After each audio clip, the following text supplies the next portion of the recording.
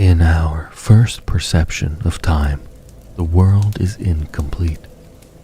It is dull and gray, blanketed in an unending fog. Large arch trees barred their roots into the unformed earth, avoiding the crags that dominate the land. This is where the everlasting dragons call home. But one day, in this dreary world, fire appeared and brought with it disparity. Heat and cold, light and dark, and of course, life and death. From the dark, the humanoids came, and within this flame, they found the souls of lords. 3 powerful souls were claimed by the Witch of Izalith, Nito, first of the dead, and Lord Gwyn. A 4th unique soul, the Dark Soul, was found by the progenitor of mankind, the furtive pygmy, so easily forgotten. Through the strength bestowed from these Lord Souls, Lord Gwyn and the others challenged the ancient dragons. Though their power was substantial, the ancient dragons were a resilient foe. So Gwyn petitioned the pygmies to help in their war.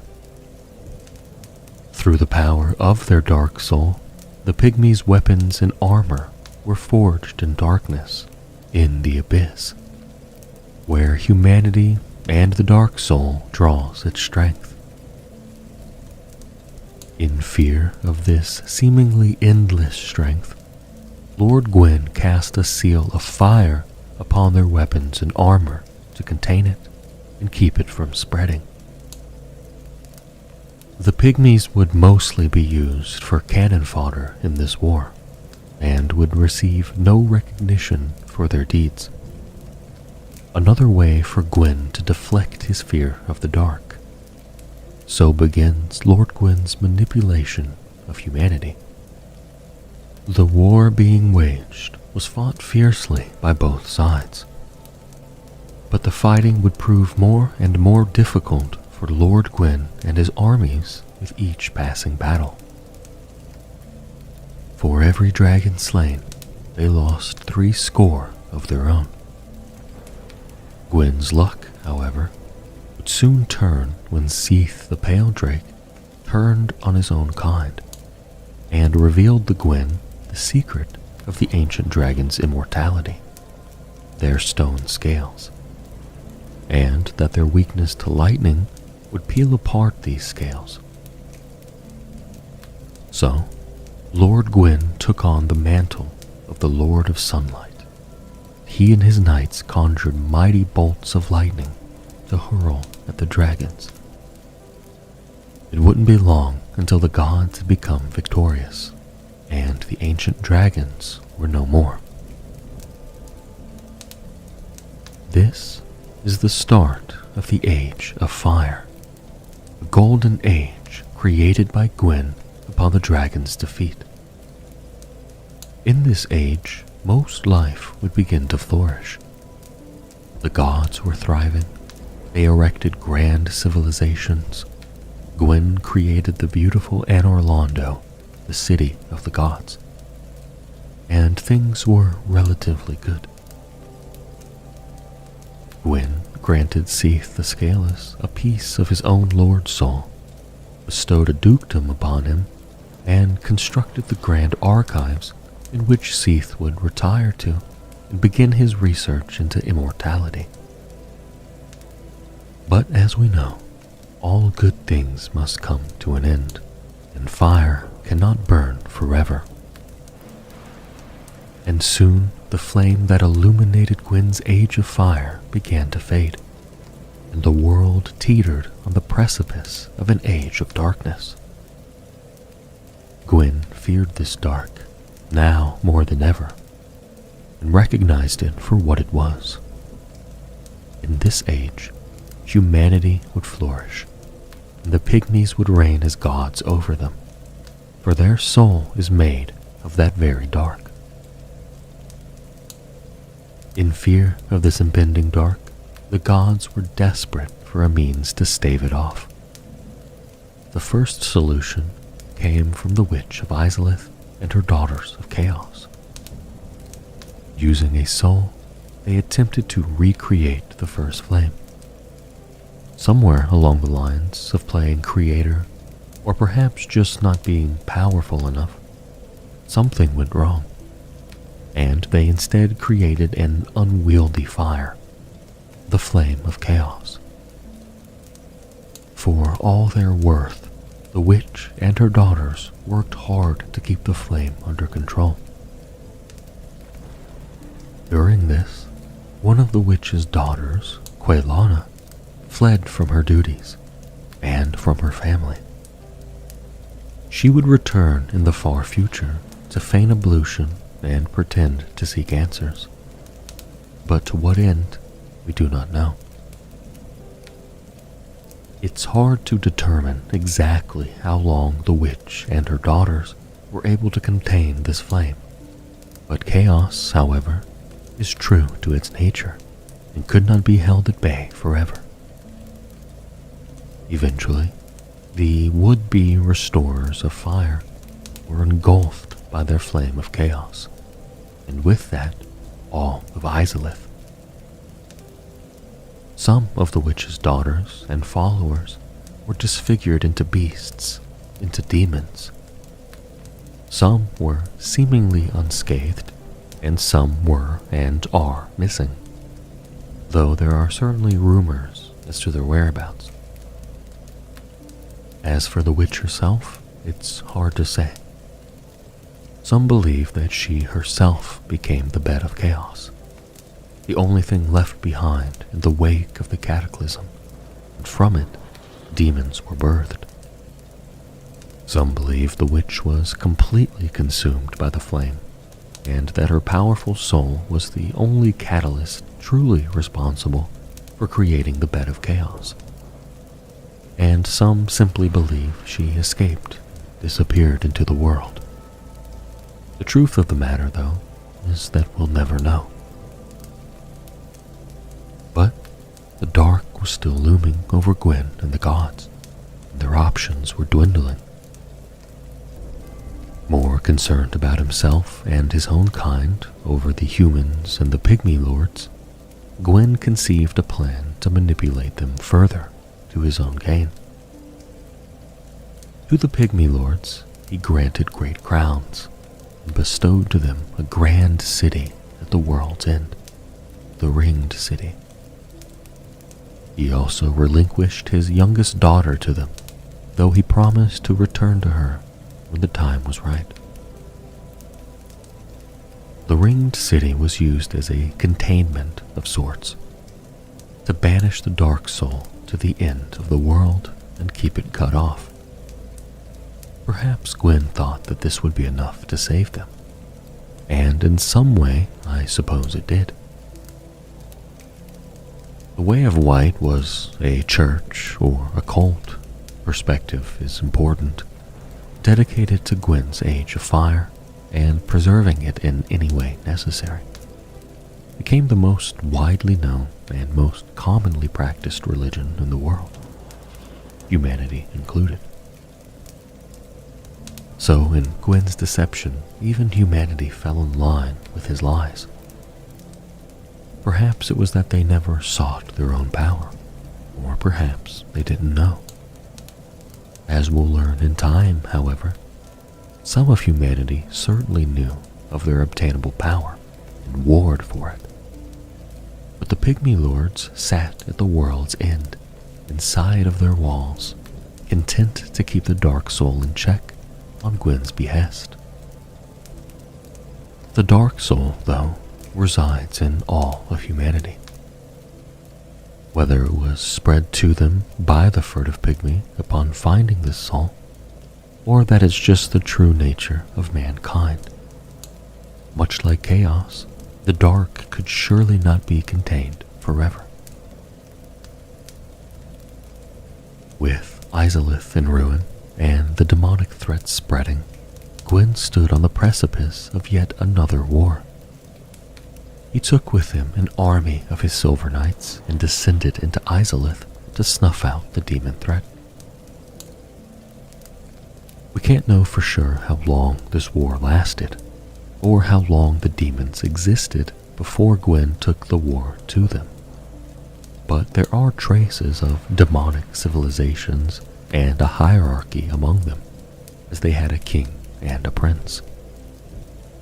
One way or another, Gwyn was also no match for Chaos.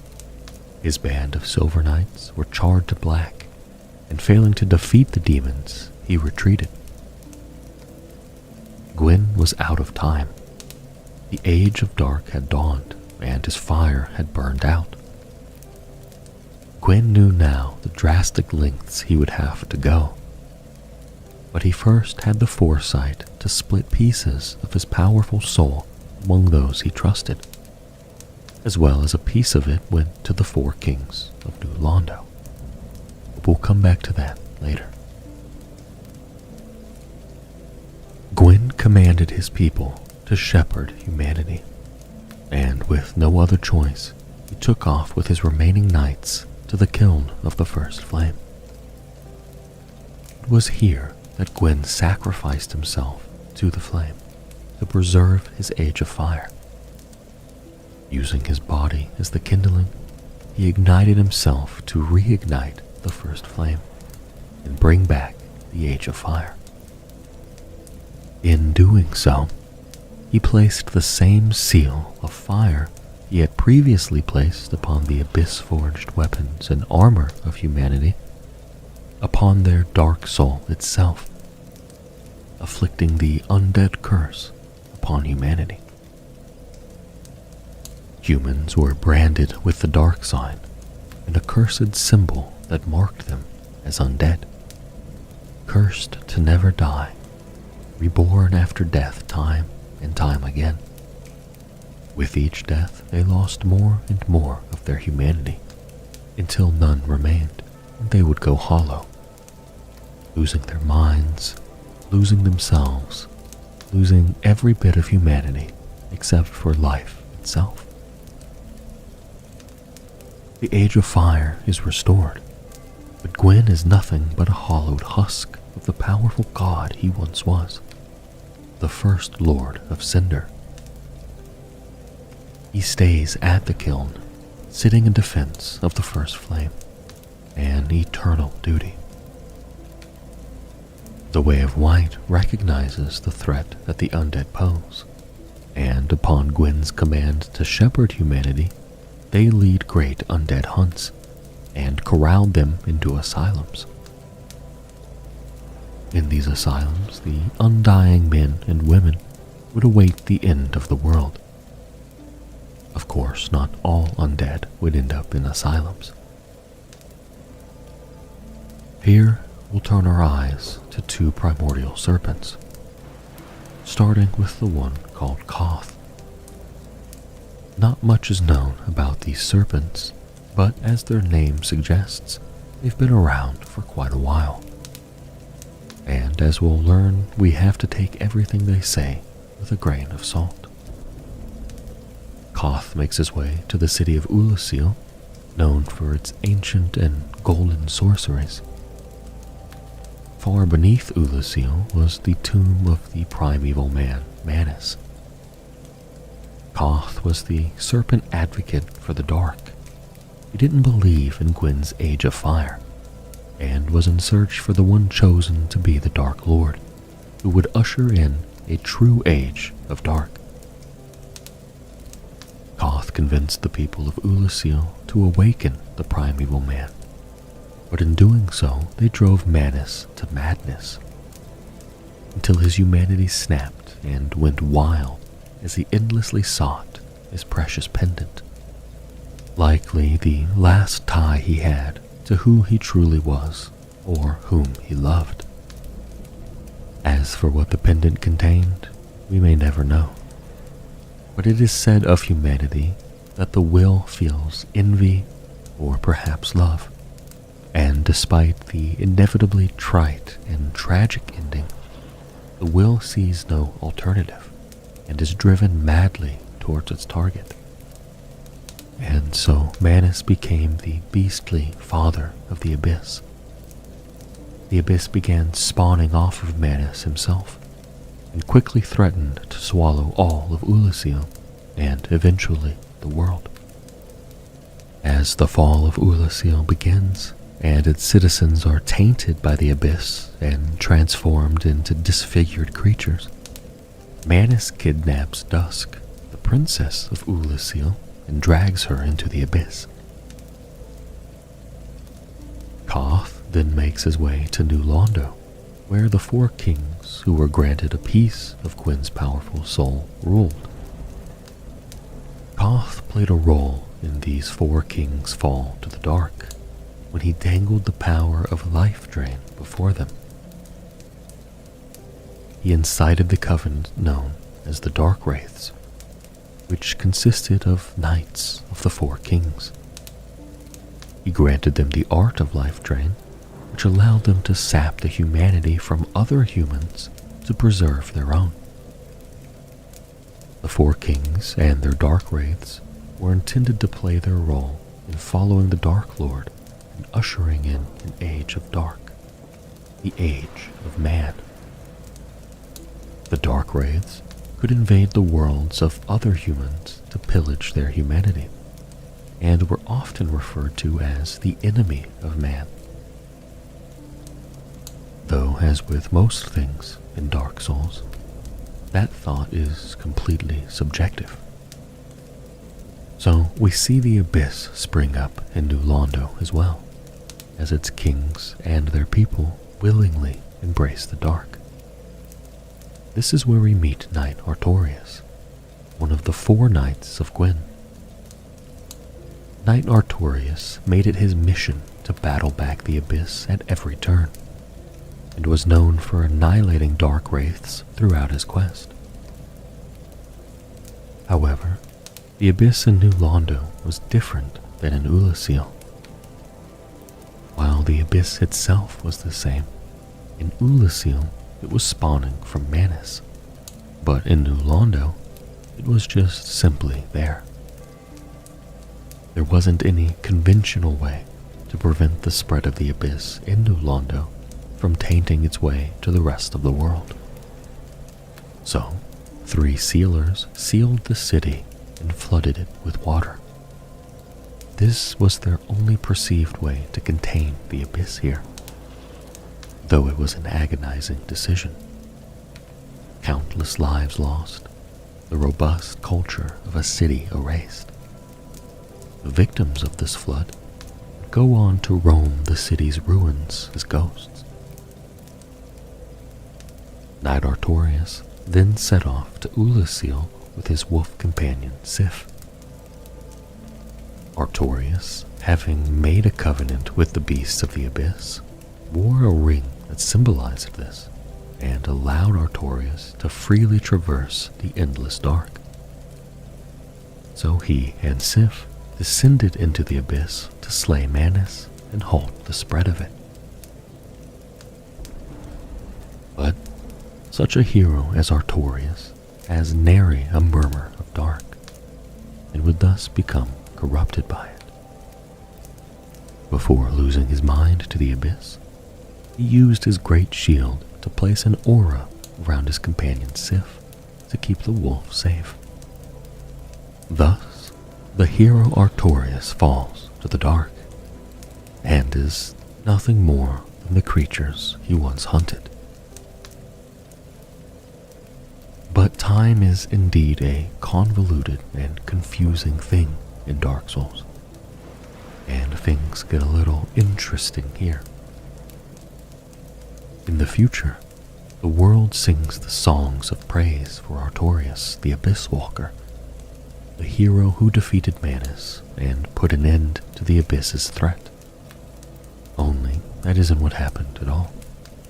But we'll have to circle back to this at a later point.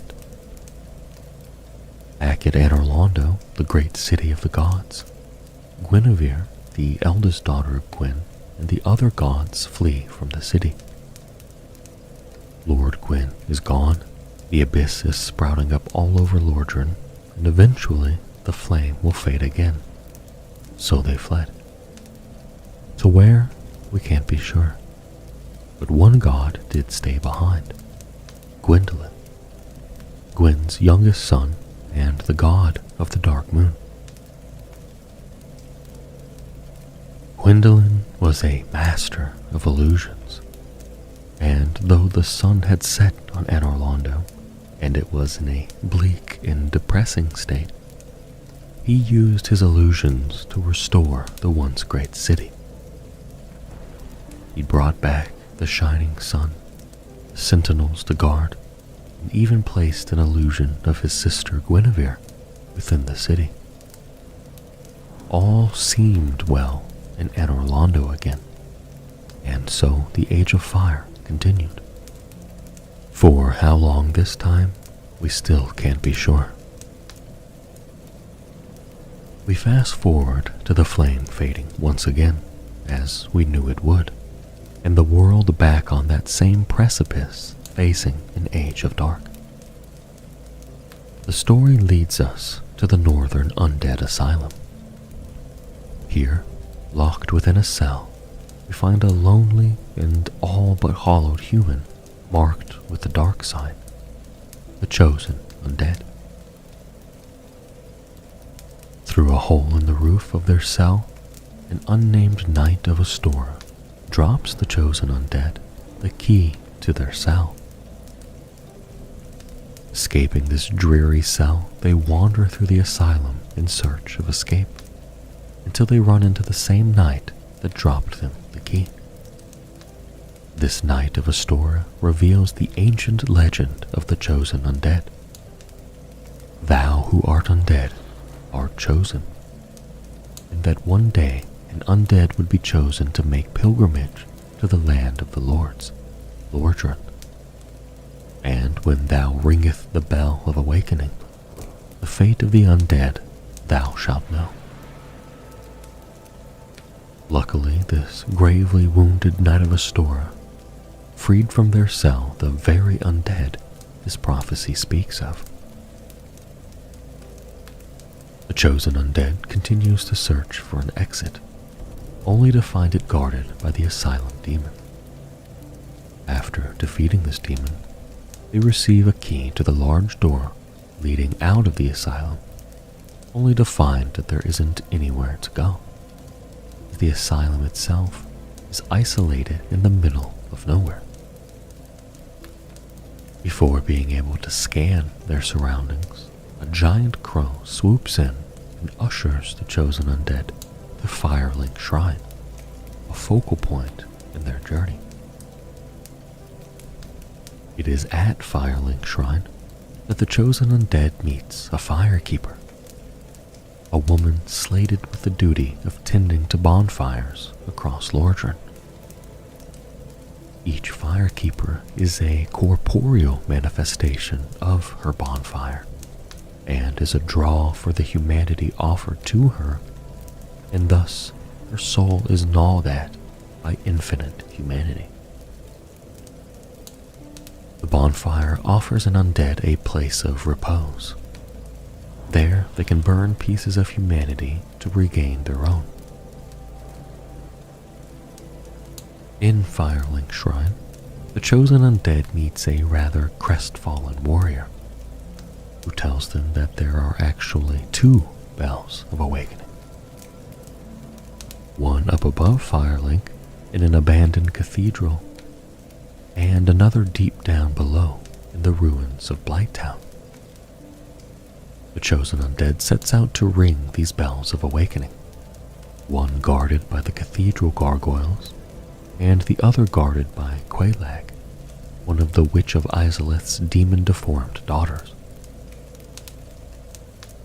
Upon ringing the second bell, the gates to Sin's fortress, the perilous house of traps and puzzles, and the only way through to the city of Anor Londo, opens. Before traversing Sin's fortress, the chosen undead returns to Firelink Shrine, where he meets a primordial serpent by the name of Frampt. This serpent, unlike his counterpart Koth, sided with Lord Gwyn and his Age of Fire, and wishes to see it extended. Frampt tells the chosen undead that he was a close friend of Lord Gwyn, and that it is their fate to succeed him, to link the flame, cast away the dark, and undo the curse of the undead. He says that the chosen undead must first go to Anor Londo to retrieve the Lord Vessel. The chosen undead heads in the direction of Anor Londo by first traversing through the House of Traps, Sin's fortress. In this fortress, they find an imprisoned scholar by the name of Big Hat Logan. The chosen undead helps to free Logan before continuing on. Atop Sin's fortress, we see that the way to Anor Londo has been caved in by rock and debris, and is being guarded by a giant iron golem. But after defeating this golem, the chosen undead is ushered over the walls and into Anor Londo by bat-winged demons. How or why these demons were in the service of the gods, we may never know. Here, in the city of the gods, the chosen undead finds their search for the Lord Vessel barred by two knights.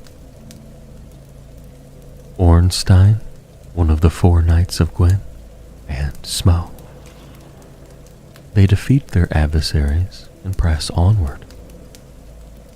Within the next chamber, the chosen undead comes face to face with Gwyn's eldest daughter, Guinevere, though they know not that she is just an illusion crafted by Gwyndolin, Gwyn's youngest son and god of the Dark Moon, who stayed behind in the abandoned city of the gods, casting his illusions to set the chosen undead on their path. The illusion of Guinevere gives the chosen undead a speech not unlike Frampt's. Succeed my father and link the flame. She then bestows the Lord Vessel upon them, which the chosen undead returns to Frampt. Frampt transports the chosen undead to the Firelink altar and tells them to place the Lord Vessel upon it.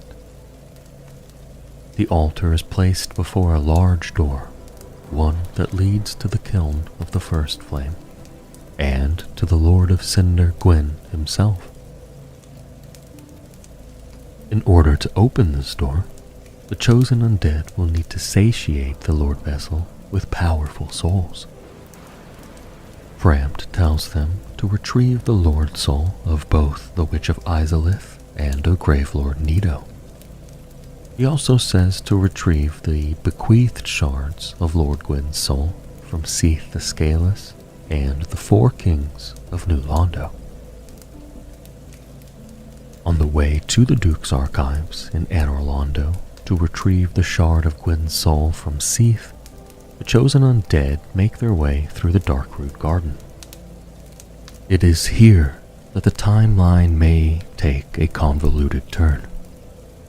In the garden, the chosen undead frees a woman who found herself trapped within a crystalline golem. She tells them that she is Princess Dusk of Ulasil, and not of this land or of this time, but thanks them for helping her. When the chosen undead arrives in the Duke's archives, they see the same crystalline golems, and from one falls a half-broken pendant attached to a vine that appears to originate from Ulasil. The chosen undead returns to the garden to see what Princess Dusk makes of this. However, instead of Dusk, they find what appears to be a fractured tear through time. A large hand emerges from within and drags the chosen undead through. They find themselves in Ulasil now, though not of the current time, likely from when and where Dusk was claiming she was from before. Here, the chosen undead meets a talking mushroom named Elizabeth, who tells them that Dusk has been dragged into the abyss that is currently swallowing Ulasil by Manus, which were the events talked about earlier. Either way, the chosen undead agrees to help Dusk, but they first come face to face with Knight Artorias. Though this is the Artorias that fell corrupted to the dark of the abyss, and can't tell friend from foe as he attacks the chosen undead. The chosen undead puts Artorias out of his misery and presses on towards the abyss. Within the edge of the abyss, the chosen undead finds Artorias' wolf companion Sif, still within the magical aura she was placed in by the Great Shield. The chosen undead eliminates the threats that surrounded Sif, allowing the wolf to safely make their escape. Further into the abyss, the chosen undead finally finds Manus, the primeval man. A fight erupts, and the chosen undead finds a way to slay the father of the abyss, which halts it from further spreading through Ulasil and the world. So the chosen undead played the role of Artorias from the legends of the Abyss Walker. Only it was never Artorias that defeated Manus and halted the spread of the abyss. But the chosen undead will never receive that recognition. Either way, they rescue Dusk from the abyss and return to their own time. Back in the Duke's archives, chosen undead runs into Big Hat Logan again, who has been here studying Seath's crystal sorceries. He tells the chosen undead how to kill Seath, that his immortality is linked to the primordial crystal. During their showdown with Seath, chosen undead first shatters that crystal before they can claim Seath's life, as well as the shard of Gwyn's soul. They then tread down into the ruins of Izalith to dismantle the Bed of Chaos and claim the remains of the Witch of Izalith's soul. After that, it's a trip into the Tomb of Giants to defeat Grave Lord Nito and take his soul as well. Finally, all that remains is the last piece of Lord Gwyn's soul held by the 4 kings of New Londo. But in order to face them, the chosen undead will need to find a way to traverse the abyss.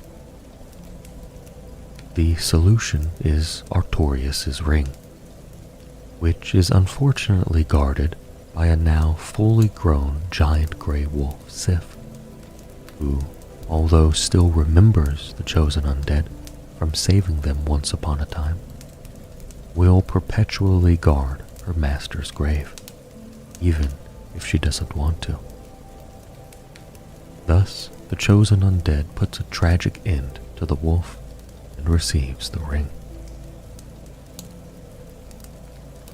With Artorias' ring, the chosen undead is able to enter the abyss and claim the piece of Gwyn's soul from the 4 kings. They then return to the Firelink altar to place the souls within the Lord Vessel and open the way to the kiln. The chosen undead passes through the opened gates towards the first flame in belief that they are about to save the world. There, at the kiln, Gwyn sits before the first flame, still but a hollowed husk, the lord he once was, but powerful nonetheless. Here, the two do battle. For what Gwyn is fighting for, he may not even remember. But the chosen undead fights to extend the fire and to lift the curse of their people. At the end of their bloody fight, the chosen undead stands alone at the kiln of the first flame. stands where it all started and where it all could end. The first flame, such a fragile conundrum of peace and despair. The chosen undead extends themselves to the flame, lets it consume them, to use their body and soul as kindling, to breathe life back into the flame, and thus extending the age of fire yet again. Drangleic is a land of cycles, a realm in which the very nature of things is repeated indefinitely. Countless kingdoms have been erected on this earth, yet all were destined to perish, for that is the way of this place. With the defeat of Manus, father of the Abyss, a series of events were set into motion that would continue to alter this land for many millennia. Upon his demise, the darkness within Manus fragmented and scattered.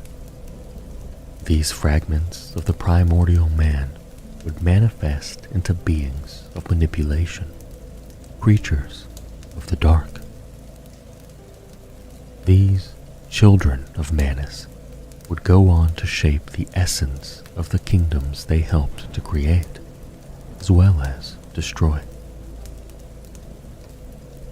The shards of Manus attached themselves to lords, powerful men that would go to conquer this land. They formed great townships that would prosper for but a moment before being swallowed by the cycle once again. Sholva, the Broom Tower, Aleum Lois, these are the kingdoms that predate the mightier realms of this land, yet all fallen to the wrath of the cycle. Sholva, the Sanctum City, home of the slumbering dragon, was invaded by the Drakeblood Knights. They disturbed sin and unleashed a miasma upon the kingdom. Broom Tower was abandoned by its lord, the Iron King, as he no longer had need of it. Falling into ruin, the tower came under the control of Nadalia, Bride of Ash. Aleum Lois, once a prosperous kingdom, was consumed by a terrible winter after the Ivory King failed to return from a conquest into the chaos of old. Alsana, the Silent Oracle, created the unyielding frost to safeguard against the churning chaos that had claimed her dear king. There are many of these lost kingdoms, few of which sport a longevity to be remembered. Olafis is one such example of this tragedy. While not much is known of this place, its prevalence lives on in different ways. Look no further than the petrified mages and pyromancers that scatter the landscape. The deep chronology of these fallen kingdoms struggles to manifest in the history of this land. One figure, however, managed to rise above the obscurity of time, and through his accomplishments, cemented his reign in history, the Iron King. Once a feeble lord, the Iron King was visited by an elite swordsman, only known as Sir Alon. With the assistance of Alon, the would-be king led a conquest into the land of Ven, expending most of his wealth in the process. Triumphant yet drained, the king uncovered the scorching iron scepter, an iron-producing miracle. The king proceeded to create a great metal fortress within the old region of Alkan. This keep, whose walls were clad with only the strongest iron, was appropriately deemed the Iron Keep. His tower now obsolete, the king abdicated the region in favor of his new home. Prosperity would not follow, as the undead curse would soon descend upon the land. The Iron King corralled the undead into the huntsman's copse in an attempt to stave off the curse's influence, subjecting them to the most gruesome and inhumane conditions. With his realm on the decline, the Iron King turned to experimentation. He sought power. He wanted to recreate the golems of legend. It was probably then that his longtime friend and advisor, Sir Alon, abandoned the king, fearing he had gone too far. Unperturbed, the Iron King continued his research. With the assistance of Egil, the king created the Smelter Demon, an obscenely powerful automaton. The Smelter Demon overpowered its masters and began terrorizing the halls of the Iron Keep. Now in ruin, the heavy fortress slowly sinks into the earth. The story of Drangleic is very much the story of its king, as if the two were linked together by fate. Not much is known about where he came from, or what he found when he arrived in this land that had seen countless kingdoms rise and fall. But when Vendrick came to Drangleic, he quickly rose to power. With his faithful knights, Velstadt and Bramy, and his older brother Aldia, he became the undisputed ruler of Drangleic.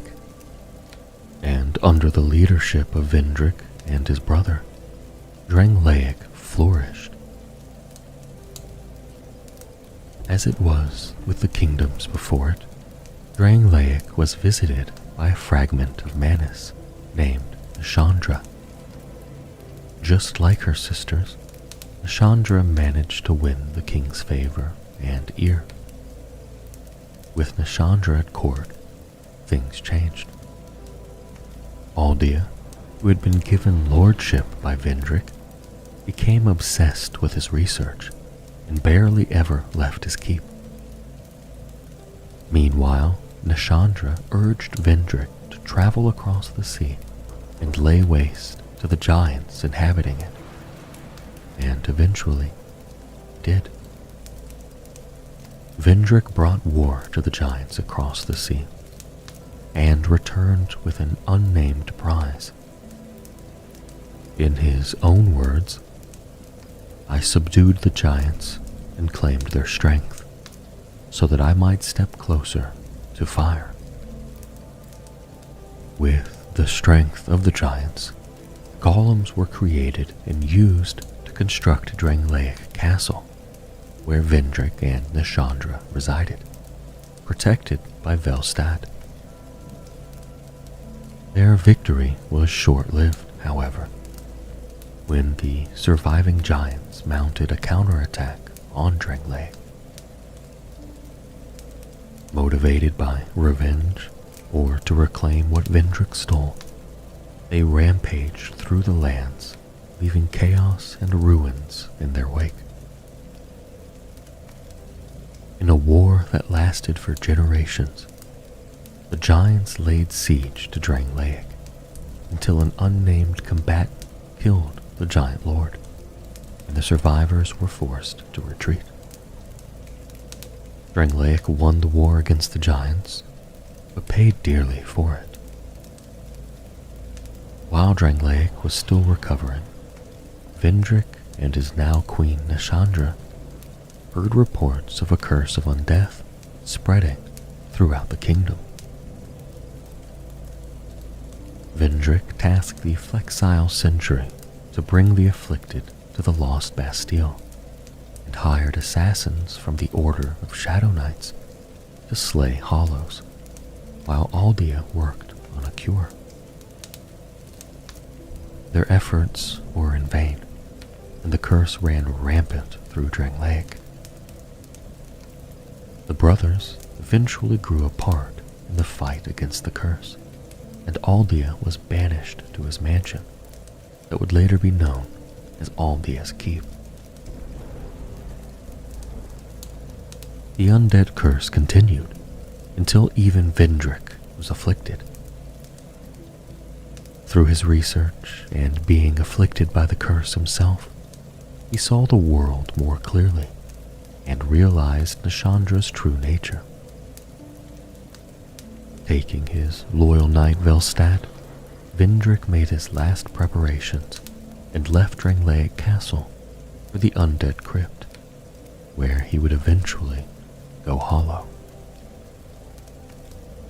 Now the king withers underground, and his kingdom with him.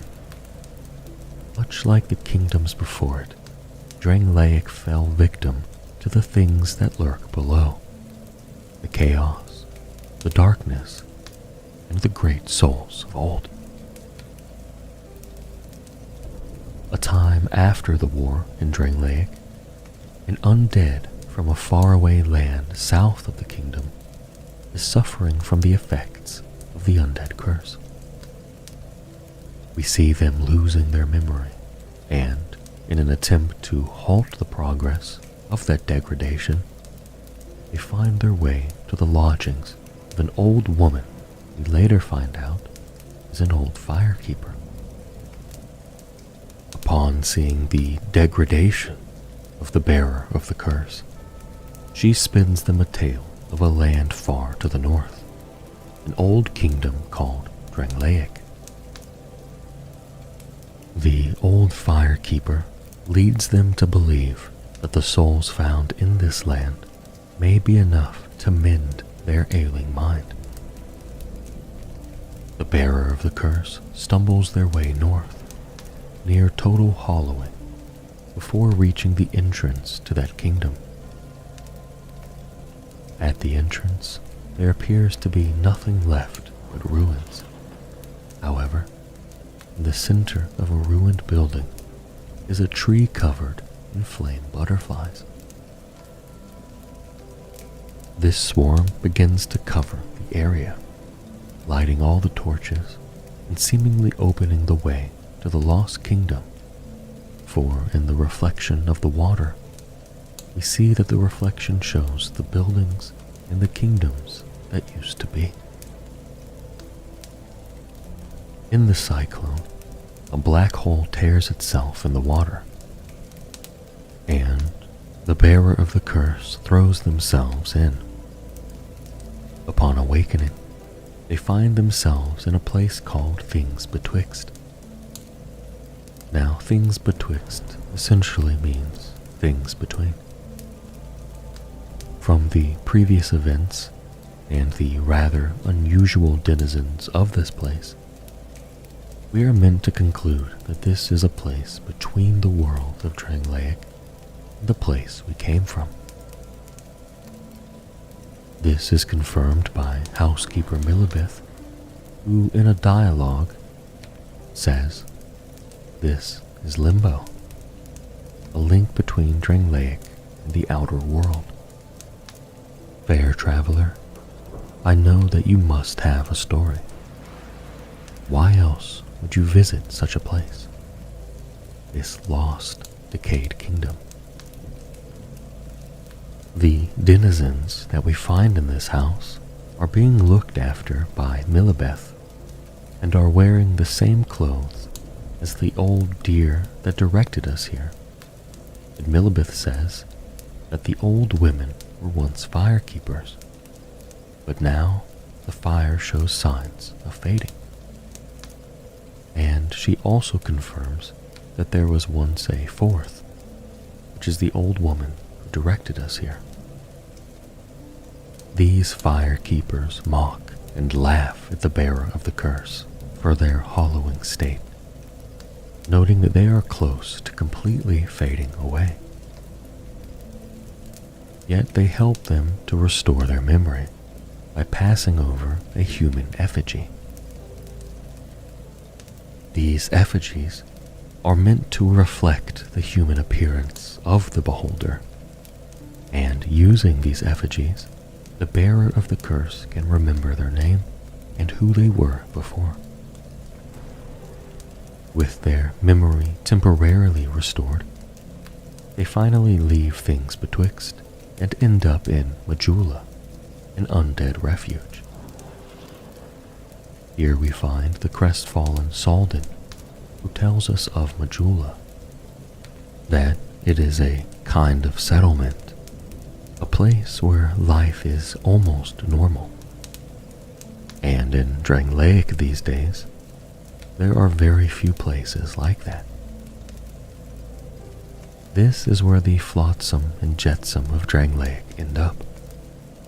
The bearer of the curse will meet several characters here, all who are here for their reasons and motivations. It is here that the bearer of the curse meets the Emerald Herald, who will act as their guide, for she directs them towards the way we can overcome the curse, and it is she who names them the bearer of the curse, the moniker that describes their burden.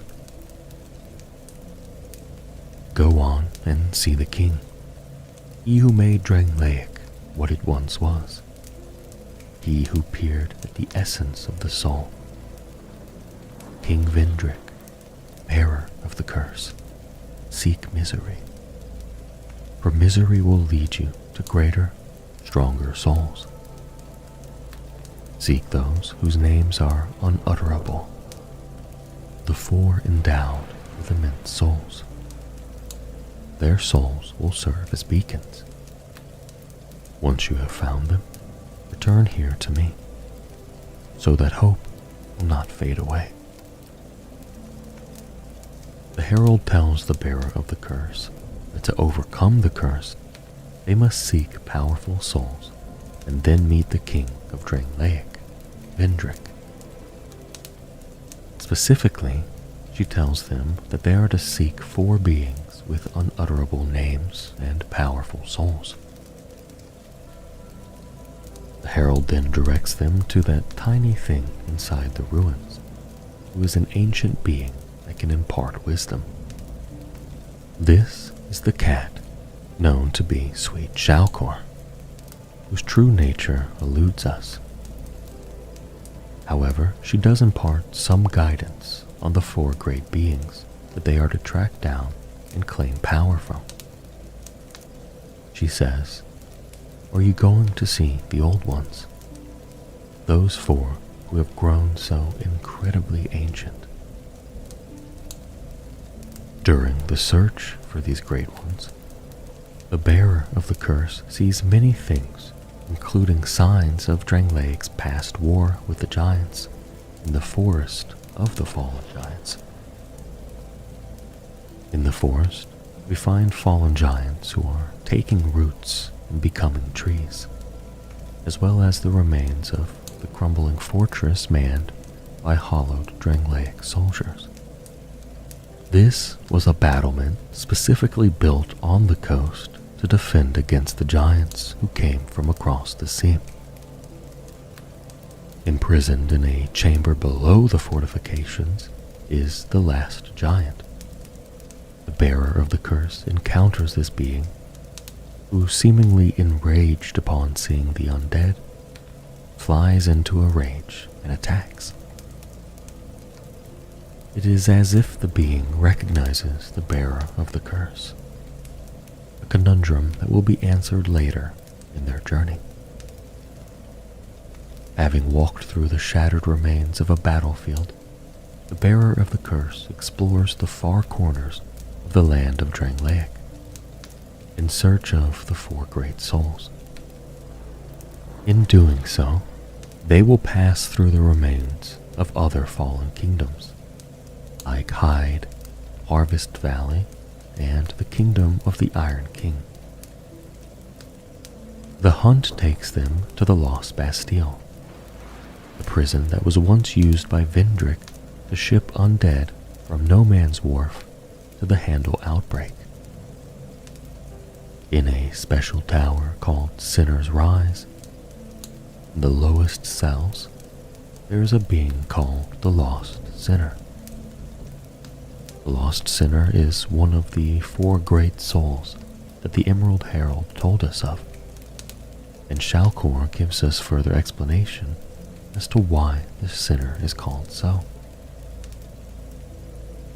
They created a towering bastille to contain them, but in the end it did no good. The Lost Sinner lives deep within the bastille, the fool trying to light the first flame. There is one being we know who tried to recreate the first flame, the Witch of Izalith. Now, it does not explicitly mention her by name. The Lost Sinner does drop the old witch soul and seems to be infected by a chaos bug. The implication is that the being before us owns an ancient soul of a witch that has been recycled into a new being. An old witch who once tried to recreate the first flame. The continuing search for great souls takes the bearer of the curse to the very depths of the land that we stand on, down into the gutter that is in the center of Majula Township. So they follow the waste of the world down into the depths of a shanty town, for those forgotten by the world, and beyond into the Black Gulch, where the bearer of the curse finds the Rotten, another bearer of a mighty and ancient soul. The Rotten has created a sanctuary for the lost things found down the gutter. His embrace may not be one to be desired, given his body is made up of those who are lost and have been embraced by him. This being drops a soul called Old Dead One Soul. Again, a reminder that this holding an ancient soul, one that has most likely seen many cycles and reincarnations, there was once an ancient being who had reign over the dead, but the connections are there to be made. The next ancient soul awaits the bearer of the curse in the fallen kingdom of the Old Iron King. The kingdom we have already explored the history of. The bearer of the curse comes to the sunken fortress and faces down the Old Iron King, who has transformed into a hideous demon-like being, formed of pure magma. His soul tells us that he fell, and his soul was possessed by the things that lurk below. The final of the 4 great souls needed to meet the king is found in Brightstone, Seldora, a mining colony that was once run by Duke Seldora, who was known for his fascination with spiders and built a town and personal fortune by mining Brightstone. One day, that town was overrun by spiders, but Lord Seldora only stood by and watched, eerily contented. That is indeed the state we find the town in, covered in spiders, and an army camp posted at the entrance to contain the fallen town. The cause of this outbreak? In the depths of the mind, hanging from the corpse of a dead everlasting dragon, is the Duke's dear Freya, a monstrous 2-headed spider who seems to be the broodmother for the rest of the spiders. Upon their defeat, the bearer of the curse now has all 4 ancient souls, and when handing them to the Emerald Herald, tells them to proceed to the castle, and that now we are in possession of the powerful souls. The Shrine of Winter gives them passage to to the castle. In Drangleic Castle, we see evidence of golems that are powered by souls.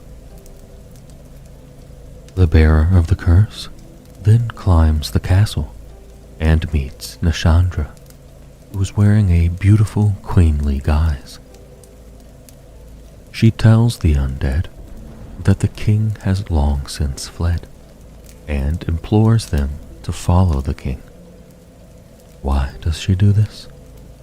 Because she wants access to the throne of Want, which Vendrick managed to seal before he left, keeping her hands from what she covets.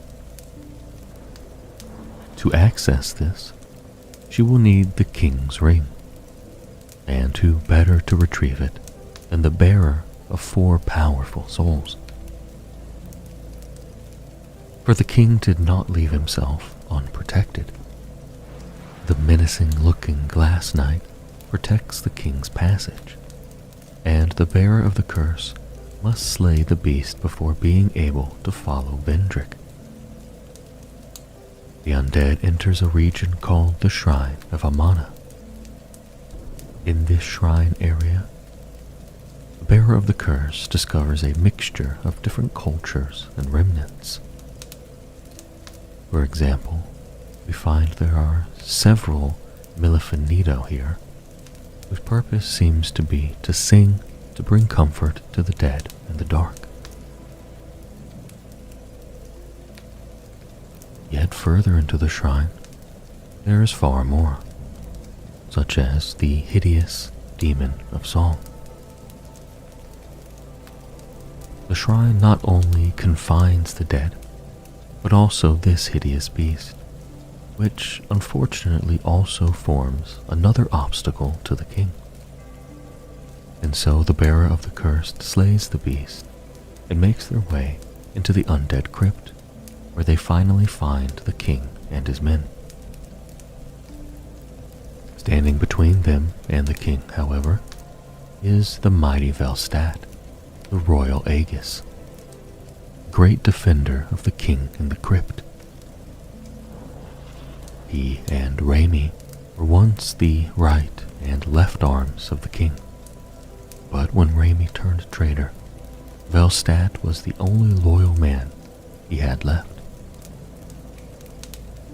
Velstad and his soul have become bathed in the dark of the crypt. And so, during the bearer of the curse's battle with him, he unleashes the power of the dark upon them. When Velstad falls, they have safe passage to the king. But alas, the king is no more. He is simply a hollow who has dropped his equipment and clothing as he endlessly circles the chamber. However, the king's ring can still be rescued, the key to the king's door that seals the throne of Want and Aldia's manor. The door in the basement of the castle opens, and the bearer of the curse enters the chamber of the throne of Want, but cannot reach it. They will need more understanding. And so the bearer of the curse uses the king's ring to access Aldia's manor.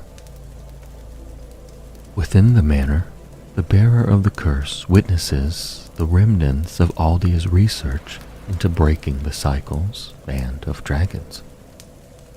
Passing through the manor, they find themselves in the Dragon Eyrie, where Aldia's experiments seem to roam free, with members of the Path of the Dragon even coming here to worship the dragonkin that fly around. Making their way to the top of the Dragon's Keep, the bearer of the curse is interrupted by a being known as the Scholar of the First Sin. This is Aldia, and has interrupted them twice already, including once in the Undead Crypt. Aldia became obsessed with finding a way to break the cycle, on which he blames the first sin, the first relinking of the fire that doomed the world to endless cycles. To this end, he experimented with giants in an attempt to create ancient dragons. This makes sense given that ancient dragons existed outside of this cycle in endless, never-ending life. So, Aldea poses a series of questions about this. He uses a lot of riddles and language, but in essence, he asks, what is the point in perpetuating the cycle? What is the point in relinking the fire, or in letting it die, when both result in continuing that very cycle? At the top of the Eyrie, the bearer of the curse discovers the fruits of Aldea's experimentation, an ancient dragon. This is a recreated dragon made from a giant. And despite it being an engineered dragon, it still has powerful uses for the bearer of the curse to use upon its defeat, namely the Ashen Mist Heart, which is an ability that allows them to peer through the mist of time by traveling into the past through the memories of others. With the power of this ancient dragon, the bearer of the curse returned to the forest of fallen giants, where we peer into the memories of the giants who have fallen here. Through this, they witness the siege of Drangleic by the giants, and the collapse of the fort that we first see when entering the forest of the fallen giants. Eventually, after trawling through the memories of the giants, they travel back in time to a battle where the Lord of the Giants himself is waging war on the battlements. Looking at the shape and size of the Giant Lord, he looks to be the same physicality as the last giant. The last giant is the Lord who was defeated that day, and the bearer of the curse is the unknown warrior who felled him after traveling back in time. After the defeat of this giant lord, the bearer of the curse earns the giant kinship, which allows them to be kin to the golems that they find in the Throne of Want. They proceed to the throne and face down its protectors, the Watcher and the Defender. With the throne's defenses finally down, Nashandra now chooses to reveal her true self. She is here for the throne herself, and she has used the bearer of the curse to clear the way. Nashandra's soul tells us that she was once the Shard of Manus who was defeated in the Abyss, the Shard of Want, the shard that wants and covets power, and she covets the throne. The bearer of the curse has become too powerful now, however, and Nashandra is no match for them, as she's cast back into the dark. Aldea appears to test the bearer of the curse one last time. His reasons are his own, but even after he falls, his question rings in our ears. I lost everything, but remained here, patiently. The throne will certainly receive you, but the question remains. What do you want, truly? Light, dark, or something else entirely? So, with the throne within the reach of the bearer of the curse, thanks to the giant's kinship, which will command the golems to form a bridge, they have two choices. They become king and ponder whether to link the fire or not, or they listen to Aldea, who can exist within the flame as a result of him studying the nature of the first sin, i.e., the linking of the fire, and refuse to be a part of the cycle and choose to walk away.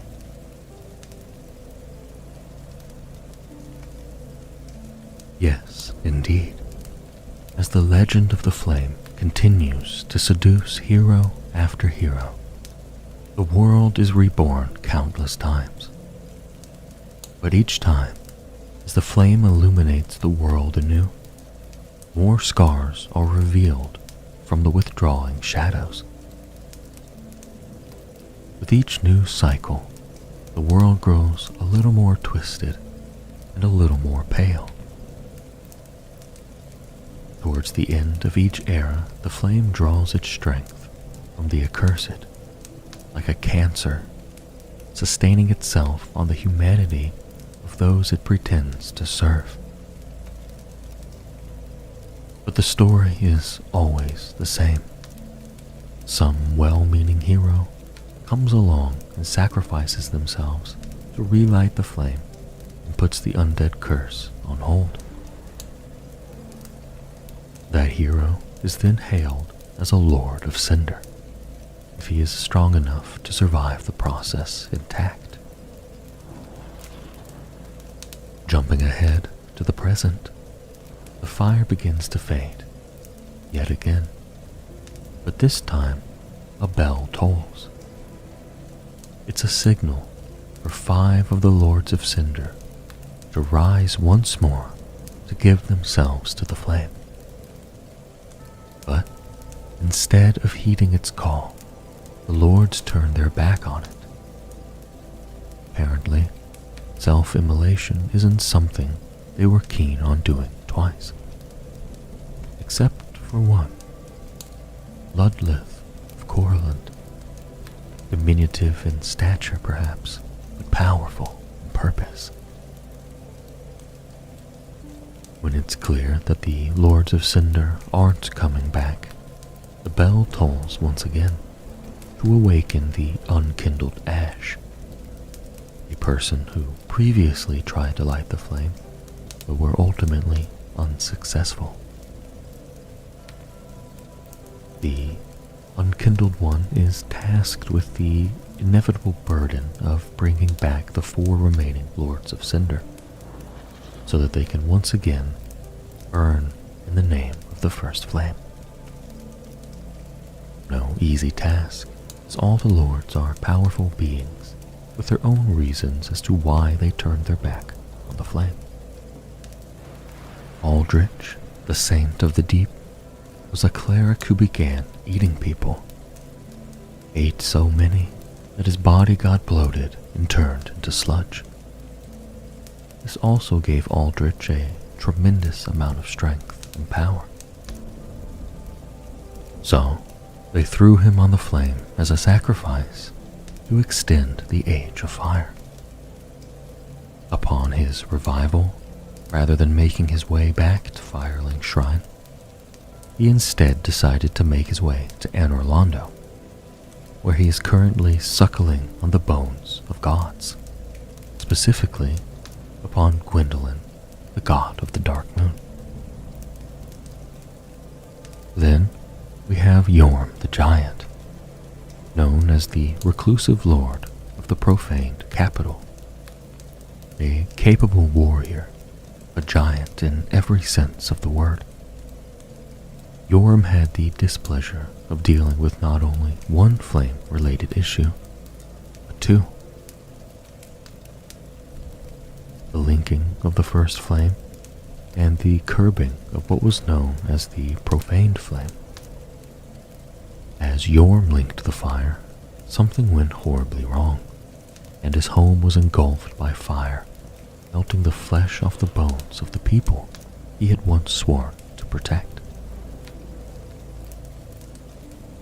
The Abyss Watchers, a legion of warriors treading the path of an ancient hero and his wolf companion. Bound by blood and unshakable in their purpose, this undead legion would do anything to curb the spread of the abyss. Even goes so far as to bury a kingdom at the first sign of infestation. And lastly, Prince Lothric. Lothric is a special case.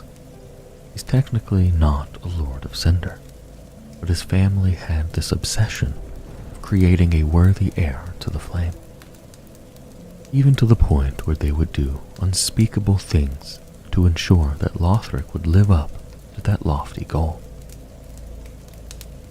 Prince Lothric, however, influenced by the first of the scholars, came to the realization that he didn't want to burn alive just because his family said so. So he and his brother Lorien retreated to their stronghold just to watch as the fire faded and the world was plunged into darkness. Clearly, the journey of the Ashen One would be quite the arduous one. After a quick stroll through the graveyard and a battle against a warrior known as the Ashen Judge, the Unkindled arrives at Firelink Shrine. There, they meet the Firekeeper, who tells the Ashen One that if the lords will not return to their thrones willingly, then return them as ash. In order to find these lords and return them to their thrones, the Unkindled One seeks them out at the homes that they have returned to. They first go to the Cathedral of the Deep to find Aldrich, only to find that he isn't here either. The Unkindled One does, however, meet a hooded man named Gale that appears to be praying to the goddess of sin, Velka, within the cathedral.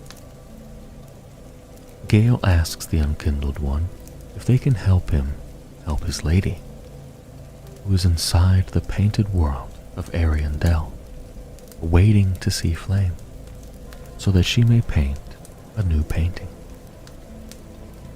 When the Unkindled One agrees, they are drawn into the painted world by the remaining scrap of it that Gale possesses.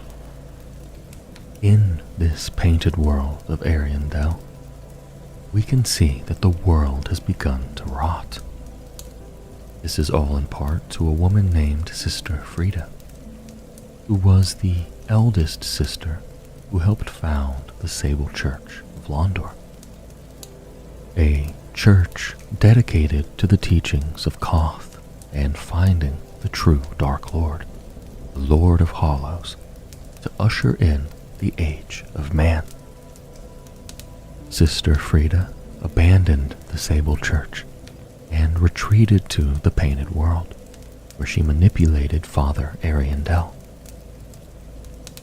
The denizens of the Painted World state that the one thing they do right here is when the rot comes, they allow the fire to burn it and the world away to await a new one. The opposite of what they do on the outside world, constantly rekindling the first flame to preserve the age of fire and stave off the natural order of things.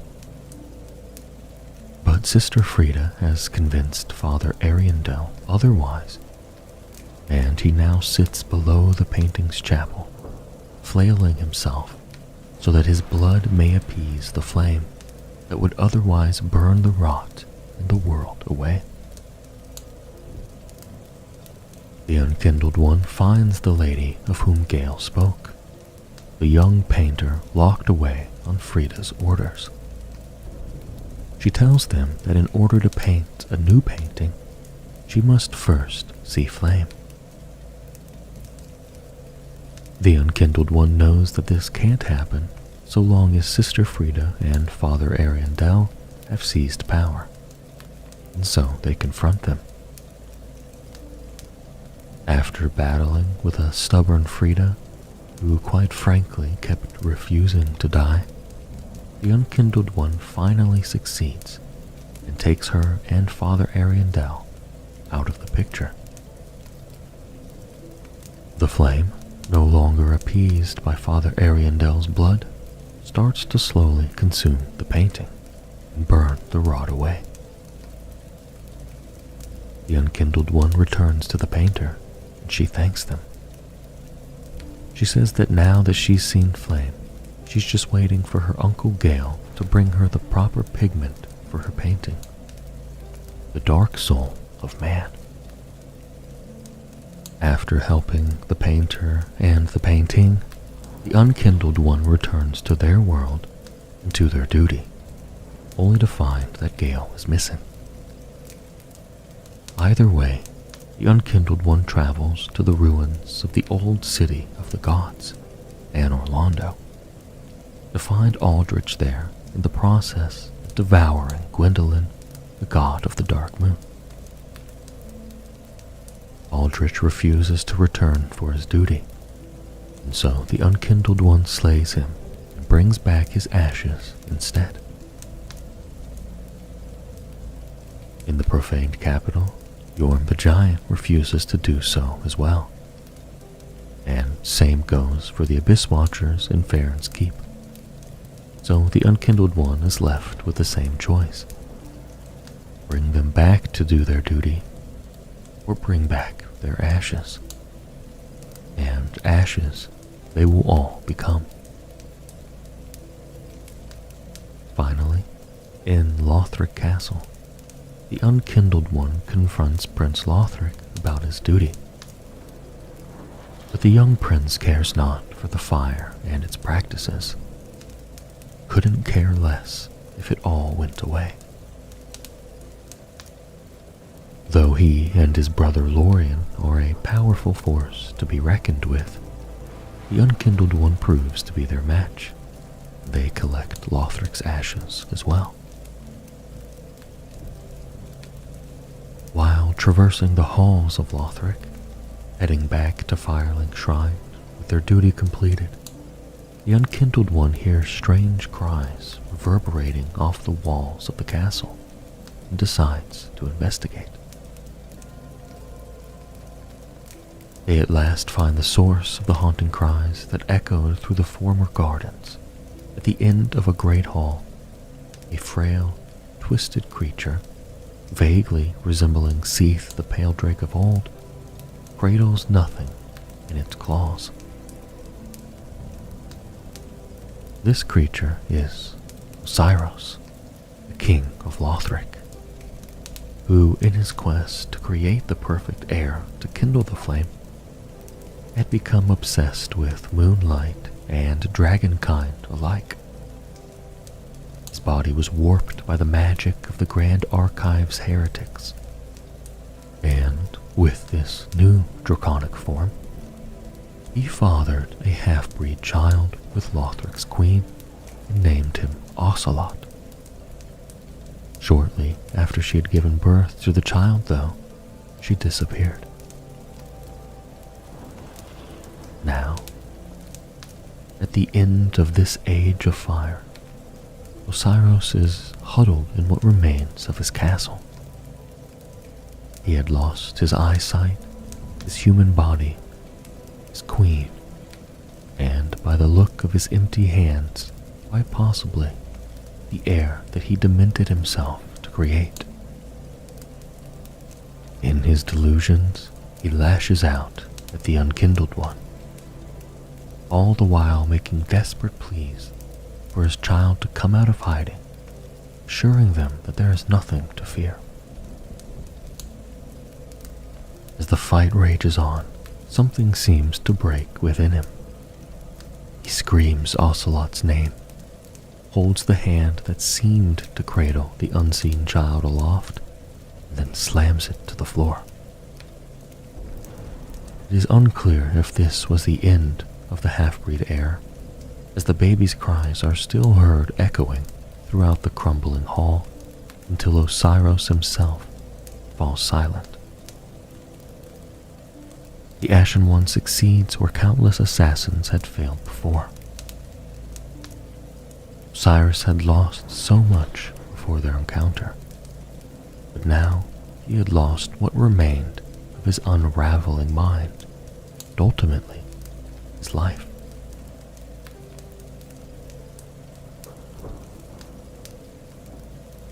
What lies beyond the fallen king's final resting place is a corridor of dead serpent men and one Drakeblood Knight, giving way to a darkened, eerily familiar path. This is the path to the Cemetery of Ash from the beginning of the Unkindled One's journey, but it is now known as the Untended Graves. From the outset, it is unclear if this realm is a view into the past, a vision of the future, or an intersection of similar realms as time and space become progressively more convoluted in the end days of an Age of Fire. It is a realm exactly like where the Unkindled One awoke some time ago, except that it is shrouded in perpetual darkness and filled with Corvians. A familiar grave, the one the Unkindled One itself rose from, is open and empty.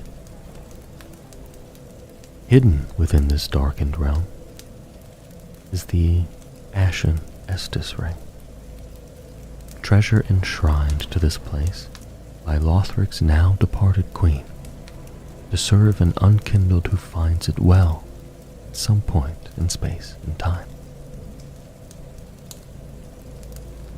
In the same place that the Unkindled One found Eudix Gunder with a coiled sword embedded in his chest, the Ashen Judge stands again. This time, however, he is not laboring from being impaled by a sword, nor is he afflicted with the pus of man. Instead, in this realm, he is called Champion, and not Eudix or Judge. But all signs indicate that which he is a champion of now is beyond his reach. What he found as he worked to achieve what he believed in was not but a dark world, a shrine without fire, and a bell of awakening that would not toll. But his fate as the eternal judge of the Unkindled had not yet been sealed. All the same, he is but another heir of fire, who failed to perform his duty for one reason or another. And, as with all other heirs, he meets his end at the hands of the Unkindled Ash. The path to Firelink Shrine, beyond Gunder's arena, is also eerily similar to that which the Unkindled One traversed at the start of their quest. But it is now teeming with black knights that patrol the many twisting walkways. Beyond them, however, lies the final bit of this mirror realm's similarities. A Firelink Shrine where the central flame has long since gone out. In this dark and alternate version of Firelink Shrine, the Unkindled One stumbles upon a very peculiar discovery: the eyes of the first Firekeeper. They collect these eyes and bring them back to their own Firekeeper within their own Firelink Shrine. The Firekeeper explains to the Unkindled One that it is forbidden for Firekeepers to have eyes, and that these eyes they're presenting to her will reveal frightful images of betrayal, reveal a world without fire. The Unkindled One, however, does wish for a world without fire, for a ceasing of the linking of the flame, perhaps learned and understood from the lessons taught in the painted world of Ariandel. The Firekeeper agrees with them and agrees to help, though they should keep it a secret until the day of their grand betrayal.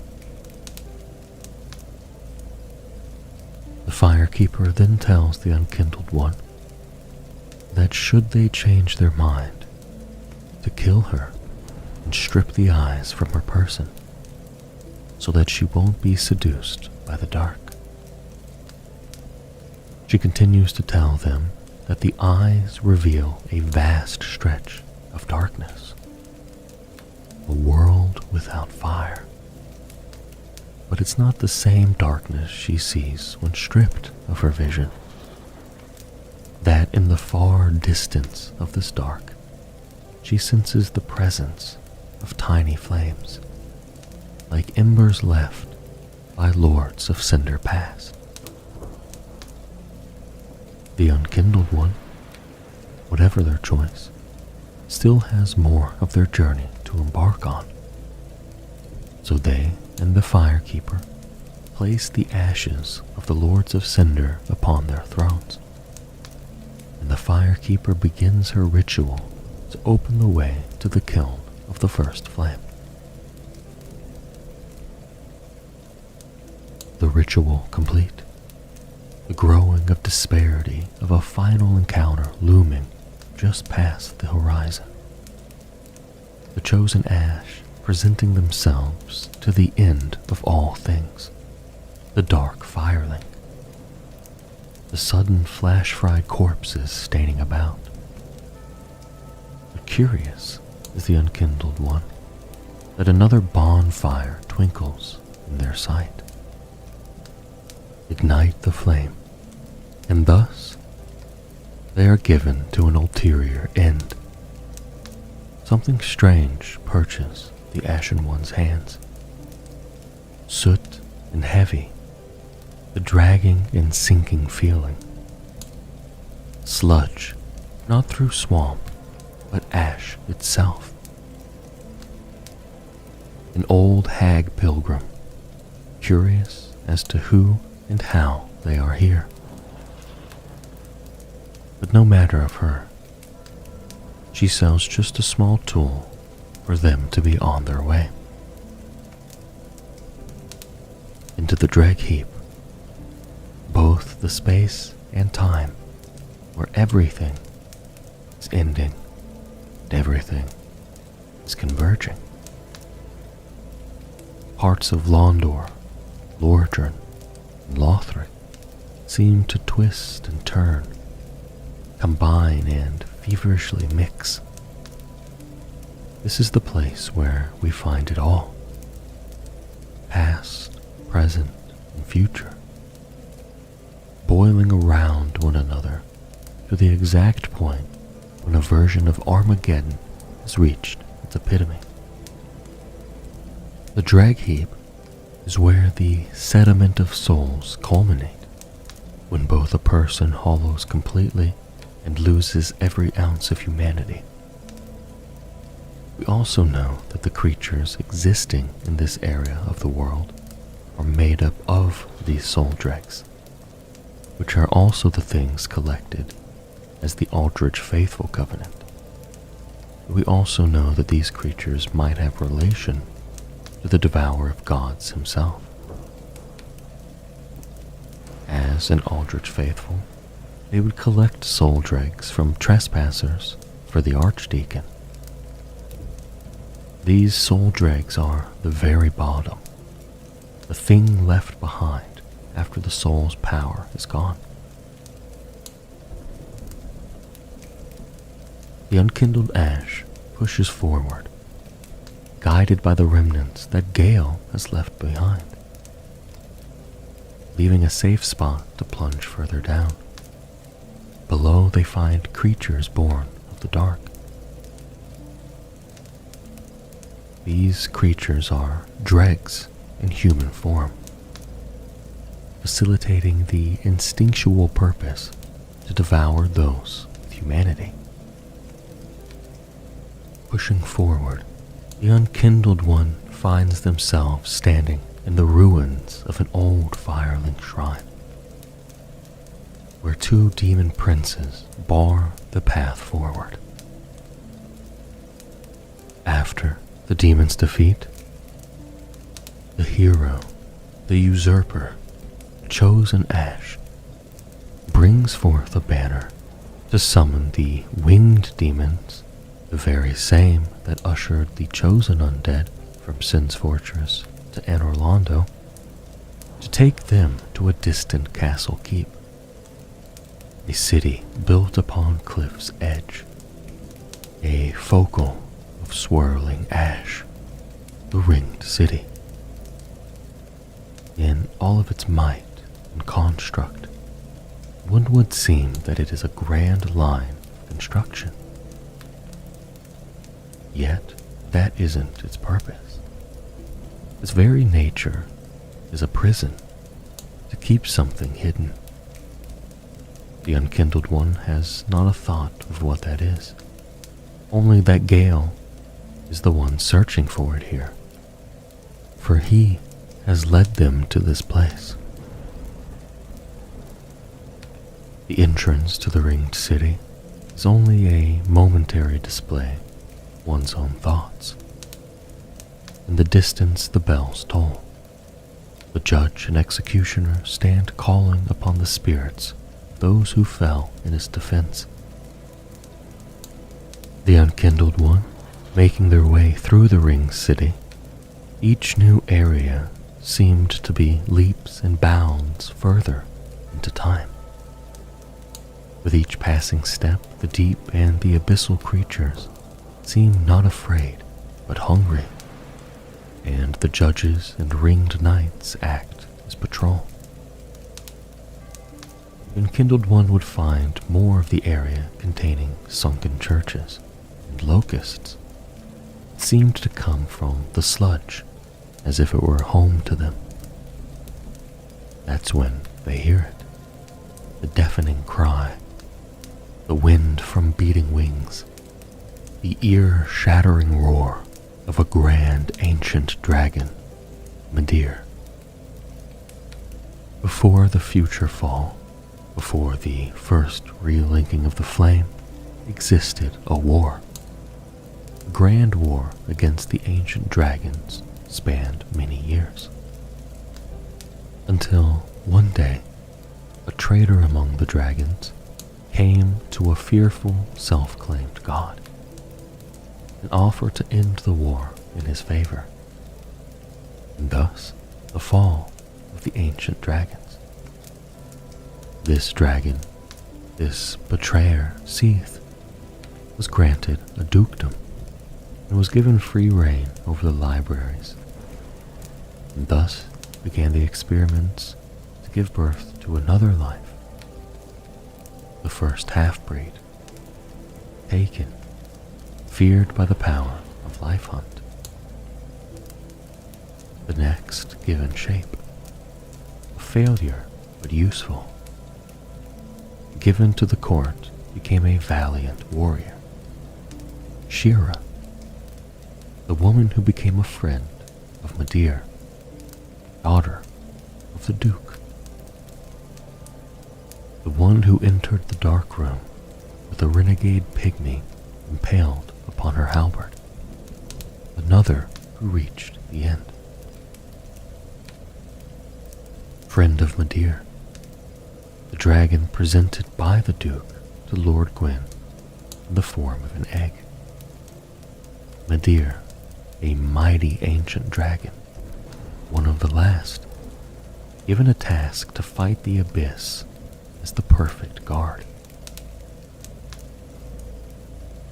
Midir did his job faithfully for ages on end, and had a single friend that he cherished. But even here at the world's end, would eventually become corrupted. Shira was known as the last line of the spear of the church to protect Gwyn's youngest daughter, Filianor, that he had offered to the Ring City many ages ago. The Unkindled One returns to his travels after meeting with Shira and again with Midir upon a cliff, fighting through the dregs and the deep that seemed to overwhelm the area. The dark is lonely here, little creatures nipping and nibbling in the dark. The Unkindled One had found the quarry Shira had asked of them. The ancient dragon, Midir, lost and corrupted to the dark, to the deep, lost to the same thing he was meant to fight back. Not unlike the tale of Artorias. This tells the Unkindled One everything. Nothing is there to hold it back. Nothing can truly stop the abyss, stop the dark from swallowing everything. Deer's job is done, and the Unkindled One charges forth, determined to rid the dragon of its eternal duty.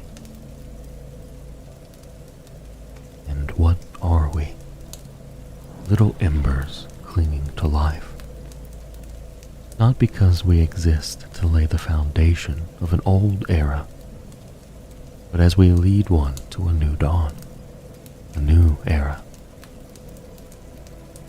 Finally, in a tower upon the peaks of the ringed city, the Unkindled One finds a sleeping woman.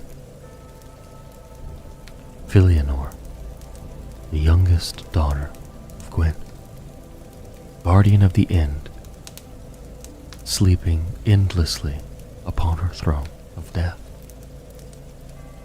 She is crying tears of darkness as she does not wake. The Unkindled One ponders a moment and sees within her arm a broken egg. Reaching towards it, the egg crumbles at the lightest touch. Filianor, in her slumber, shifts slightly, almost smiling that the illusion has become broken. A white light envelops them both, blinding the Unkindled One, almost as if a rush of time overlaps everything. As the light fades away, the Ashen One stands before the broken egg and a now dead and rotted Filianor. Her job and her mission succeeded and failed at the same time. The end has come.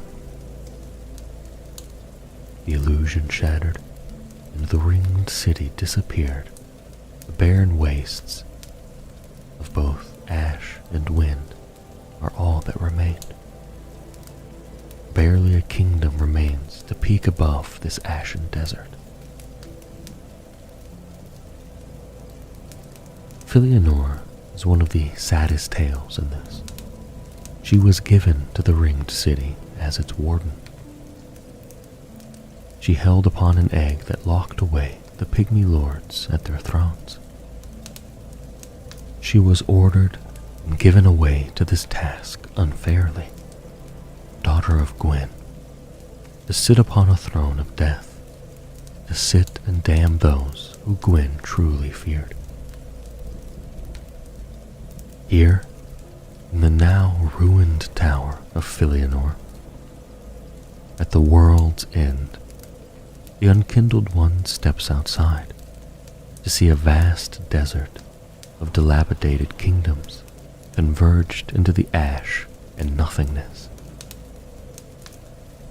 They see the shrill corpse of one pygmy lord barely clinging to life as they dragged themselves through the ash, crying out to Filianor for help, in fear of the Red Hood devouring their dark soul. The Unkindled One presses on in the direction from which this pygmy lord was fleeing, until they arrive at the ruined throne room of the pygmy lords. It's there that they see Gale, hunched over a corpse of one of the lords, devouring its dark soul. Gale had become a disfigured and tainted creature, thirsting only for the dark soul and perhaps power. He turns to the Unkindled One and demands that they hand over their dark soul to him for his lady's painting.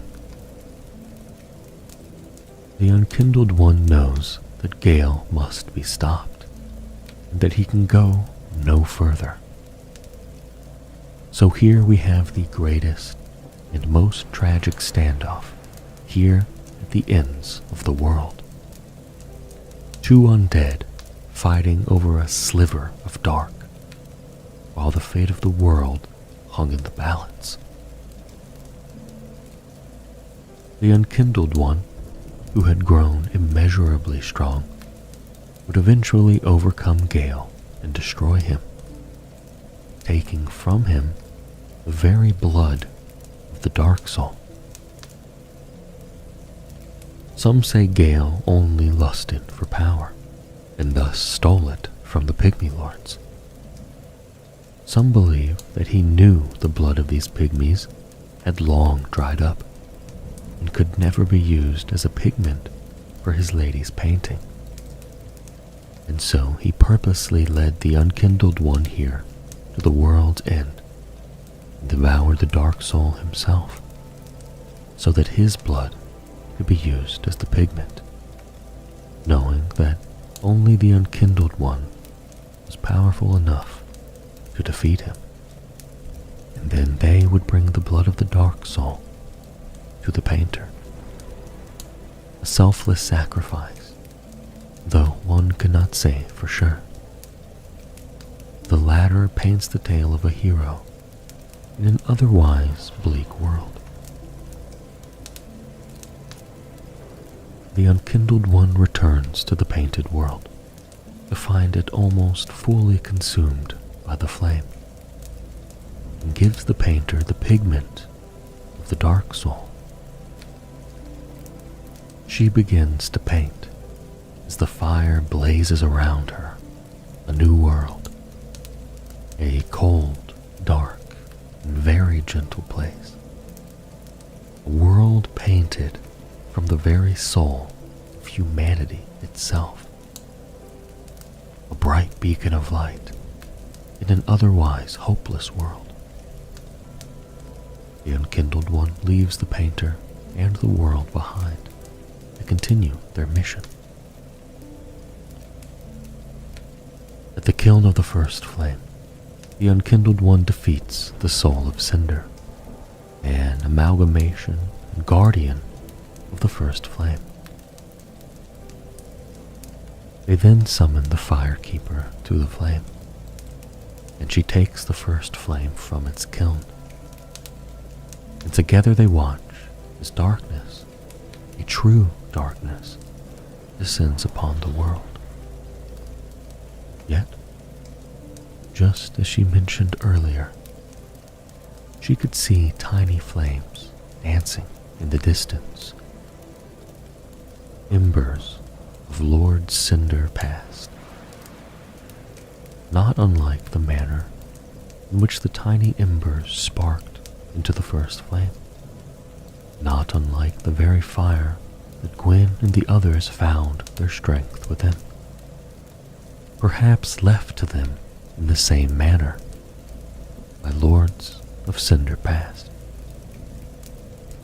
Darkness settles, and all fades to black as the Firekeeper's voice rings out into the void one last time.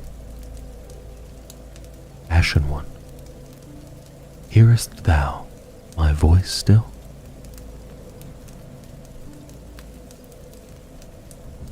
The old chaos that devoured the once proud Ivory King, and the profaned flame that lit the sky ablaze. Could they be one and the same? Is not chaos itself profane in nature? Did the flame continue to burn on the same tract of land, subjugating the people nearby and forcing its leaders to attempt to hide it from the world? Most notably, the Ivory King and Lady Alsana. Was it not the sisters of this silent oracle that triggered the curse of this flame. The old chaos beneath the Leam Lois is an interesting mystery indeed, and the more I looked into it, the more of a conundrum it became. It's certainly a reference to the Flame of Chaos, but is it the Flame of Chaos? Or perhaps a different but similar flame altogether? That was the real question I needed answered. But the answer that I've come up with is that I'm still not sure. You see, the handful of descriptions from armor sets and the Ivory King's soul and weapon in Dark Souls 2, more often than not, the C in Chaos is not capitalized when talking about the chaos the Lois Knights plunged into, which is confusing, because an unruly flame would be chaotic, and plunging into it would be plunging into chaos. But chaos capitalized would be more specific to the actual flame of chaos. So you can see the conundrum there. And that's not to mention the idea that the flame of chaos originated in Izalith. How far can a flame really travel? And other questions of that nature. So what I concluded was, what is known as the flame of chaos and the profaned flame could be synonymous. Profane is defined as something secular or non-religious, which is exactly what the flame of chaos would be considered within the universe of Dark Souls. The sins of Izalith are brought up repeatedly, and the twisted, malformed creatures imposed upon the world from its flames are, at least in the grand scheme of things, unholy. So perhaps it is its own piece of the flame of chaos distorted even further. The axe, Eleonora reads, a strange weapon found among the malformed inhabitants of the profaned capital. The profane flame was triggered by the curse of these women, relatives of a certain oracle, but despite their culpability, they went on living without any cares. The only named oracle in Dark Souls is Alsana, and is who I think the description has to be talking about. When Manus was killed, he was shattered into tiny pieces, which would give birth to particular beings that inhabited Manus's emotions. These shards would go on seeking power and ruin, manipulating kings to their dark will and putting kingdoms to disarray. Alsana was, for the most part, the exception to her fragment sisters. She was the manifestation of Manus's fear and latched onto the Ivory King for the comfort his power brought her. She would later realize that this king knew this and cared for her all the same. So thus, Alsana sits in watch over the chaos that her king failed to defeat, selflessly for her king. Quite the opposite that we see from her sisters. So the profane flame was triggered by the relatives of a certain oracle, that oracle being Alsana, and the relatives being the other shards of Manus. Look at the enemy that drops Eleonora. It's called the Monstrosity of Sin, and it's literally a giant hand monster. And Manus literally means hand, and it was his giant hand that pulled the chosen undead into the past, which inevitably spelled his demise. The symbolism is all there. But why would a shard of Manus trigger this chaotic and profaned flame? The Ivory King Ultra Greatsword reads, it is said that the Ivory King was once the highest-ranking knight in his home of Ferosa, famed for its god of war. After taking his crown, they say he was the first to swing his sword in times of need, be it for his homeland or his people. The Ferosa part is interesting because it is known for its god of war, which we know to be the firstborn of Lord Gwyn, which probably means that Elaim Lois, ruled by the former highest-ranking knight of Ferosa, likely would have sided with the tradition of linking the fire and extending its age. Elaim Lois definitely has its connections to Ferosa, more so than just its king. It's also intriguing to consider the description of the North Warder robes found within Frozen Elaim Lois. It reads, Ferosans venerated the god of war, and sages who led warriors into battle were called North Warders. North Warders earned their title only after completing a great journey of great hardship, after which they would be worshipped as oracles of war gods. Now again, Alsana is the only named oracle we know of, which isn't to say necessarily that she led Knights of Lois into battle to earn this title. Perhaps being close to the king had its benefits, and she earned the title a different way, but that isn't really important. I draw from this that as time went on, Alsana was the one shard of Manus who forsook her purpose in a way. Instead, she cared for her king and her people. Again, the direct opposite of the other shards. And in doing so, it seems stood behind the ideologies of Lois and Ferosa, which is also the direct opposite of the darkness sought by the other shards. The reason I explain all of this is because I think that is the reason the profane flame was triggered by Alsana's sisters, because she found and or achieved what they didn't. Call it anger, jealousy, whatever. But I think it was a vengeful act in spite of Alsana. Now that's all well and interesting, but it doesn't quite draw all the parallels of the profaned flame and the old chaos being the same. That would mean that the profaned capital was built on the remains of Elaim Lois, and I think there may be some evidence of that. The profaned capital certainly has its ties to Dark Souls 2, which we can start looking no further than the corpse of poor laddersmith Gilligan. Then there's obviously the axe Eleonora, which is in reference to the shards of Manus, the Oni Slayer Greatbow, which is the Alon Greatbow, and if you buy into the idea that Carla is also a shard of Manus, then she's just on the outskirts of the profaned capital in Irithyll Dungeon.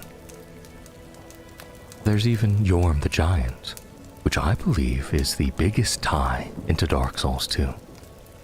His soul reads, Yorm is the descendant of an ancient conqueror, but was asked by the very people once subjugated to lead them, serving as both a weighty blade and a stone-hard shield. I believe the ancient conqueror Yorm descended from to be the very giant lord who invaded and conquered Drangleic in retaliation for Vendrick stealing from the giants and enslaving them. Asked by the people once subjugated could be in reference to the fact that giants were slaves in Drangleic, but eventually the people needed Yorm's strength, and more specifically they needed it against the profaned flame. Perhaps because after the Ivory King's demise, the flame could be left unchecked, and of course we know Yorm tried to fight fire with fire, as his cinders read. Cinders of a lord left by Yorm the Giant. Lonely Yorm became a lord of cinder to put the profaned flame to rest, knowing full well that those who spoke of him as lord were quite insincere. Of course, that didn't work out so well for the denizens around the flame, but by now, we of course know that being in proximity to any sort of named flame in Dark Souls is probably just a bad idea. The profaned flame pyromancy reads, the profaned capital was consumed by fire after Yorm the Giant became a Lord of Cinder. The fire, born of the sky, is said to have incinerated naught but human flesh. That is of course expected because we knew from the beginning that the flame itself was triggered by a curse, so naturally things wouldn't have gone as expected. We also know that the old chaos was down below the frozen township of Aleam Lois, almost in the same manner that the profaned capital is down below the frozen township of Irithyll.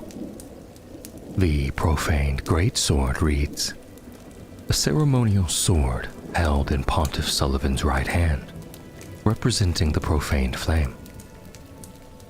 Long ago, when Sullivan was yet a young sorcerer, he discovered the profaned capital and an unfading flame below a distant tundra of Irithyll, and a burning ambition took root within him. An unending flame below a frozen landscape sounds exactly like Aleam Lois. In fact, a lot of things about Pontiff are kind of reminiscent of some of the traditions that came out of Aleam Lois. Take, for example, Sullivan being a sorcerer, which could be in reference to the sorcerers we see in the profaned capital. The court sorcerer's robes read, robe worn by court sorcerers of the profaned capital. The formal gold stitching suggests they may have also been oracles. There are many sorcerers who claim heirship to the great sage Big Hat Logan. The profaned capital houses one of two leading schools. Now, I'm not going to get started on how Logan might be included in the profaned capital or flame, because it'd be a deep rabbit hole to traverse. But I don't think it's particularly important to this theory. It is interesting, however, the idea that the court sorcerers could possibly be oracles as well, which could allude back to the sages at Aleam Lois becoming oracles. There also seems to be a similarity in designs between the Lois Knight armor set and Sullivan's Outrider Knights, as well as similarities between those who inhabit the two armors. Let's read their descriptions. The charred Lois armor reads, these Knights of Lois plunged into the old chaos with their lord and lost their sense of self. To this day, they still burn in agony alongside their once proud king. And the Outrider Knight armor reads, the knights were given the eyes of the pontiff, but the eyes transformed them into savage, raving warriors who only knew how to serve as mindless guards. So not exactly the same, but the outcomes are similar. Losing your sense of self and mindlessly attacking. But that of course isn't an uncommon theme in Dark Souls. I do want to point out the pontiff's use of eyes to constantly hound his knights, especially considering Aleam Lois also placed importance on the eyes of their priestesses.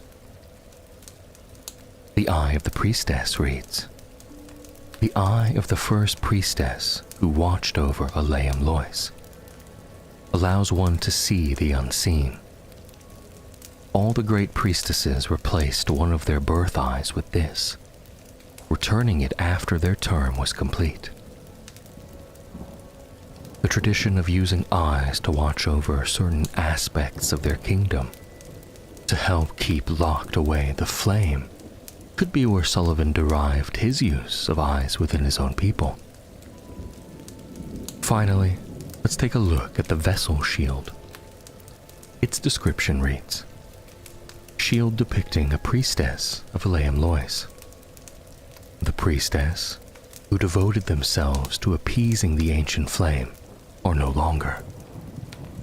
Now, a reason they could be no longer is that Elaim Lois itself is no longer, or their hearts were turned by the profaned flame.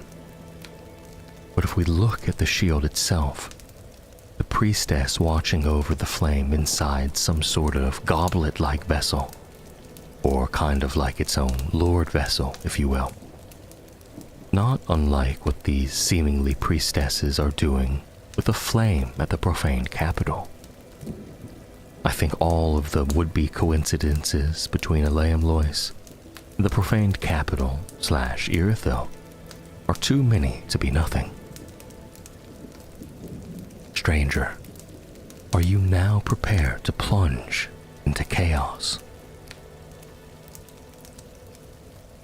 Long ago, when the Millwood Knights lost the forest they called home, they began a journey so long that even thoughts of their sworn enemy washed away, replaced by a vision of a cold and brittle wood.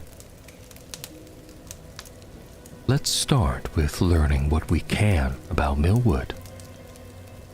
Varying item descriptions describe it as a forest of primitive earth worship, where its knights fought hand in hand with the earth, even fighting alongside wolf companions.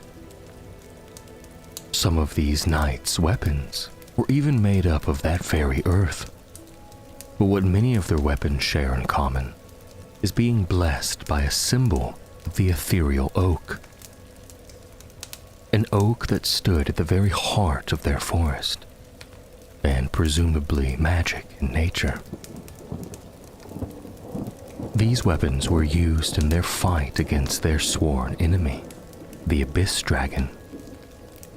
But eventually it seems that they failed in their duty and lost their forest home to this dragon. And as they began to wander, they became more and more forlorn, until one day, these knights took up a new home within the painted world of Ariandel. And when the Millwood Forest was once again rediscovered, it was found as a vacant ruin, save for the rotting ethereal orc. No corpses were found either, yet their belongings were laid neatly upon the ground. As previously stated, the story of Millwood is quite enigmatic and interesting nonetheless. But it did leave a few things worth pondering on in relation to some of the other things we've encountered in the world of Dark Souls. Initially, I thought their sworn enemy, the Abyss Dragon, could have been Midir, as he's tasked with fighting the Abyss, and as far as we know, the only dragon to do so. But the more I thought about it, the less sense it made. Midir fought the Abyss. It doesn't seem like Millwood had anything to do with the Abyss, outside of fighting the Abyss Dragon. It seems unlikely Midir would just wage war with a civilization with a seemingly magical force that has nothing to do with the Abyss for no reason. The only other dragon I could think of that might fit this bill is Calamite. Now, the very little item descriptions about Calamite don't mention if he has anything to do with the Abyss, just that he brings calamity and that his tail is apparently made of obsidian. But it is worth noting that he obviously is found around Ulasil, where the Abyss started.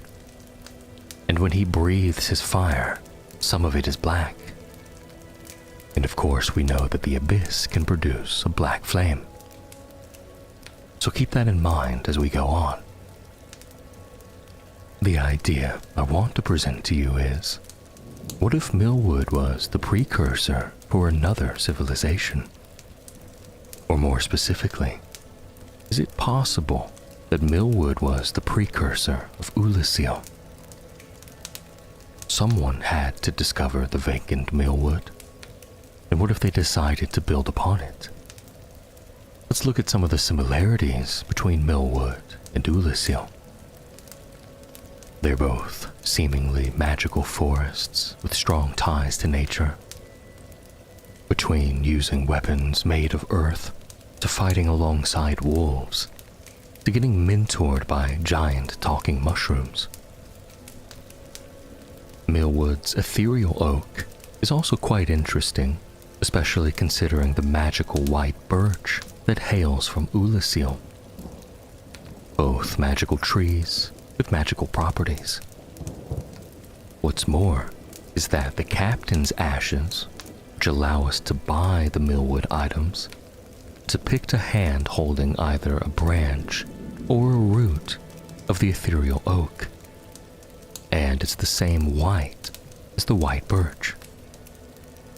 Maybe that's coincidence, or maybe this particular forest produces white magical trees. The protectors of Ulasil are made up of stone and fight hand in hand with the earth, just as the Millwood Knights were fabled to. Even their weapons art is similar to that of the Millwood weapons, shattering the earth and launching it at their opponents. Ulasil is also renowned for its golden light sorceries, which if I were to think of another word to describe them, it'd likely be ethereal. Then there's Calamite. If he is the Abyss Dragon that was the sworn enemy of the Millwood Knights, and what was eventually forced them from their homes, then I think it makes a lot of sense that Calamite is back here at Ulasil as the Abyss is consuming it, as things in Dark Souls often come back full circle. So, was the grand city of Ulasil built upon the ruins of Millwood within the magical woods that encompassed them both? Using the earth for protection, respecting the power it could harbor, and wielding the magical properties and the trees of this region. It's hard to say for sure, but as is the case for Dark Souls, it's up to the individual to decide how they believe the story played out. I believe that Manus and Dusk were in love, or that Manus was infatuated and obsessed with Princess Dusk. I believe the Ringed City DLC sheds quite a bit of light upon this. The white birch bow description reads, a short bow crafted with white birch, endowed with light manipulating magic. The bow is a relic from the land of an old sorcerer who was swallowed by the abyss, and known for his role in the heroic tale of the Abyss Walker. With this description, we can easily assume it is about Manus. The old sorcerer who was swallowed by the abyss was actually from Ulasil, which is definitely interesting, and would make sense as to why he made his grave there.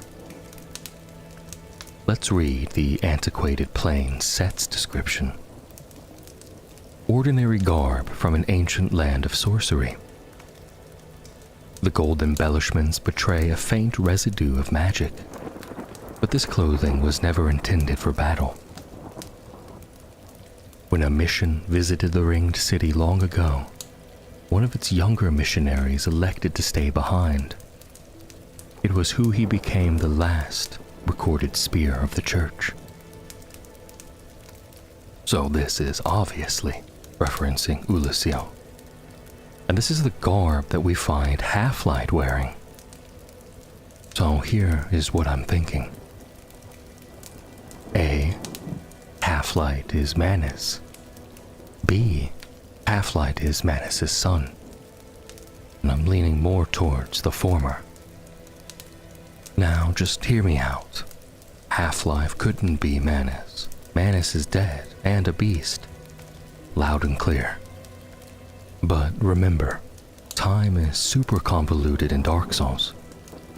I mean, we time hop like twice in the ringed city itself. Solaire himself said, heroes centuries old phasing in and out, and we see Half-Light is specifically summoned to the fight. So according to the laws of physics and time and gravity that Dark Souls does not follow, having Manus summoned into a fight pre-beast is certainly a real possibility. Now that's obviously not nearly enough for me to sell you on him being Half-Light, so let's continue. There's something specific that stood out to me on the antiquated plane set, which is from Ulysio, and we can now deduct Manus was also a sorcerer from Ulysio.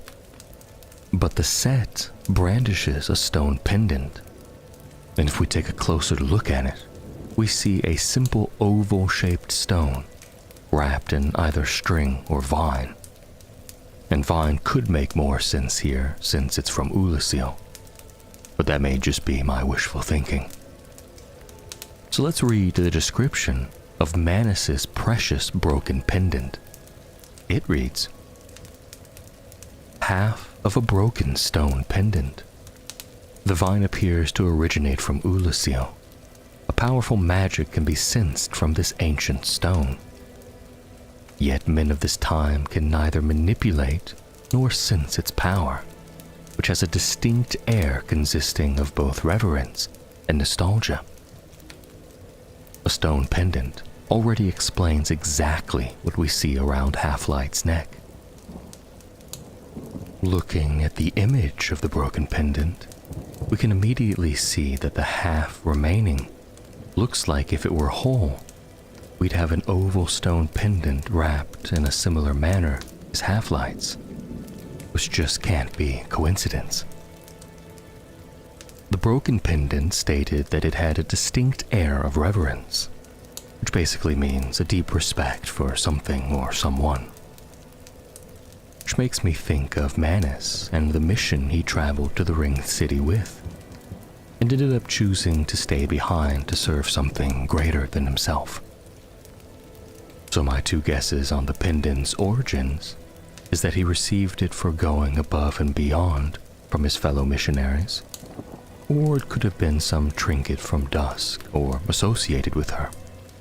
I mean, he went crazy, furiously searching for it.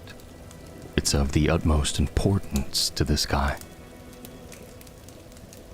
Something else I found interesting is that Half-Light is using a version of some sort of homing soul mass spell that we haven't seen.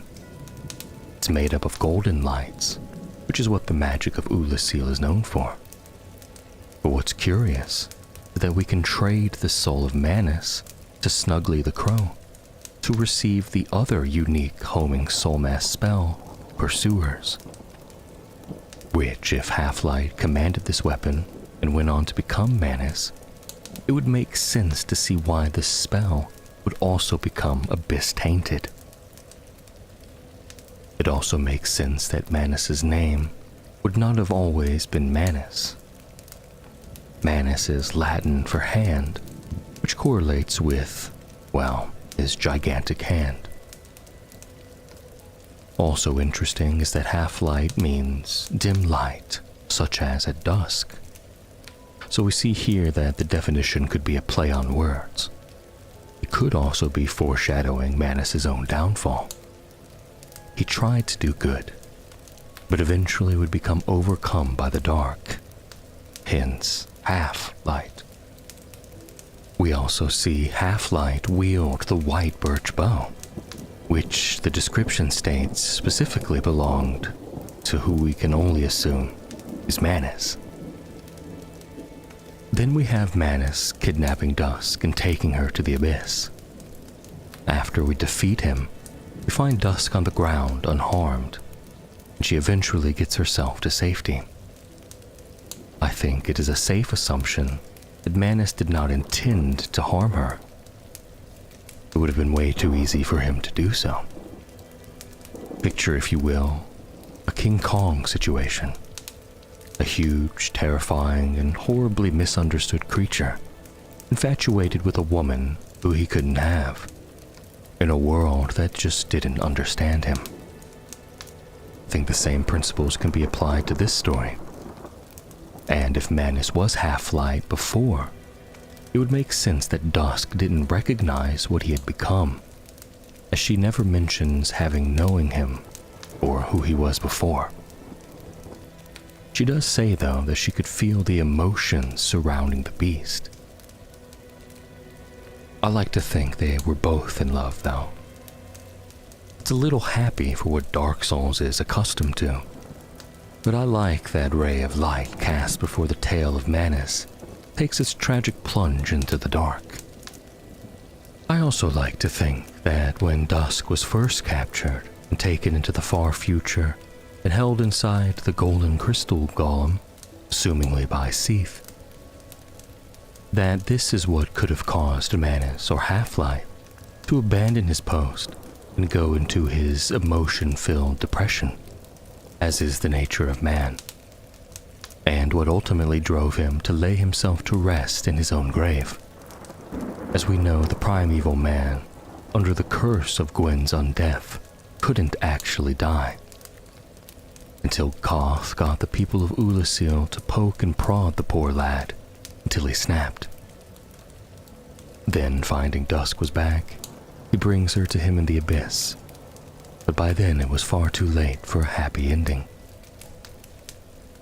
It's also interesting to think that we find Manus's broken pendant on a crystal golem in the Duke's archives, which are directly related to Dusk going missing in the first place. So perhaps Manus gave the pendant to Dusk as a symbol of their love, and it was shattered when she was kidnapped, and he may have thought she was dead or lost to him, and furiously sought after his precious pendant. For if he could find it, maybe he'd find her. Another random tidbit, which likely is just more wishful thinking on my part, but is still interesting nonetheless, is that one of the etymologies for the word Manus means branch of a tree, which made me think of the young white branch from Ulasil, which we know is the product of Dusk's first sorcerer's staff. I also mulled over the idea that Half-Light could be the son of Manus and Dusk. It's all in the name there. Half-Light is kind of exactly the name you'd give the kid of Manus and Dusk. A dim light, such as Dusk, half good, half dark. The pendant could have been some sort of family heirloom or family crest-like thing. But I just feel like if Dusk had had a son, she or Lisbeth probably would have mentioned it. The only way I see around it could be that he was conceived when Dusk was taken to the abyss, but I don't know. It seems much more likely that Half-Light is who Manus was before the dark took root. In order to tell you about Farron's Legion, we need to go all the way back to the beginning. Back to Knight Artorias. Of course, if you know anything about Dark Souls, then you've heard the tales of brave Artorias the Abyss Walker, the hero who fought and traversed the abyss to save Ulasil and the world. But it wasn't really that simple, and it wasn't really Artorias. In fact, it was us, or the chosen undead, who accomplished the great deeds, but it was Artorias' name that would be forerun through these tales. For good reason, though. The world needed the name and face of a hero. The world needed an example. And that example would be the very foundation that Farron's Legion was built upon. Now, Artorias didn't just become the Abyss Walker through acts of grandeur. No, his ability to freely traverse the abyss was bought with a price. The The Covenant of Artorias reads, "This ring symbolizes Knight Artorias' covenant with the beasts of the abyss. Its wearer, like Artorias himself, can traverse the abyss. So it was a pact made with the beasts of the abyss that allowed Artorias to walk it. Now, I've often pondered on who these beasts of the abyss were. The abyss has been around for a long time, and I never thought it was the tainted beast of the abyss that made a pact with Artorias, the one person in the world slaughtering their kind. I don't think it makes sense for them to give their enemy the ability to come into their home and destroy them. Then I thought, maybe it was Koth. He dwells in the abyss and is always up to his primordial serpent manipulative ways. He could have given Artorias this ability. But that still didn't quite add up to me, because again, Artorias was constantly hunting down Koth's dark wraiths and killing them. And sure, maybe he eventually knew that Artorias would succumb to the abyss and wanted to streamline the process. It's a possibility, I suppose, but not every creature or beast we see in the abyss was evil or corrupted. In fact, we even see a good friend of Artorias there, and they even lead us to the stranded Sif. The Cat Covenant ring reads, "Ring granted to those bound by the Forest Hunter Covenant. The white cat Alvina speaks a human tongue and has lived since the early age of fire. Alvina was a trusted friend of Knight Artorias and the Great Wolf Sif." Now, there isn't a specific requirement known that makes a creature or beast of the abyss, but I imagine being able to be in it is likely a prerequisite. So wouldn't it make more sense that Artorias' covenant was built upon a pact made with a trusted friend as opposed to his enemies? Now, this seems like a rabbit hole of sorts, but Alvina's Forest Hunter Covenant is important because it as well shares the same principles as Farron's Legion. The Forest Hunters protect Artorias' grave and the surrounding forest graves from intruders. Alvina even claims that those in the Covenant must heed the Golden Rule, that the clan is family, and to your kinsmen you must forever remain loyal. And so, when the forest and the resting spots of its heroes are threatened, those in the Forest Hunters clan are summoned to defend it. The Watchdogs of Farron's sigil reads, "Ancient medallion depicting the crest of a wolf symbolizes the pact with the old wolf of Farron. The Watchdogs ensure that the warriors sleep in serenity by taking the form of loyal spirits and hunting down those who would trespass the woods of Farron."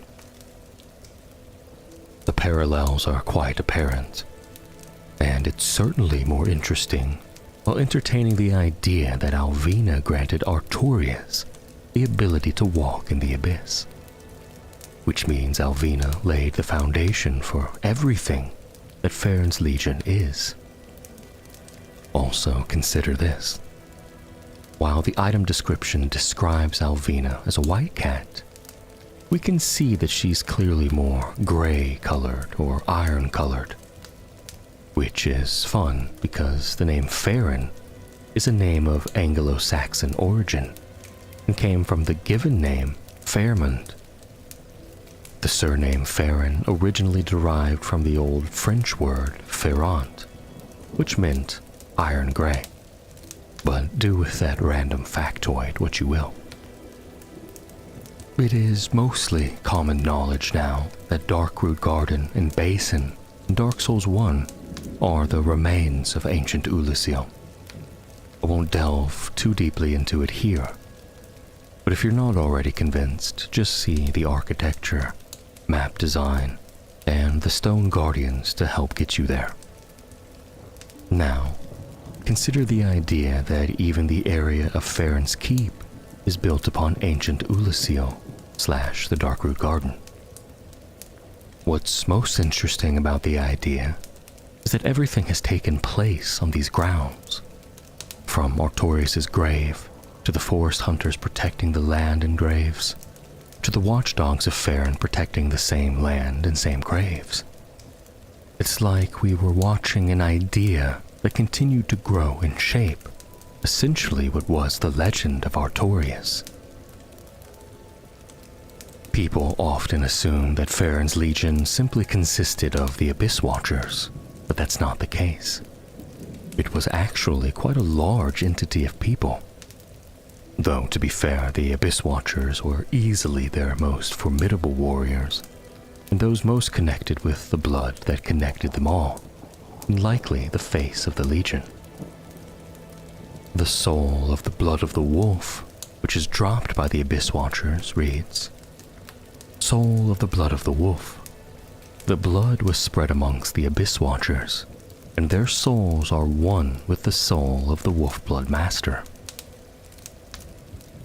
Now, this almost portrays the Abyss Watchers as some sort of hive-minded group, but that's a completely different topic for a completely different day. But they bore the legacy with the Wolf Blood Master, and not only share this bond in blood, but share its soul. You already are likely thinking that Artorias is the Wolf Master, and you'd be correct. But let's go ahead and confirm it anyway. The Wolf Knight's greatsword, transposed from the soul of the blood of the wolf, reads, "Greatsword of a knight tainted by the dark of the abyss, and master of the wolf's blood of Farron." The Wolf Knight was the first Abyss Watcher, and his sword is more punishing against creations of the abyss. The sword quite obviously belongs to Artorias, but for the sake of clarity, we'll also read the description of Artorias' armor, which is called the Wolf Knight set in Dark Souls 3. As it seems, Wolf Knight is Artorias' new moniker. What's also interesting is that you can only buy this armor set in the Untended Graves after you've defeated the Abyss Watchers. I don't think there's any secret meaning to this, but the darkened fire link is, I guess, symbolic of the dark, of the abyss. Anyway, the Wolf Knight helm reads, "Helm of a knight tainted by the dark of the abyss. The twilight blue tassel is damp, and will remain ever so. A vanquished knight left behind only wolf's blood, and a duty of legacy. The undead legion of Farron was formed to bear his torch, and the armor of the Abyss Watchers suggests their own eventual end." So clearly the Wolf Master is Artorias. But what of the wolf's blood he left behind? Obviously he wasn't a wolf, but he did have his companion Sif, the Great Grey Wolf, at his side at all times. And as it so happens, Sif was the only thing Artorias actually left behind. Artorias' shield, the Cleansing Great Shield, reads, "The steel great shield used by the knight who succumbed to the abyss. Artorias, deeply scarred by the abyss, used this to form a barrier to protect his compatriot Sif." So Sif's blood is the blood that Artorias, the Wolf Master, left behind. And so while Farron's Legion was formed to continue Artorias' legacy, they built it upon Sif's blood. Now, that's not to say they went and slaughtered the wolf for her blood, but it is canonical that the chosen undead slays Sif to retrieve the covenant of Artorias. So it's likely that, especially considering how close to all of this Alvina and her forest hunters were. And not just close ideologically, but physically close, that they went to Sif's corpse and collected her blood. I'm not entirely sure how they used the blood to connect their souls, but I'm going to assume some sort of magic.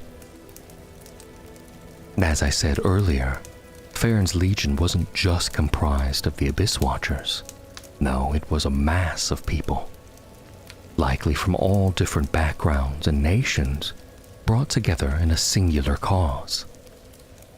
The majority were probably from Ulasil, given the location, and the fact that they had a front row seat to the destruction of their home.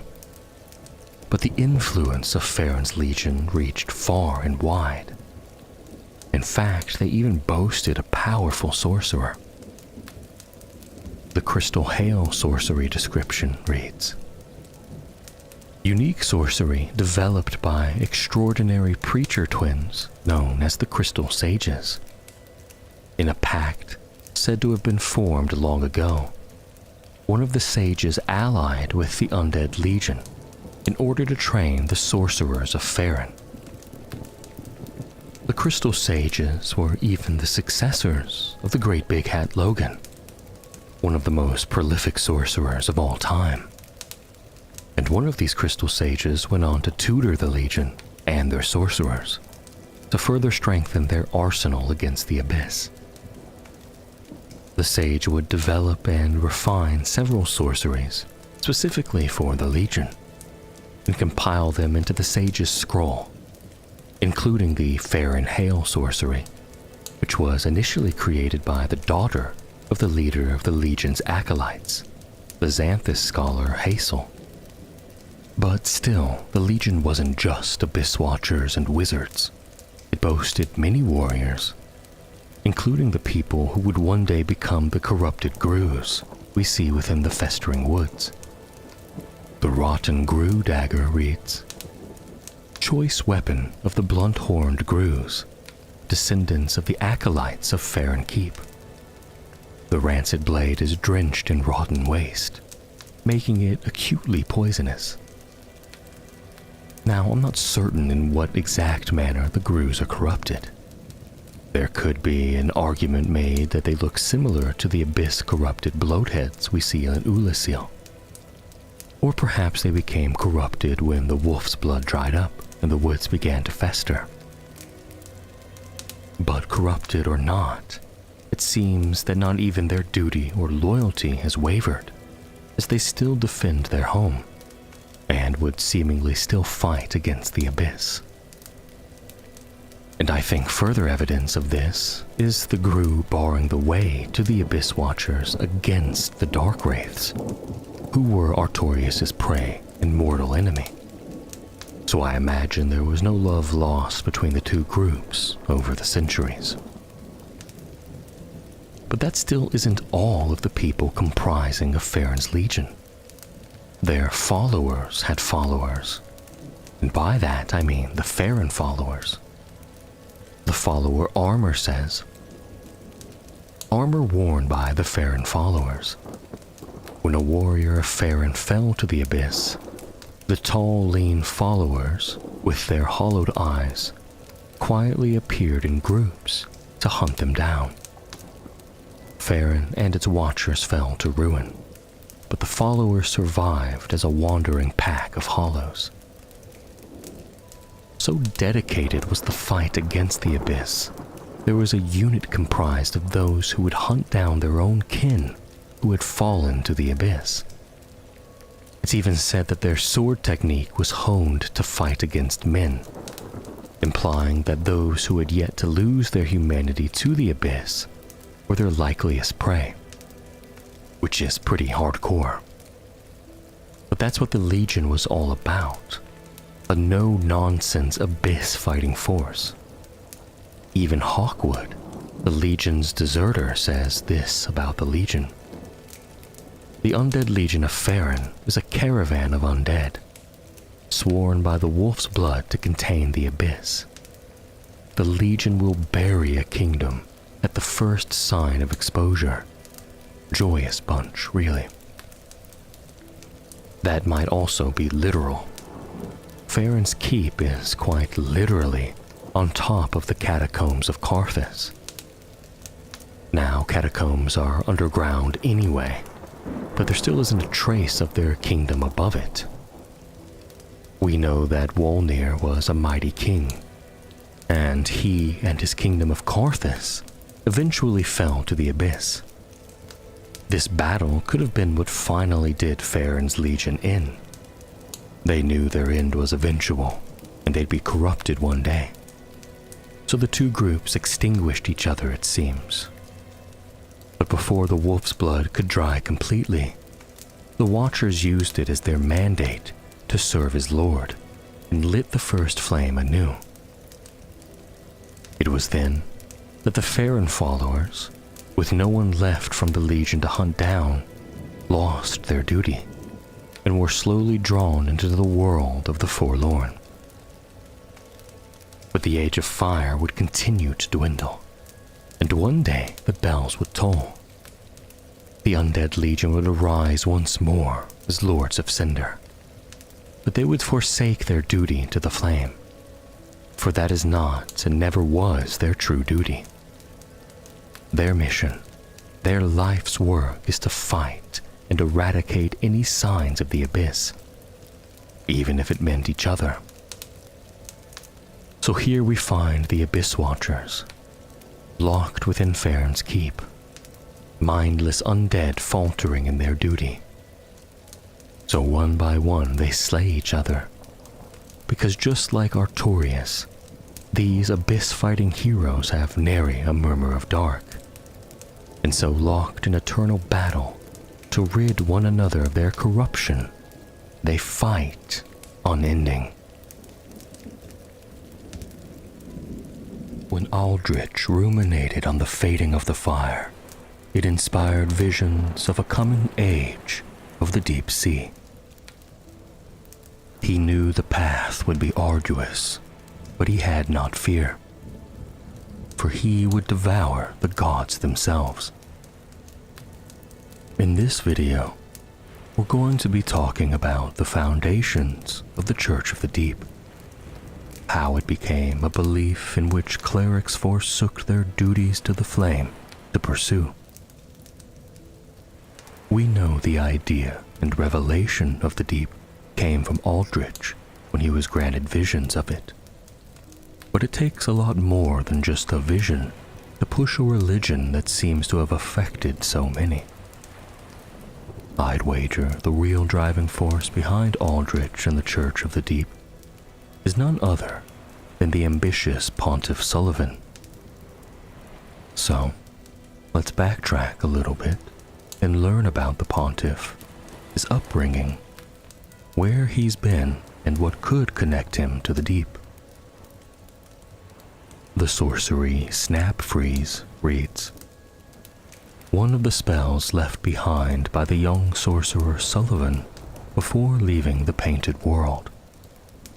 Sullivan was born and raised inside the painting, yet had little use for his frigid homeland, since he had not yet experienced loss.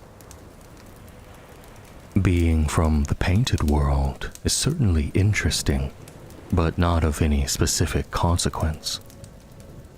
He was born there, so we know his mother called the painting her home. But what of his father? Who could he be directly, or who could he be associated with? I think the answer to that could be someone who shares quite a bit in common with Sullivan. And that, oddly enough, is Gravelord Nito. Let me explain. While you could certainly associate Nito with bones and skeletons for obvious reasons, but I'd say outside of the obvious, he's also closely associated with eyes. The Gravelord Sword Dance Miracle reads, miracle known only by the servants of the first dead, Gravelord Nito. Nito sleeps deep within the giant catacombs, quietly overseeing all death, waiting for his servants to usher in the Eye of Death.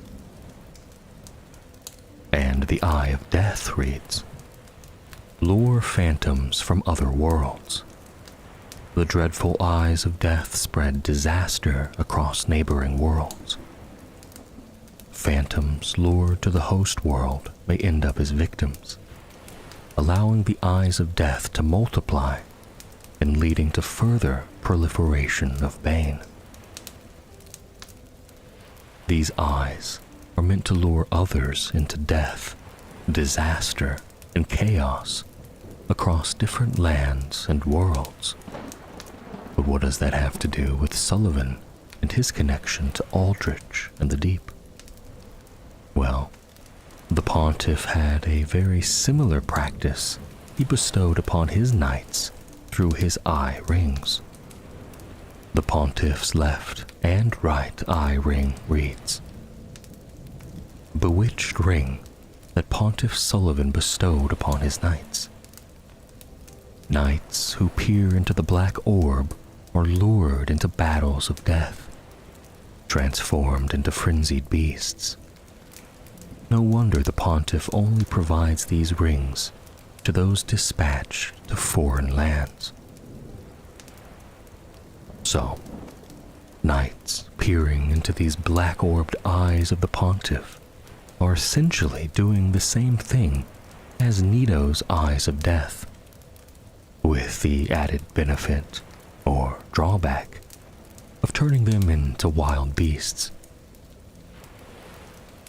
Now, whether these eye-inspired beasts are the same kind that ravaged Astora mentioned in the Ring of the Evil Eye is a completely separate rabbit hole for another time. But to think of that connection shared between Nito and Sullivan certainly can't be coincidence, especially considering we clearly see Aldrich wielding some form of the Gravelord's sword, or the Gravelord's sword dance. Now, the idea of Nito being Sullivan's father is far from a certainty, but it is fun to entertain when we consider his mother in the painted world, and the empty casket next to Nito that's widely assumed to be that of his mates, and the fact that Sullivan is derived from the Irish name Sullivan, which translates to little dark eye, which could be indicative of a little Nito. But father or not, it isn't crazy to assume that Sullivan was associated with Nito and or his teachings in some way. Perhaps he himself could have become one of the Gravelord's servants for a time and helped Nito collect the eyes of death, until such a time as he could replicate the magic itself. But we'll go more into the connections between Sullivan and Nito at a later point. I mostly wanted to point out the idea early on, as we're talking about the pontiff being a driving factor behind the Church of the Deep, and that we also see Aldrich wielding the Gravelord's power. Furthermore, we see evidence of the pontiff's involvement with Aldrich and the Deep by reading Pontiff Sullivan's very soul. Soul of Pontiff Sullivan. Pontiff Sullivan of Irithyll imprisoned a god of the old royalty in the abandoned cathedral to be fed to the devourer. The pontiff wanted Aldrich to devour Gwyndolin, and I believe I know why. The life hunt scythe miracle derived from Aldrich's soul reads, "Aldrich dreamt as he slowly devoured the god of the dark moon. In his dream, he perceived the form of a young, pale girl in hiding. The young girl likely being Priscilla, as far as we know, she was the only one to possess the power of life hunt. This is what was important to the pontiff, I believe. The gods feared the incredible power of life hunt. We learned that in Dark Souls 1. If Aldrich possessed the power as well, game mechanics of us having to kill him aside, in theory, he'd become probably one of the most powerful beings in the world. On top of already devouring gods, he knew held on to a power they feared most. Then we have the small doll, which, much like the doll in Dark Souls 1, allows its wielder to cross over a plane they would otherwise be unable to cross. Likely a trick Sullivan picked up in the painted world. The small doll reads, "In the legendary old city of Irithyll, situated in the Boreal Valley, the Pontiff Sullivan gave this doll to valued subjects so that they might use it to cross the barrier when they return home."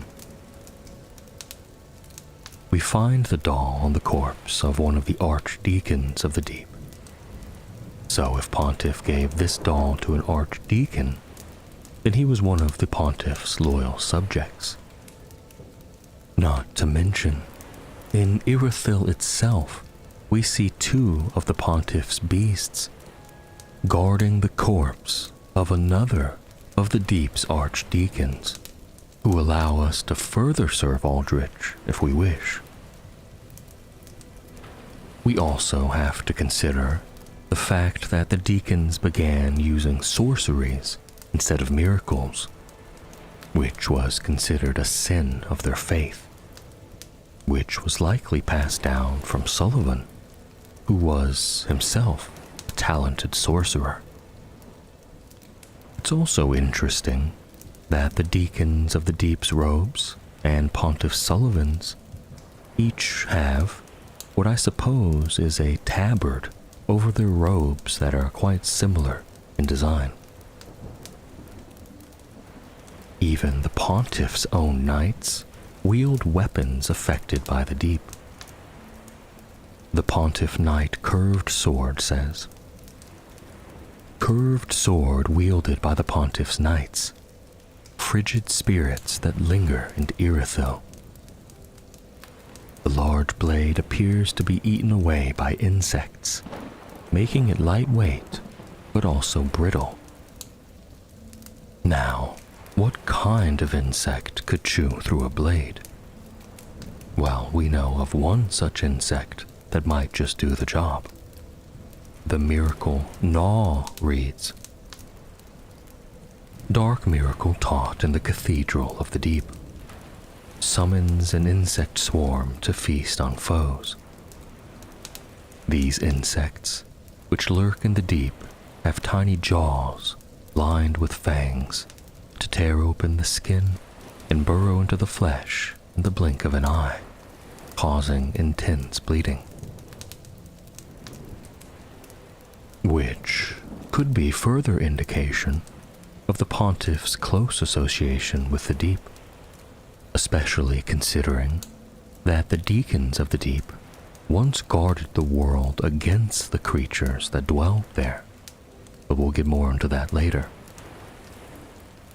Now, we simply have to talk about what the word pontiff means, and it means simply the Pope. There is no other religion that Sullivan even appears closely related to other than the Deep, especially one that he could be the Pope of. It's often believed that Aldrich is the head of or in charge of this religion, but I think not. Aldrich is referred to as the Saint of the Deep, the saint being recognized as someone who has an exceptional degree of holiness or the closeness to a god. Aldrich was the figurehead of the Church of the Deep, the Jesus of the Deep, if you will, and Sullivan was, well, the Pope. Now that I've hopefully made sense of all of that, we can look into how the Deep came about and what it is. Originally, the deacons and clerics, and Aldrich likely as well, of the Cathedral of the Deep were dedicated to the Way of White. The Archdeacon Holygarb reads, holy garb worn by an archdeacon of the Cathedral of the Deep, a sign of the Way of White's highest rank. So, a pretty easy connection there. The deacons were in the cathedral to fight back the creatures of the deep and seal them away.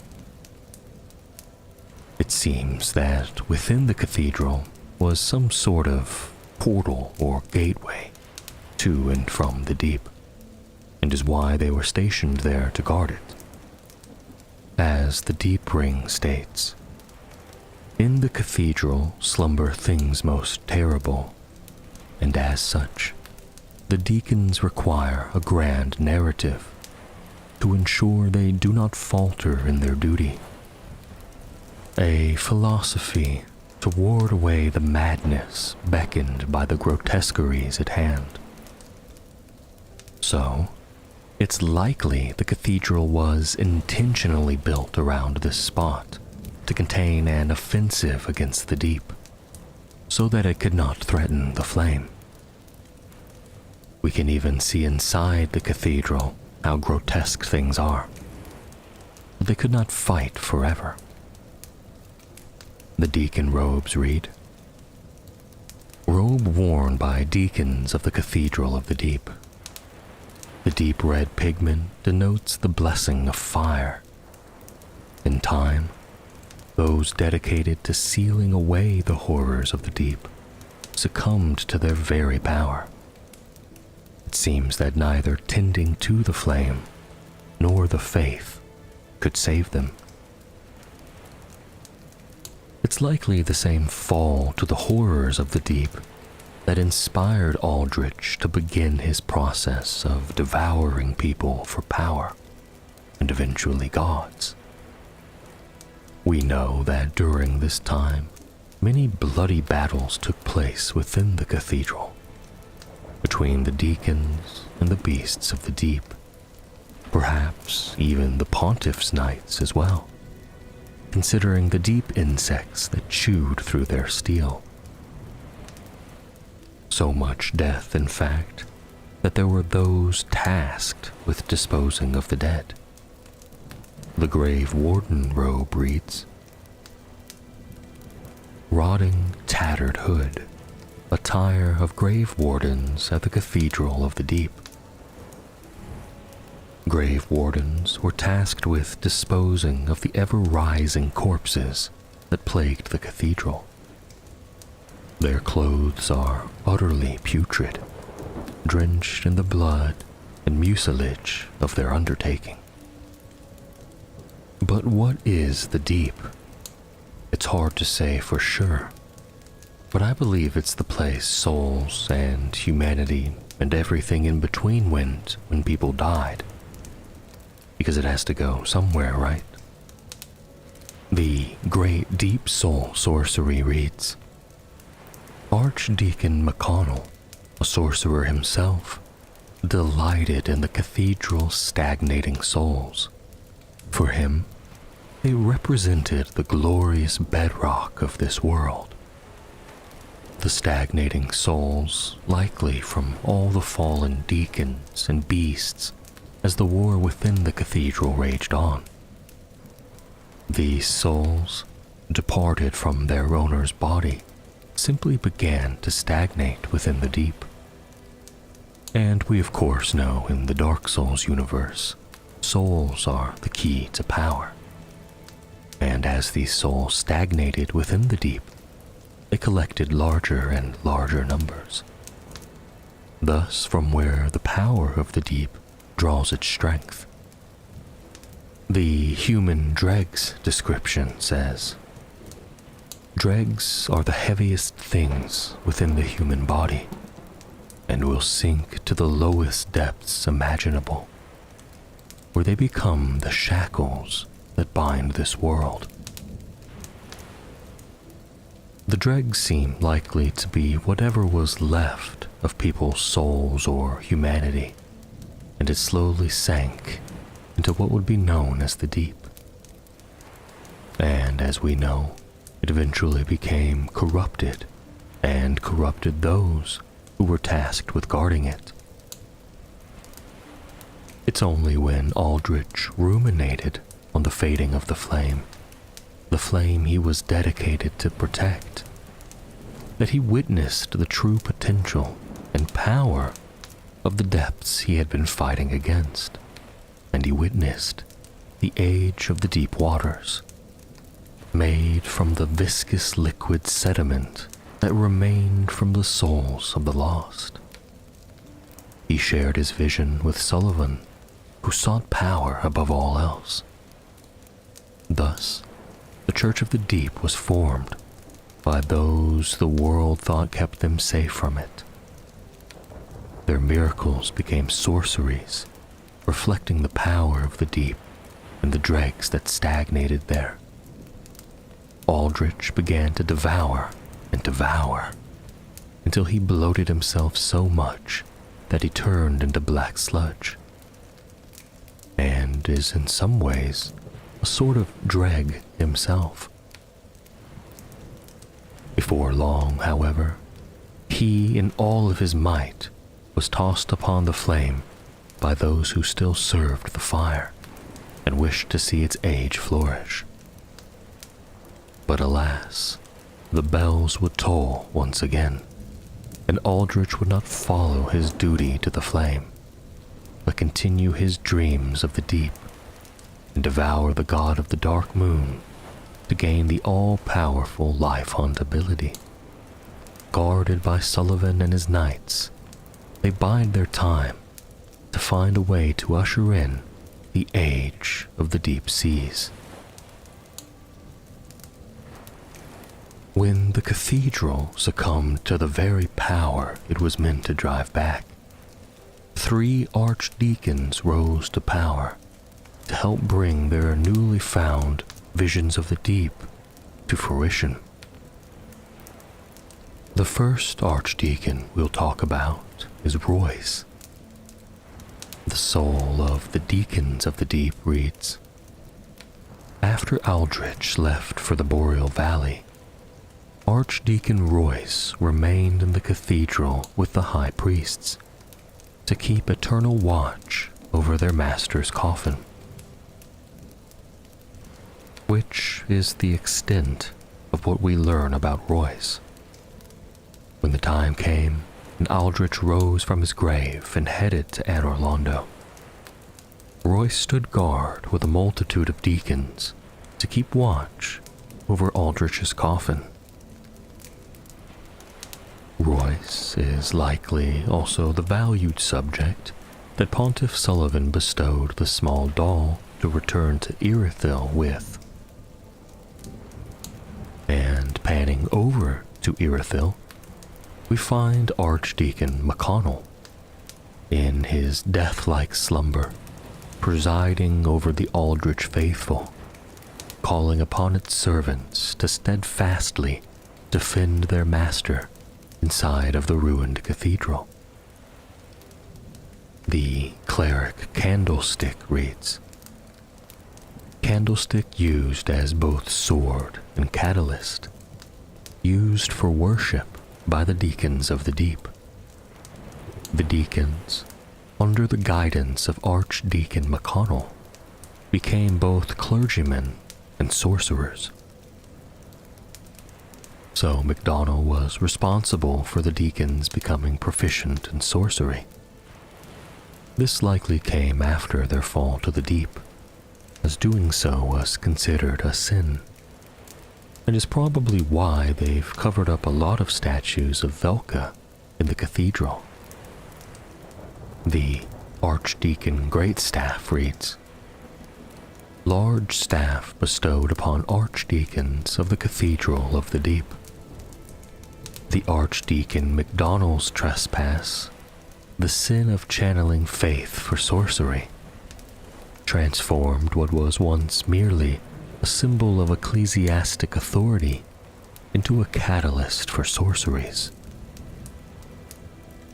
We know the power of the sorceries MacDonald learned were from the deep, as the sorceries are called Deep Soul, Great Deep Soul, and Great Soul Dregs.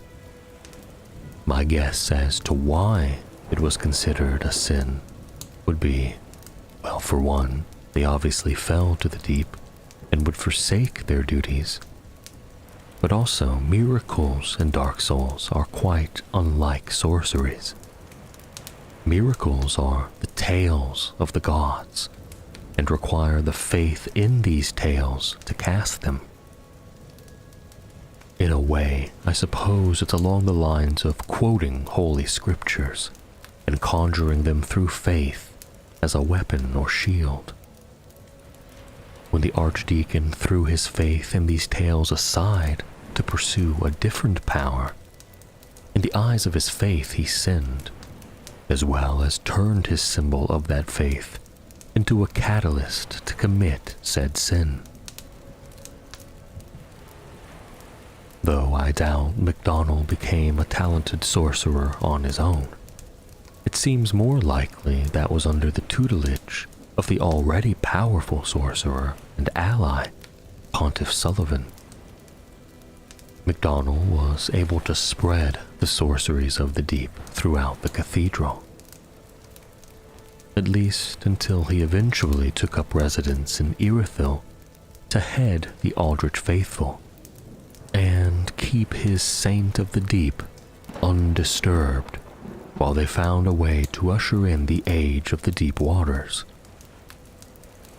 Though we find his body maybe alive, maybe dead, or perhaps somewhere in between, deep down below Irithyll in the water reserves, it is perhaps poetically fit for him, as in the cathedral he delighted in the stagnated souls that sank deep down to the lowest depths imaginable and became the shackles that bind this world. Finally, there is Archdeacon Klimt. The Saint Bident description reads, a silver bident decorated by a holy symbol, formerly wielded by Saint Klimt. He discarded this weapon that draws upon one's faith on the day that he put his own faith behind him. So, much like every other deacon and archdeacon within the Cathedral of the Deep, Klimt put his faith behind him and embraced the deep. But Klimt was slightly different. He was both a saint and an archdeacon. But where did his duties land him? The archdeacon's skirt reads, skirt worn by an archdeacon of the Cathedral of the Deep. Of the archdeacons of the Deep, one attended to Rosaria, Mother of Rebirth, whom he deemed a goddess. This is the most interesting revelation of any of the archdeacons, in my opinion. Serving at least at some point, Rosaria could have a lot of implications. I have a pretty fun idea about the identity of Klimt, and if you'll humor me to hear it, we'll get to talk about H.P. Lovecraft. My idea is that St. Aldrich was formerly St. Klimt, and let me explain how. In researching the etymology of the name Klimt, I discovered that it's derived from the old surname Clemens and Clement. The first recorded use of this name was in the mid-12th century, where a Knight Templar of Oxfordshire named William Clement was also known as the Church Builder. And considering the implications of what Aldrich did when he ruminated upon the fading fire and witnessed the deep, his visions manifested the Church of the Deep, which I found just a little interesting while entertaining this idea.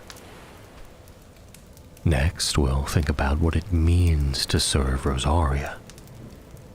We know she's the mother of rebirth, and thus anyone serving her can very easily become someone else, And to me, that is very much like the time is convoluted argument. Sure, you can use that to say a lot of different things could have happened, but relying on that you can't technically prove me wrong stance isn't enough for me. Which made me think about the name Aldrich, which is very similar to the word eldritch, which means strange or unnatural, especially in a way that inspires fear.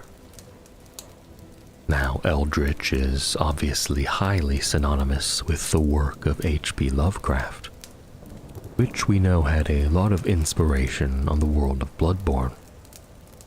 But we didn't really see a lot of that inspiration in the Souls games, at least until we entered the Cathedral of the Deep and learned about Aldrich and the Age of the Deep Seas.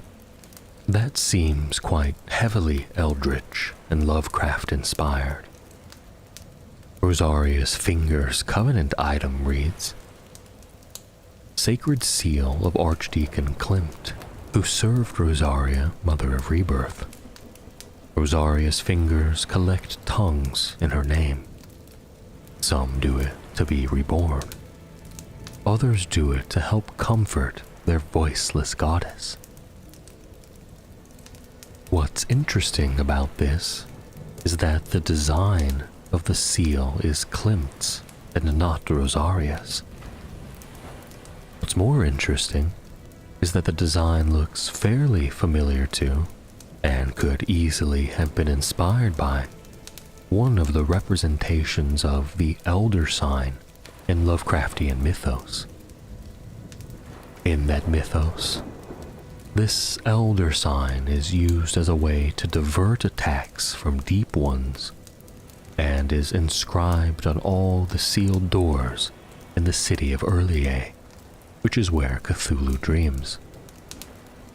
A passage from the Call of Cthulhu says, The nightmare corpse city of Urlier was built in measureless eons behind history by the vast, loathsome shapes that seeped down from the dark stars.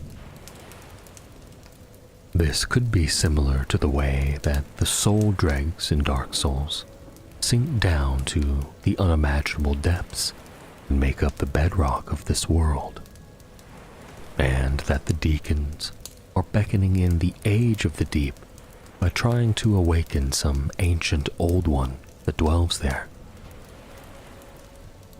The man-grubs we see outside of Rosaria's chambers are likely the close followers of Klimt, even from before he began to serve the Mother of Rebirth, as we can see them casting projectiles that represent the Saint Bident that Klimt wielded.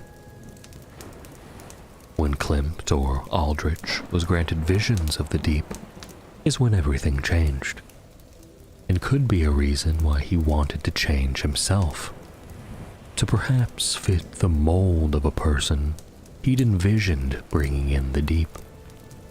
And with Rosaria so readily available, it'd be all too easy to do so. Then there is the conflicting arguments about Rosaria's firstborn taking her tongue from her. Does it mean literal firstborn? Or is it referencing the first person to become reborn by her? Say that it was the latter, and it was Aldrich as the first. Then, taking her tongue wouldn't be something that was out of character for a man who literally eats other men. And perhaps, if so, he did it so that she wouldn't give his old identity away. Or maybe it was just his first taste of flesh, and what gave him the appetite for it, and bestowed his lust for the joy of luxuriating in his victim's screams. I obviously don't know for sure, but that isn't too consequential to this theory at all. But if we're going to bring up Rosaria, then we have to bring up the ideas of who ripped that poor girl's tongue out.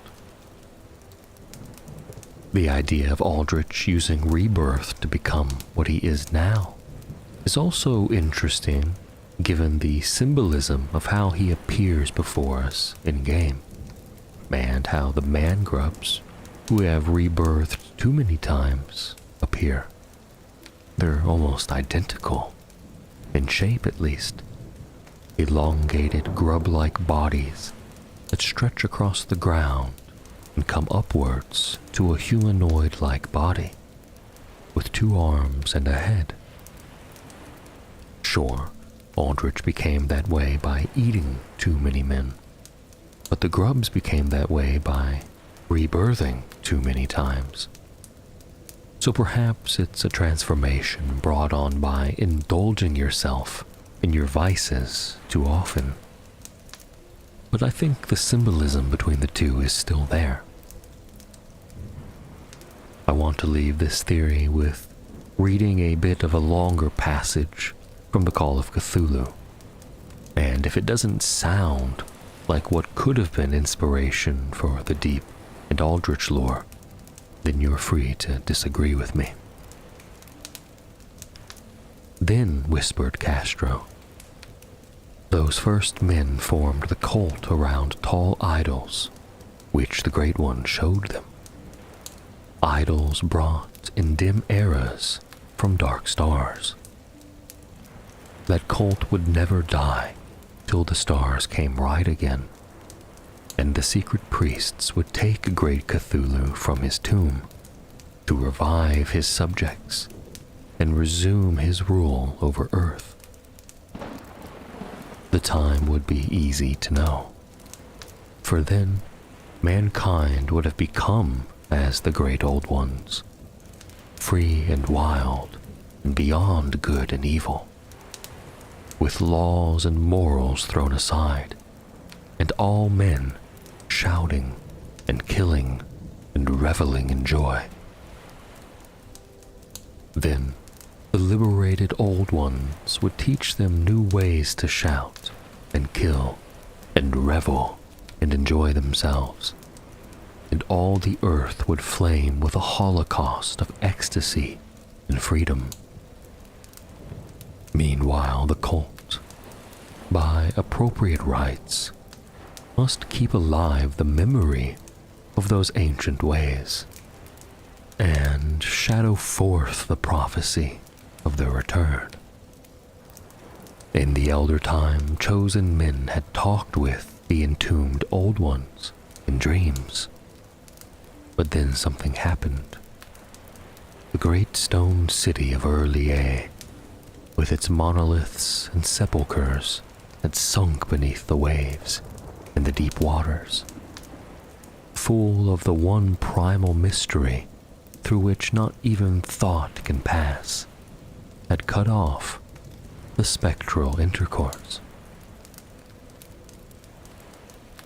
The only other theory I had for Klimt, which was far more boring than all this Lovecraftian stuff, is that he is the much larger man-grub on the bed with Rosaria. And my only proof for that is that there are only 3 types of beacons we see: small boys, tall boys, and fat boys. Royce was small, McDonnell was fat, so maybe Klimt was probably tall, and is why this man-grub is bigger than the others. I'm not sure, but I do tend to like the Cthulhu stuff better. I am finito. We weave death and watch over the dead. This task was granted to me by the one who gave us the first death. How long have Pontiff Sullivan and Aldrich, the Saint of the Deep, been up to their scheming and conquest? It's hard to say for sure, but quite a while. It's probably a safe bet. But these two are certainly a match made in bad guy heaven. We know what they're doing now, occupying Anor Londo and devouring the god of the dark moon. But where were they before? How did they meet? How did they rise to the positions they find themselves in now? I think I have an idea, or a wild speculation, which I suppose are one and the same in Dark Souls. Gravelord Nido once led a covenant of disaster, the Gravelords. Using the eyes of death, the Gravelords would lure their phantoms into neighboring worlds in order to spread disaster and destruction across those worlds. But the phantoms lured could end in defeat, allowing the eyes of death to multiply and leading to further proliferation of bane. In Dark Souls 2, we learn of the Grave Wardens. While not exactly the same as the Gravelords, they have their similarities. The Grave Wardens weaved death and watched over the dead, a task that was granted to them by the one who gave the first death, which is certainly an interesting phrasing. We know that Nito was the first of the dead, but there's been a long debate about whether or not that's a translation error, and it's meant to describe Nito as the one who gave the first death. Or maybe it's not, and he is the first of the dead given to death by the one who appointed the Grave Wardens. The point being that whether it's two separate individuals or not, their relation to death and crypts and skeletons and whatever are basically the same. They preside over death and the dead. Now, there was a group who plotted against the gods and at one point attempted to steal the power of Gravelord Nido, as referenced in Dark Souls 1 and in Dark Souls 2. There's a reference of a group who attempted to conquer the Undead Crypt. Now, were those two separate groups, two separate incidents, perhaps one inspired by the other? It's hard to say, but I do think that Aldrich was a part of one of these groups, and Sullivan was on the opposing side. We of course know that Sullivan was born in the Painted World long ago, but eventually left because he hadn't experienced loss and had ambitions in the outside world. He sought a purpose that was bigger than himself, and I believe he found himself within the ranks of the Grave Wardens, defending the dead and learning everything about death itself. Hell, the Pontiff's armor isn't completely dissimilar to the Grave Warden's set, just more flashy. And we know that Aldrich was once a regular old cleric, until he began devouring human flesh and grew too ambitious. And perhaps in doing so, found himself storming tombs and trying to overthrow the gods. Because let us not forget that when consuming men was not enough for him, he began to devour the gods instead. Maybe in the tombs, he did find the power of the Grave Lord he sought. Or more likely, Sullivan taught him. In many ways, Sullivan and Aldrich were just as ambitious as the other. Sullivan wouldn't settle for forever remaining on watch over a crypt. But because Grave Wardens and Grave Lord principles and leaders aren't all that off from one another, Sullivan learned the way of both. But most importantly, the importance of the eyes of death. Consider again what it is that these eyes do. They lure phantoms into neighboring worlds to spread disaster. And then consider Sullivan's army of outrider knights, who were said to be given by the Pontiff these black orbs, and were lured into battles of death, and then transformed into frenzied beasts. Those two things sound identical, aside from the pontiff's eyes transforming the knights into mindless beasts. The pontiff studied the eyes of death and applied them to grow his own army. And perhaps that isn't all the secrets he learned from the Gravelord, as we clearly see Aldrich using the Gravelord's sword dance miracle in our fight with him. More than likely a gift from Sullivan, just as the god of the Dark Moon was. Pontiff Sullivan used his eyes to spread disaster in as many places as he could, until nothing stood in he and Aldrich's way. Consider as well the Ring of the Evil Eye, which speaks of the spirit of a beast that ravaged and nearly destroyed Astora. I believe this to be some of Sullivan's early work with Aldrich, and Aldrich the Beast. A spirit or phantom of a beast was dispatched to Astora, as described by a ring that references eyes. Eyes of which we now know the pontiff learned to manipulate and make his own. The eyes luring spirits to worlds, and his new eyes that turned them into beasts. So Aldrich peered into the pontiff's eyes. He transformed into a beast, and his spirit nearly destroyed all of Astora. Perhaps this is the change in Aldrich that made him begin to consume human flesh, so much of it that he would eventually bloat into sludge. Or it's the reason he became disillusioned with his ambitions and decided that man was not enough to devour, that he needed to devour the gods themselves. And maybe Aldrich's destruction of Astora is the very same reason that Henri of Astora hunts him down with such ferocity. Henri is even the one who gives you the ring, which seems pretty symbolic to why they hunt who they hunt. The Ring of the Evil Eye even grants you health upon killing an enemy, not unlike Aldrich devouring his fallen foes, as you're essentially consuming their essence for your own personal growth or needs. You just don't eventually turn into sludge.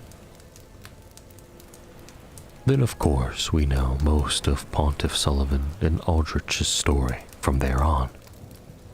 The giant sludge man being sacrificed to the flame, but then coming back only to abandon his posts and get back to doing scheming things with his buddy the Pontiff.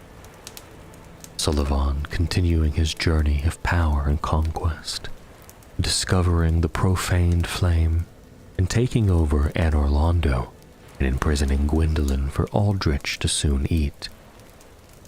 But it is interesting to consider the ideas of where all these Dark Souls characters were before we finally see where they're at. That is, of course, what all the lore is there to explore for.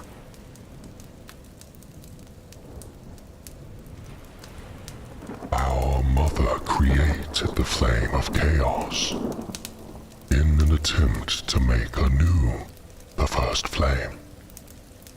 But chaos is unpredictable and cannot be controlled forever. It wasn't long before she lost control, and the cataclysm stormed across Izalith.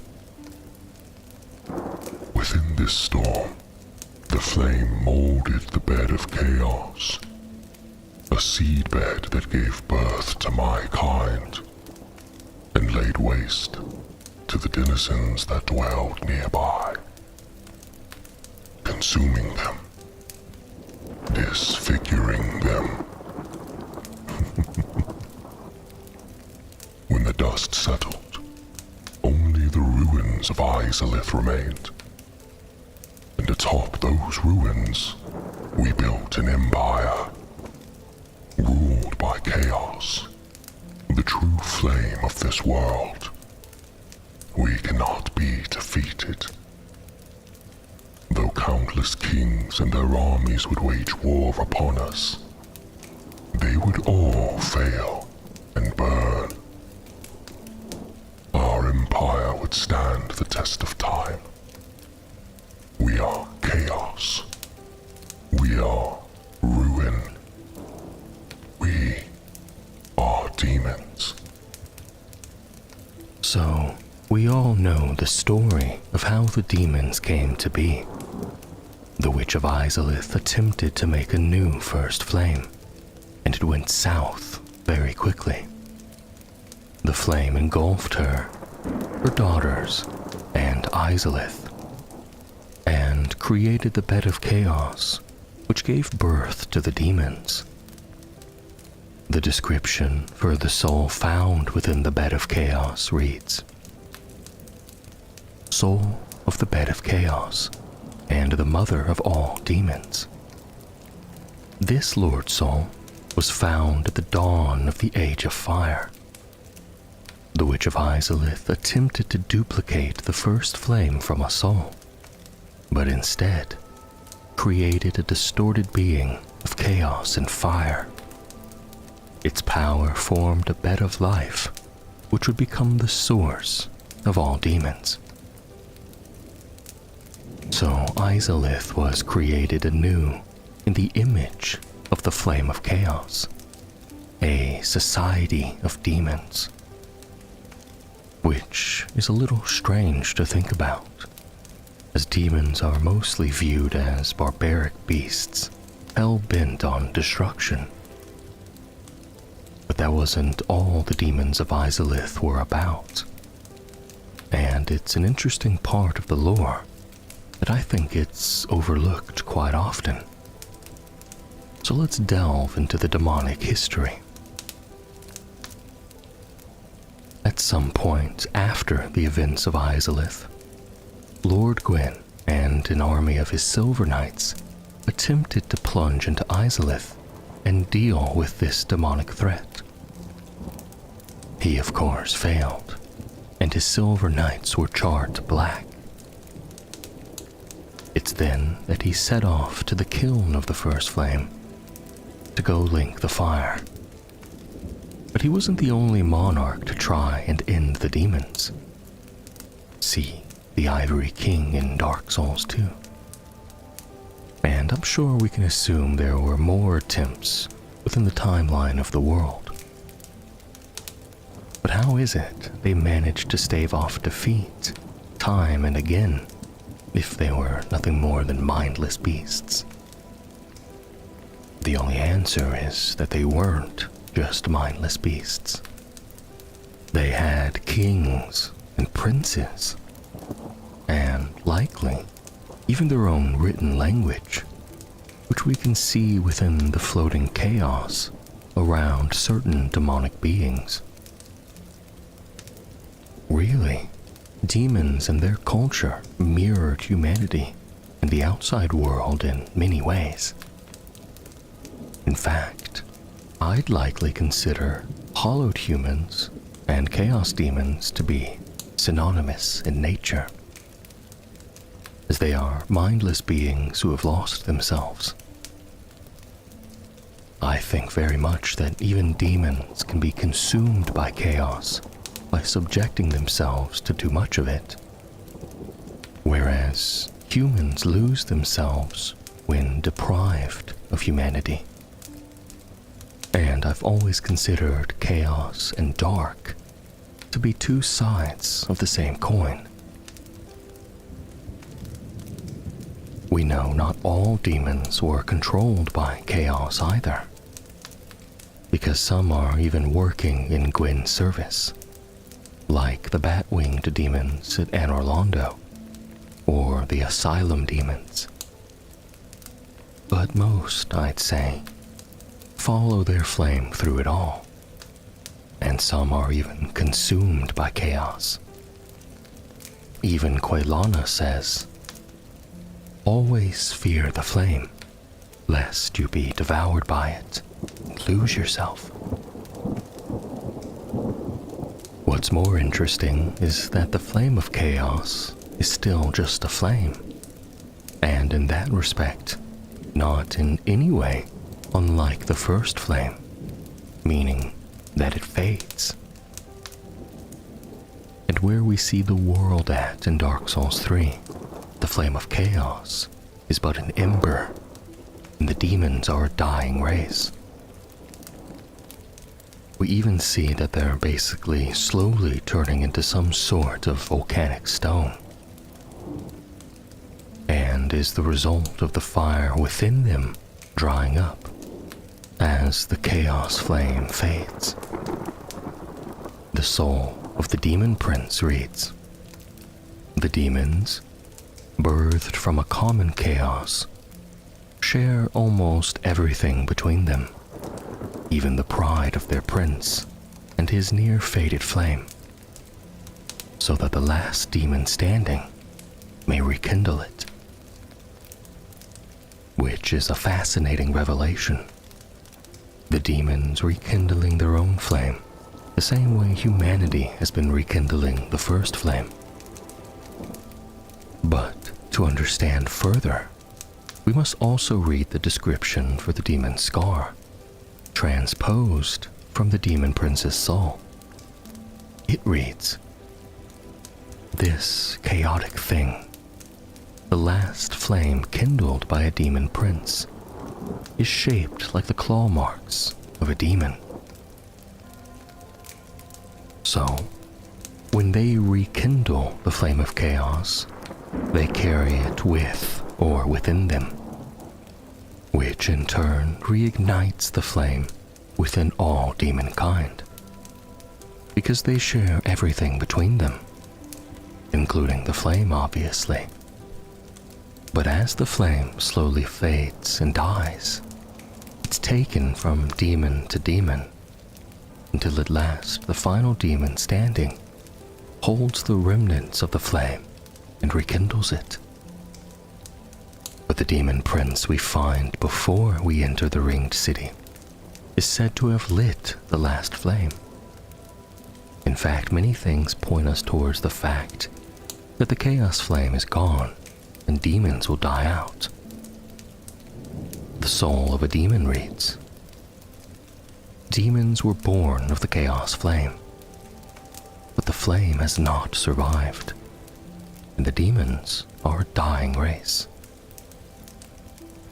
And the Boulder Heave pyromancy reads,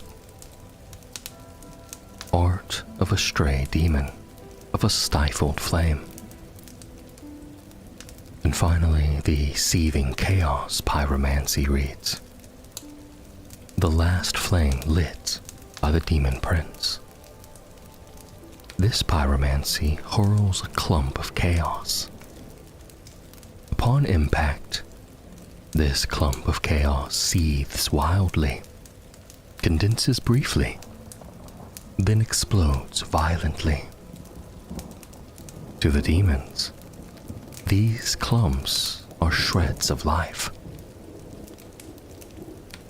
So something happened this time, and the chaos flame was taken or extinguished from the demons. And much like the shreds of humanity sprites, the demons cling to the clumps of chaos, as they're all that remains of their now certainly doomed flame. The who or what that rid the world of the flame of chaos has to be Prince Lorien, I assume. His greatsword reads, "Before Lorien embraced his brother's curse, he was a knight who single-handedly slayed the demon prince, but the victory eternally scorched his sword with flame." Prince Lorien was no doubt the downfall to the demon race, defeating their prince and taking his flame. But it makes me wonder whether or not Lorien extinguished the flame by simply defeating the demon prince, or if he stole the flame from them. as his sword, which was eternally scorched, controls a powerful flame attack. Now this could be the final remnant of the Chaos Flame that was always the duty of the final demon standing to rekindle. Perhaps Lorien was the first to figure out how to actually defeat the demons and stop them from rekindling their power. He then embraced his brother's curse, crippling and muting him, though he wished it so. As he and his brother Prince Lothric both refused to rekindle the Age of Fire, so they awaited the end of the world within their castle, allowing two flames to fade to nothing. And one of the last demons we see was also one of the first. The soul of the old Demon King reads, "The shriveled old Demon King is now like a clump of burnt ash, but he is the last living witness of the chaos of Izalith." It's kind of tragic, really. The last witness of the chaos of Izalith, likely meaning he was one of the citizens of Izalith, engulfed and distorted by the flame when the witches lost control of it. Now, he sits and waits to slowly turn to ash, surrounded by the dried-up corpses of the people he lorded and had the kingly duty to protect. With no hope or flame to rekindle the burning embers that give them life. It's interesting to look back on the demonic monarchy of sorts. They certainly weren't just rampaging beasts. They understood their flame and the implications of keeping it kindled and protected. They erected their civilization around it and fought desperately to keep their age alive. Not at all unlike humanity chasing the embers of Lord Gwyn's Age of Fire. The Chaos Bad Vestiges description reads, "Demons born from fire bore its smoldering essence and perished soon after. Man shares this rapport with the flames to this day." Once, the Lord of Light banished dark and all that stemmed from humanity, and men assumed a fleeting form. These are the roots of our world. Men are props on the stage of life, and no matter how tender, how exquisite, a lie will remain a lie. Now, it's because of this dialogue from Aldea, the scholar of the first sin, that most believe the first sin was a product of Gwyn's desperation to prolong his Age of Fire. Be it the undead curse, the linking of the fire, or perhaps them being one and the same. Time is indeed convoluted, but I'd wager there were two other far more grievous sins before the undead curse or the linking of the fire. But of course, sin, like most things, is subjective. My frontrunner for the first sin would be the events of Izalith, or more specifically, the witch's attempt to recreate the first flame. To start gathering the evidence for this, we first need to take a trip to Drangleic. In the depths of the Lost Bastille is Sinner's Rise, and imprisoned within is a being called the Lost Sinner. Her soul reads, "The Lost Sinner eternally punishes herself for the sins of her past. Ordinarily, this would be an easily ignored find, at least in the context we're exploring. But what's cool about Dark Souls 2, as I'm sure most of you know, is that during New Game Plus, you can acquire the recycled Lord Souls of Gwyn, Nido, and the Witch of Izalith from certain bosses. As it happens, you receive the Witch of Izalith's Lord Soul from the Lost Sinner. Then, of course, there's the Chaos Bug that crawls within the Lost Sinner's eye before the fight begins, and the pyromancers that fight alongside her, slinging chaos pyromancies, as well as pyromancies developed in Aldean rites. Now, I'm not suggesting that the Lost Sinner is the Witch of Izalith, still paying her penance all these millennia later. It could or could not be. But what's important is that she is no doubt symbolic of the Witch of Izalith. Through the pyromancers, the Chaos Bug, and of course, the Sin. The reason I mention that the pyromancies were created in Aldean rites is because, of course, Aldea is important to knowing what the first sin is. For quick reference, Aldea is both a place and a person. It's not clear whether Aldea, the scholar of the first sin, was named after this place, or vice versa.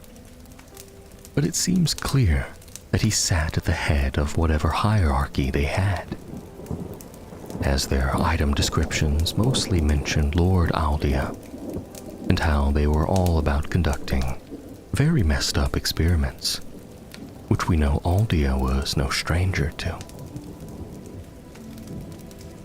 Aldea acquired much knowledge during his various stints of research, and some of that knowledge was, and has to be, about chaos, its history, and all that comes with it. The Witch of Izalith was the mother of pyromancy, and all things pyromancy lead back to Izalith. And the fact that Aldeans have created their own is likely owed to Aldea's research of her. Take, for example, the description for the bone shield. It reads, "Shield used by Aldean acolytes, crafted from the skull of some creature that outlived its usefulness for experimentation." So they began to craft equipment out of the bones or skulls of creatures they experimented on. With that in mind, we look at the similarity of the Aldean warlocks' masks in that of the cleric demons from the demon ruins, which implies that they even experimented on chaos demons. Not to mention that Aldea himself is bathed in fire. Now, that could be because of his connection to the bonfire, or that he became a corporeal form of the flame itself. But Aldea does cast flame sorceries, which predates even pyromancy, as we see him casting what looks to be some sort of flame version of homing soul mass. The Izalith staff description from Dark Souls 3 reads, "Ancient catalyst of the Witch of Izalith and her daughters, used long before the dawn of chaos and pyromancy. With the birth of the chaos flame, the flame witches were at once both sorcerers and shamans. And as far as I know, they were the only ones to practice actual flame sorcery, as the witch's Lord Soul was the life soul, and the source of life was fire. and we know sorceries are the power of the soul. So Aldia being able to cast flame sorceries isn't coincidental. Especially considering that the lost sinner holds onto the witch's recycled soul. We know the Lost Bastille predates Vendrick's reign, but we know that he had to employ its use, especially after the undead curse broke out, as it's guarded by the ruined sentinels, which are said to be a soul that haunts the armor they inhabit. Which isn't surprising, given the research both Vendrick and Aldia put into the manipulation of souls while trying to find a cure to undeath.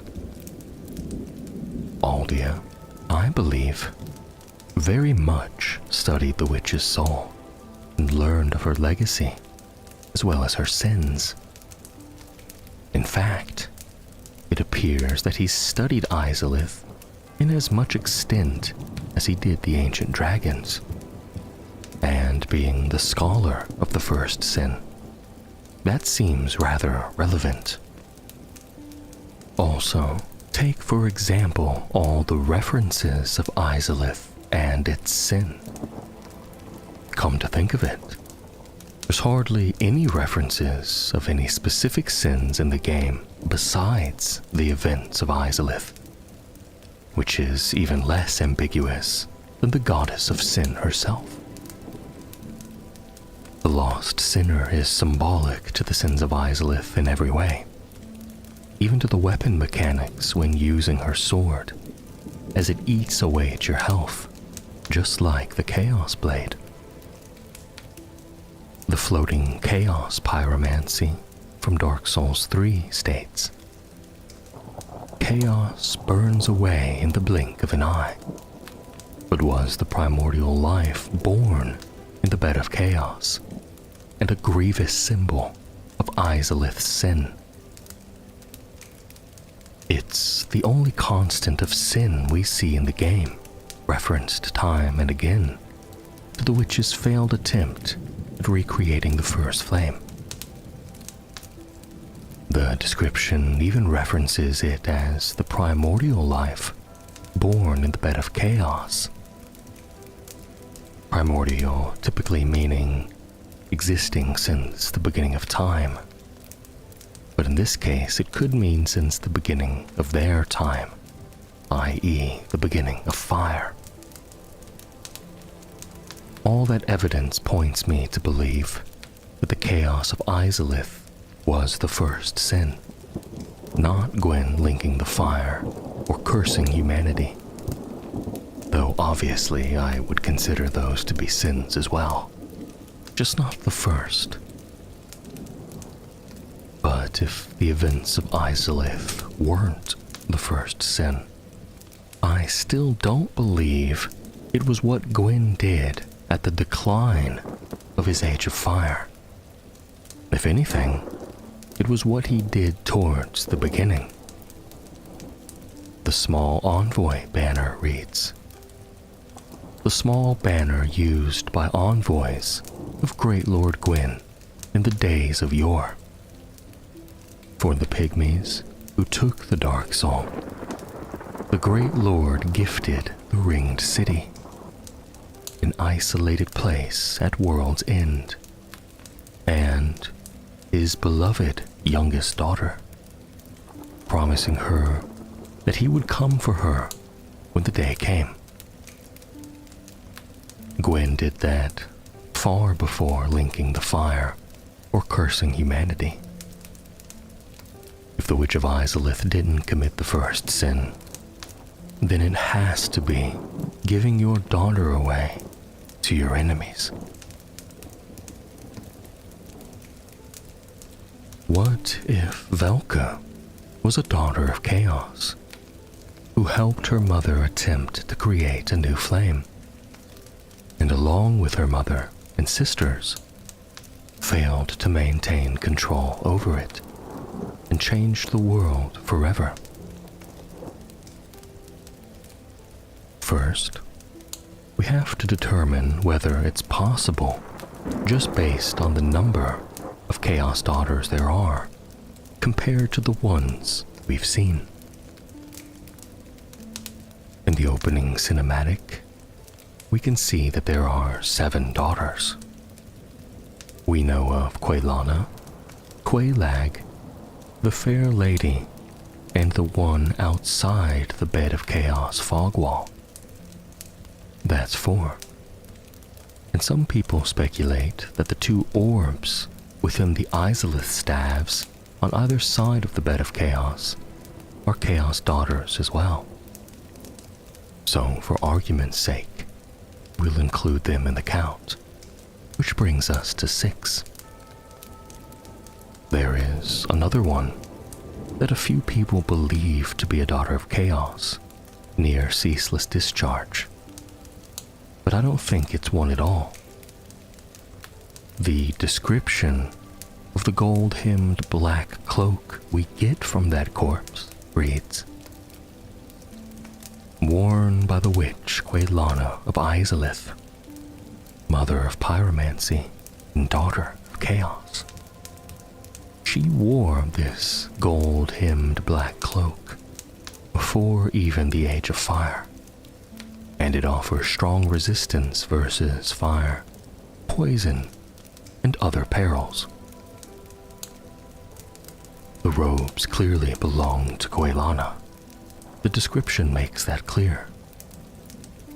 And for the matter of the corpse that they're on, well, I think Quelana vaguely explains it, as she is a self-professed liar. She tells the chosen undead that she abandoned her mother and sisters, and now roams around feigning ablution and pretending to seek answers. She is even flat out wrong when she tells us that all her sisters and mother were disfigured by the flame, as the one outside the Bed of Chaos is perceivably unscathed. So, in order to abandon her mother and sisters, Quelana placed her robes on someone else and used them to fake her own death. So, in our count of things, since the orbs could go either way, we have at least one Daughter of Chaos unaccounted for, and I believe it's Velka. For starters, we already know Velka is a witch, a rogue witch at that. The Vow of Silence miracle reads, secret rite of black-haired witch Velka prevents casting of magic within effect area. Velka, the goddess of sin, is a rogue deity, but she is versed in arts both new and old, and is considered to have a great range of influence, even as gods are concerned. There are a lot of interesting factors in this description, especially the fact that Velka is versed in arts both new and old. And from context, we can assume the art form spoken of is the magical arts. So, she's versed in both old and new magic. And we know that before pyromancy was invented, the Chaos Witches used flame sorceries. The Izalith Catalyst reads, Catalyst of the Witch of Izalith of long ago, when her daughters were still flame witches, before they were engulfed by the Chaos Flame. Before the birth of pyromancy, their wands were mediums for sorcery, but knowledge of this flame sorcery has long since vanished. It seems the witch and her daughters of chaos were the only ones to use the flame sorceries. So it may not just be a coincidence that Velka is versed in these old arts. It's also interesting that the point of Vow of Silence is to prevent spellcasters from casting, which would be fitting. Picture Velka standing among the ruins of Izalith after they lost control of the Flame of Chaos. Their civilization wiped out, her mother and several of her sisters disfigured, tortured. That's incredibly heavy. And one thing that has always been consistent in my theories about Velka is that you don't just become the goddess of sin because you claim it. It seems more of a brand than an honor. You don't know sin enough to preside over it without having stared sin in the face. So, she set out, determined to right her wrongs and punish the world for their sins. So, in that context, Vow of Silence makes a lot of sense. She'd have a distrust of magic, saw firsthand the horrors it could bestow upon the world. So she silences the sorcerers before they can sling destruction. The Ring of Sacrifice reads, "This mystical ring was created in a sacrificial rite of Velka, the goddess of sin.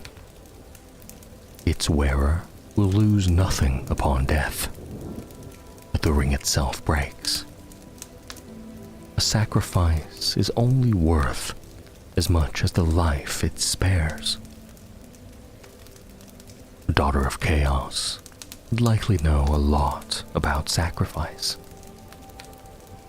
Velka would have vastly shifted her entire worldview, and a great example of this would be the differences between her talisman and the Izalith staff. Faith adjusts the power of the sorceries cast using the Izalith staff, but Velka's talisman draws upon one's intelligence to cast miracles. They're complete opposites, which was fitting, because faith alone wasn't enough to spare Izalith. A more cold and calculated intelligence was needed to judge the sins of the world. And blindly placing faith in the gods, or power without intelligence, proved to be catastrophic. Velka's other miracle is called Karmic Justice, which also seems appropriately titled, in reference to the punishments received by the witch and her daughters after the Flame of Chaos, and kind of points us in the direction that Velka has her sights aimed at. What's also interesting is that the only two talismans in the Dark Souls trilogy made from hair are from Velka and from the Fair Lady. It could be that witches had some sort of magical property within them, or more specifically in their hair, that made it possible. Because we also have the witch's locks, which make for a deadly whip. And not to mention the only references black hair at all in the game were either Velka or a Daughter of Chaos. Outside of talking about Velka or the Daughters of Chaos, hair color is rarely brought up at all. In fact, the only other references to it would be the talisman from the Fair Lady's hair, and the ivory locks that line Kieran's mask. Velka watched her home, her family become engulfed in flame. A civilization destroyed by the faith bestowed by the witch into her own Lord Soul. But when they failed, catastrophe spread across Izalith like a wildfire. Velka put her old life behind her and took on the mantle of Goddess of Sin under the weight of her heavy burden, to scour the world and rid it of sin in an attempt to prevent further cataclysms across the land. Izalith set the reference for sin, and Velka would prevent it at all costs, but was also quick to absolve those who wished to turn from their sin just as she had. With her home in ruin, her family destroyed, and her new burden to carry, she was pulled into a dark, cold, and very gentle place, the Painted World, where she would preside over the forlorn, whose lives too may have been displaced by sin. In the Age of Ancients, the world was unformed, shrouded by fog. A land of grey crags, arched trees, and everlasting dragons. Then, from the dark they came, and found the souls of lords within the flame. Seath the Scaleless betrayed his own, and the dragons were no more. Thus began the Age of Fire. But soon, the flames will fade, and only dark will remain. There has been a vicious cycle portrayed through Dark Souls, revolving around the linking of the flame, thus keeping Lord Gwyn's Age of Fire alive. But is that the cycle the world is meant to repeat, or is there another? What do we know of the beginning of the world in the Dark Souls universe? We don't really know too much. We know a little about the Age of Ancients, but does that necessarily mean the beginning of the world? The only thing we have to reference the beginning is the primordial serpents. Primordial meaning existing at or from the beginning of time. We know Frampt, friend to Lord Gwyn, who encouraged the linking of the fire. Then there is Koth, who advertises against linking it. These are the only two primordial serpents we know by name. But if we choose the dark ending in Dark Souls 1, we see that there are in fact more than just two primordial serpents. Though I would assume Frampt and Koth to be the leaders of their ideological affiliations. Good, bad, light, dark, life and death. Either one could represent each of these things, depending on whose side you take. So, by the look of things, time has gone, or intended to go, as follows. The Age of Ancients, the Age of Fire, the Age of Dark. But then what? A perpetual world of nothingness? No, I do not believe that to be the case.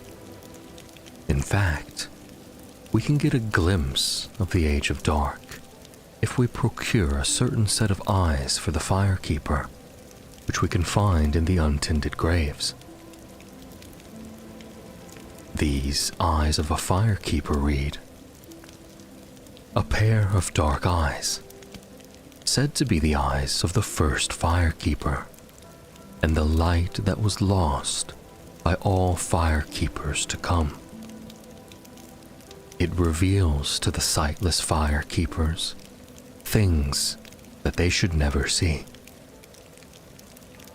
This will again spark more debate on the very nature of the untended graves. whether it shows us the past, future, or a parallel dimension. Upon learning these eyes we find belonged to the very first Firekeeper, certainly will make us think of the past. Though, as we will hear more shortly, the dialogue we get from them speaks of the Age of Dark, which should be next in our timeline. So then we think future.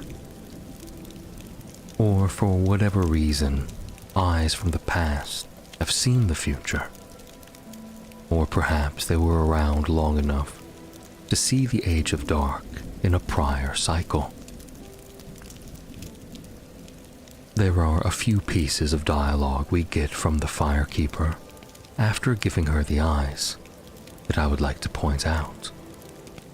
She first says, "These will reveal, through a sliver of light, frightful images of betrayal. A world without fire. Ashen One, is this truly thy wish?" A world without fire would be considered the Age of Dark, which I've already mentioned the eyes bring vision of. But now, we are shown how to accomplish this by not linking the fire, which would seem like the obvious effect anyway. It is also considered to be a betrayal to not link the flame, but a betrayal of whom or what? This world? Its people? It is easy to connect light with good and dark with bad. But again, these things all rely on your affiliation with them. The Age of Dark isn't necessarily a bad or evil thing, and continuing to link the flame isn't necessarily a good thing. These things are both good and bad, righteous and evil, depending on which side of things you stand on. But like I said, without a complete understanding of events and their consequences, it is very easy to just assume that light stands for good. In most other things, it typically does. So, I think it has been burned into the minds of so many people who inhabit this land that linking the fire is a good thing, whether or not they know it could be potentially deterring the flow of time itself. That is why I think it is referenced as a betrayal. To further the proof that letting the flame die out by not linking it is a betrayal, here is another piece of dialogue from the Firekeeper. She says, "Of course, I serve thee, and will do as thou bidst. This will be our private affair. No one else may know of this. Stay thy path, find lords to link the fire, and I will blindly tend to the flame until the day of thy grand betrayal." And the next bit of dialogue we get from her, after deciding on a world without fire. "Ashen One, forgive me if this soundeth strange. The eyes show a world without fire, a vast stretch of darkness. But 'tis different to what is seen when stripped of vision. In the far distance, I sense the presence of tiny flames, like precious embers left to us by past lords, linkers of the fire.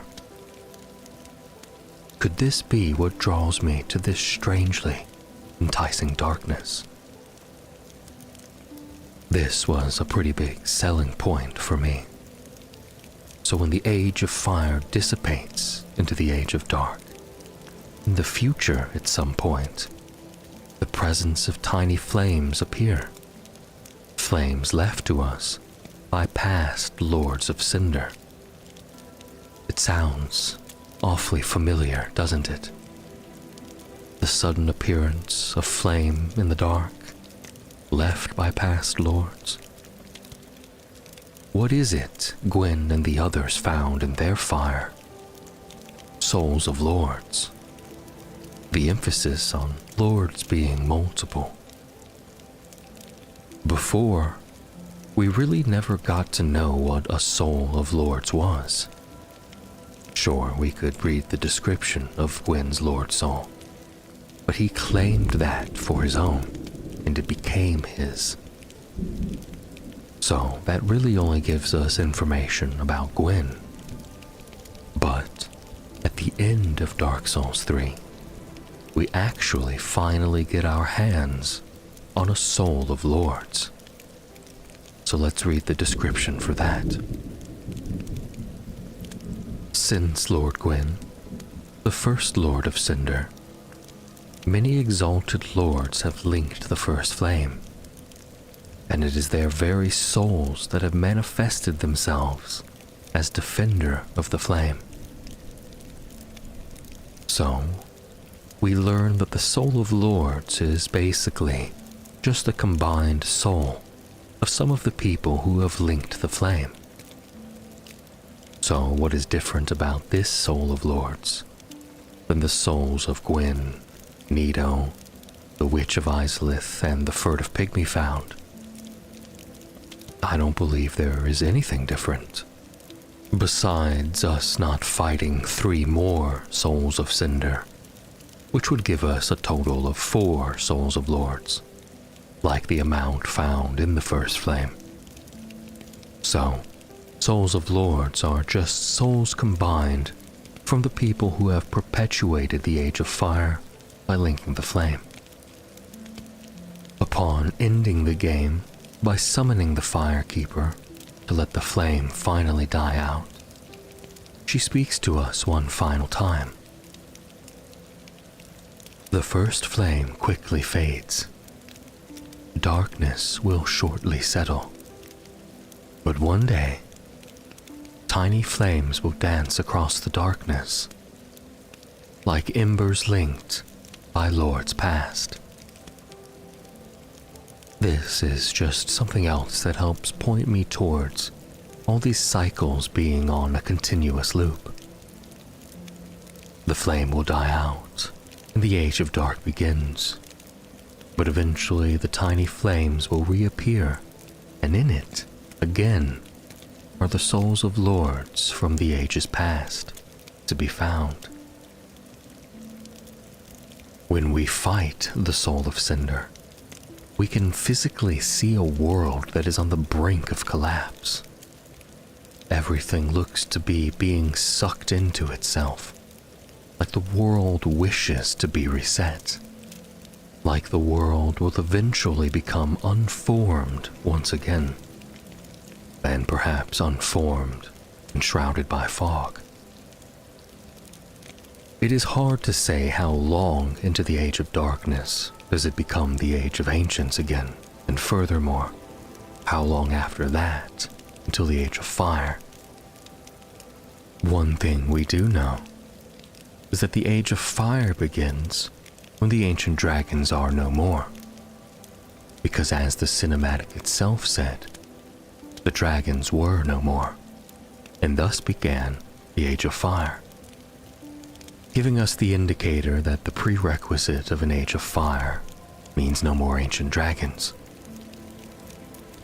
Though I don't believe having a straggler or 2 means that the ancient dragons are still a thing. Because we do find, presumably, the last ancient dragon in Ash Lake.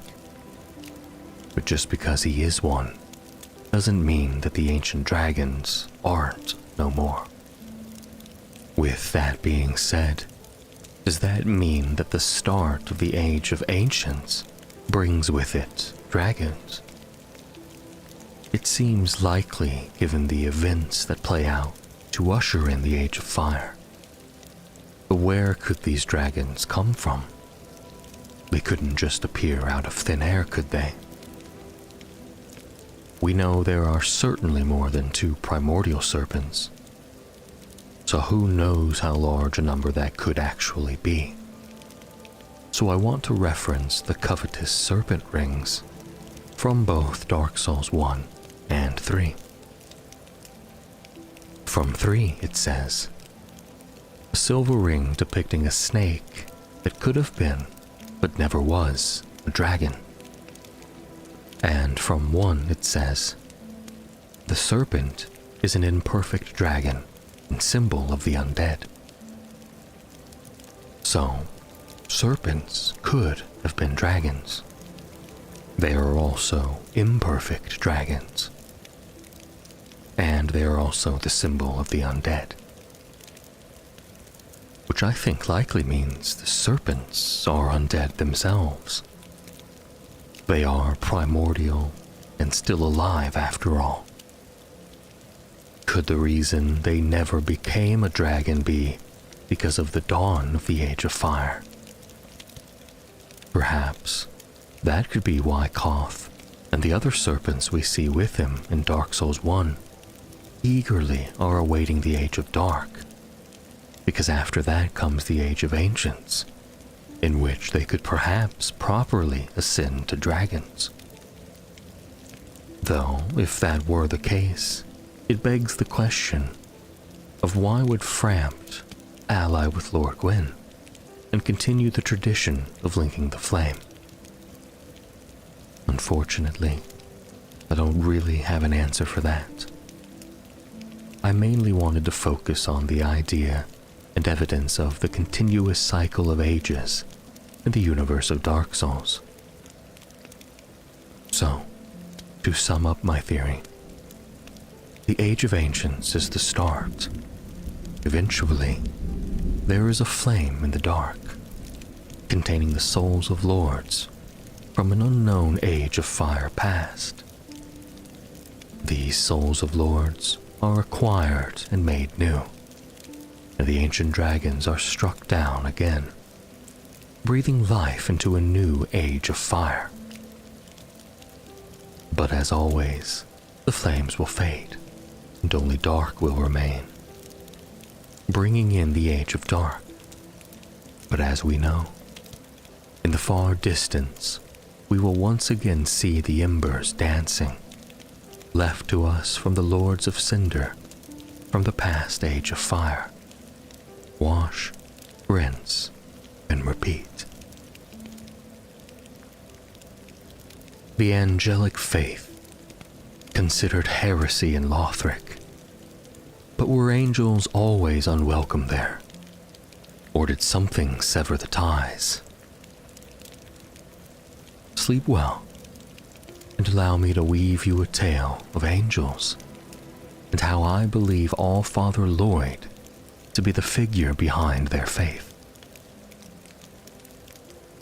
We clearly see that the Winged Knights had a disagreement with Lothric, likely due to their faith being considered heresy, and the fact that the herald of their faith, Gertrude, was imprisoned high above in the Grand Archives.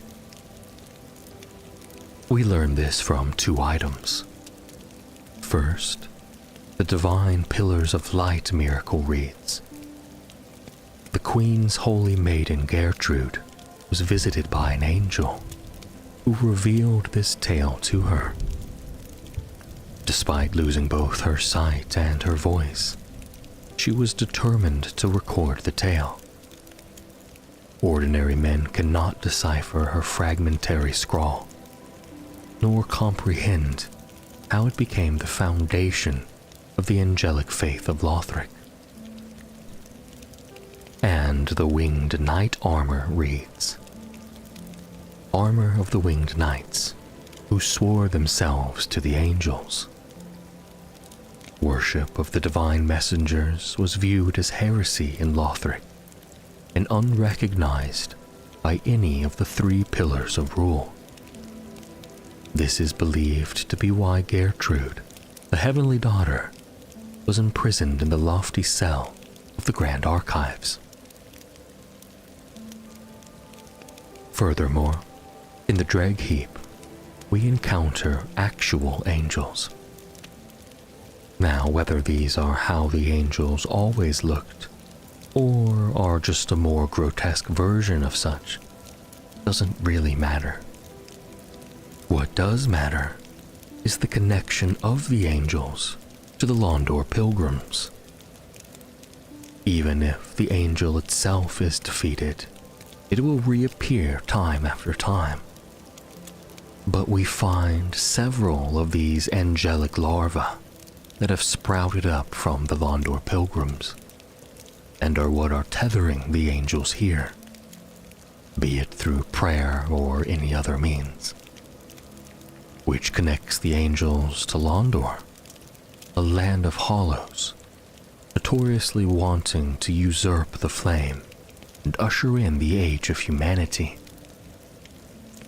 Now there are ties to the angels and the Lothric family, such as the feathers we see everywhere in Prince Lothric's room, and the association with Rosaria's man-grubs, casting feathered spells from their staves, and the lone man-grub near Gertrude's cage.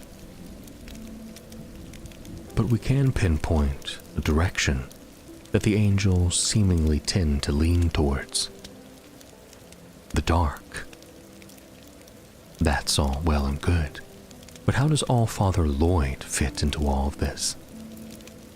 Well, let's start with what we know about Lloyd from Dark Souls 1. The white seance ring description reads: a divine ring entrusted to the head bishop of the Way of White, and apostle to Allfather Lloyd, uncle to Lord Gwyn. The Way of White was a religion that was dedicated to preserving the Age of Fire. Its head bishop was an apostle to Allfather Lloyd, which likely means Lloyd was the founder of the Way of White, further evidenced by Lloyd's talisman and the cleric armor.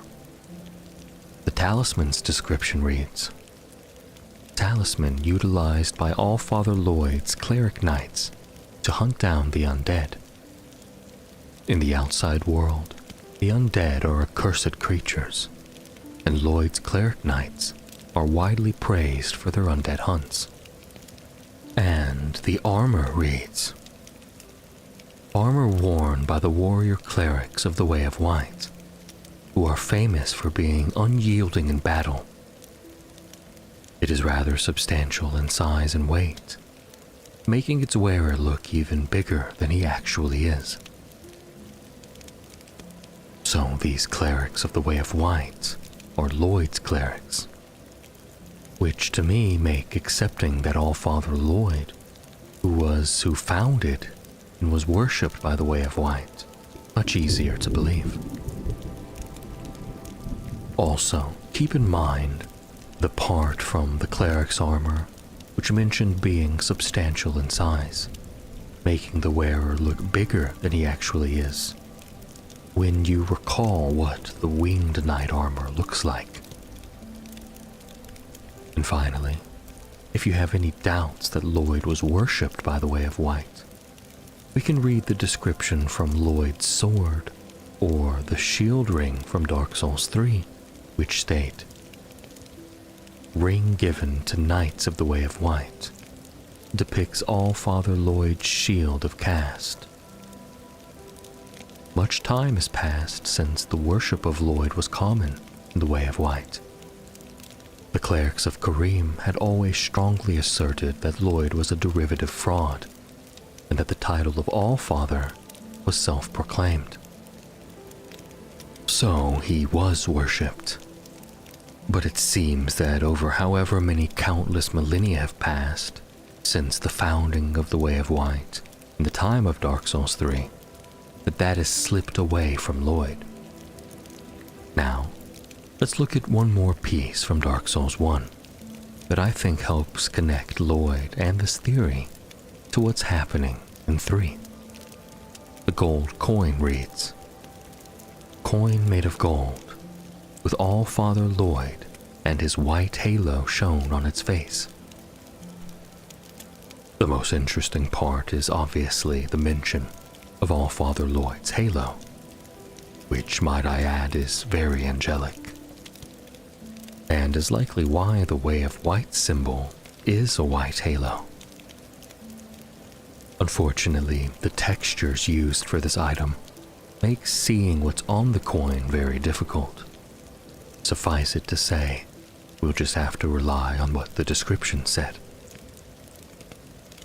Now, by the time Dark Souls 3 takes place, the gold coin is still around, albeit a bit rusted, and its description has changed a bit, but I think it helps make sense of what happened to Lloyd. The rusted gold coin reads, "A rusty old gold coin that surely has no currency. A rich man lost his fortune, but it returned to him twenfold. He was swift to squander his retrieved fortune, smugly confident that it was bound to double once again.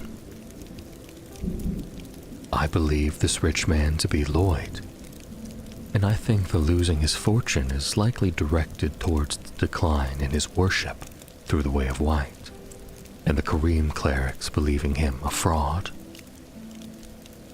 Or his fortune being returned double-fold is when he started the Way of White, and the squandering of it would be his decline in fortune, and then he would always be seen looking for a way to double it again." Also, an interesting point is that we can see the face of this coin quite well, and it very clearly depicts an angelic figure. So the ties to angels and Lloyd are already quite strong. But what does it mean? I think Lloyd was an angel, perhaps even the first.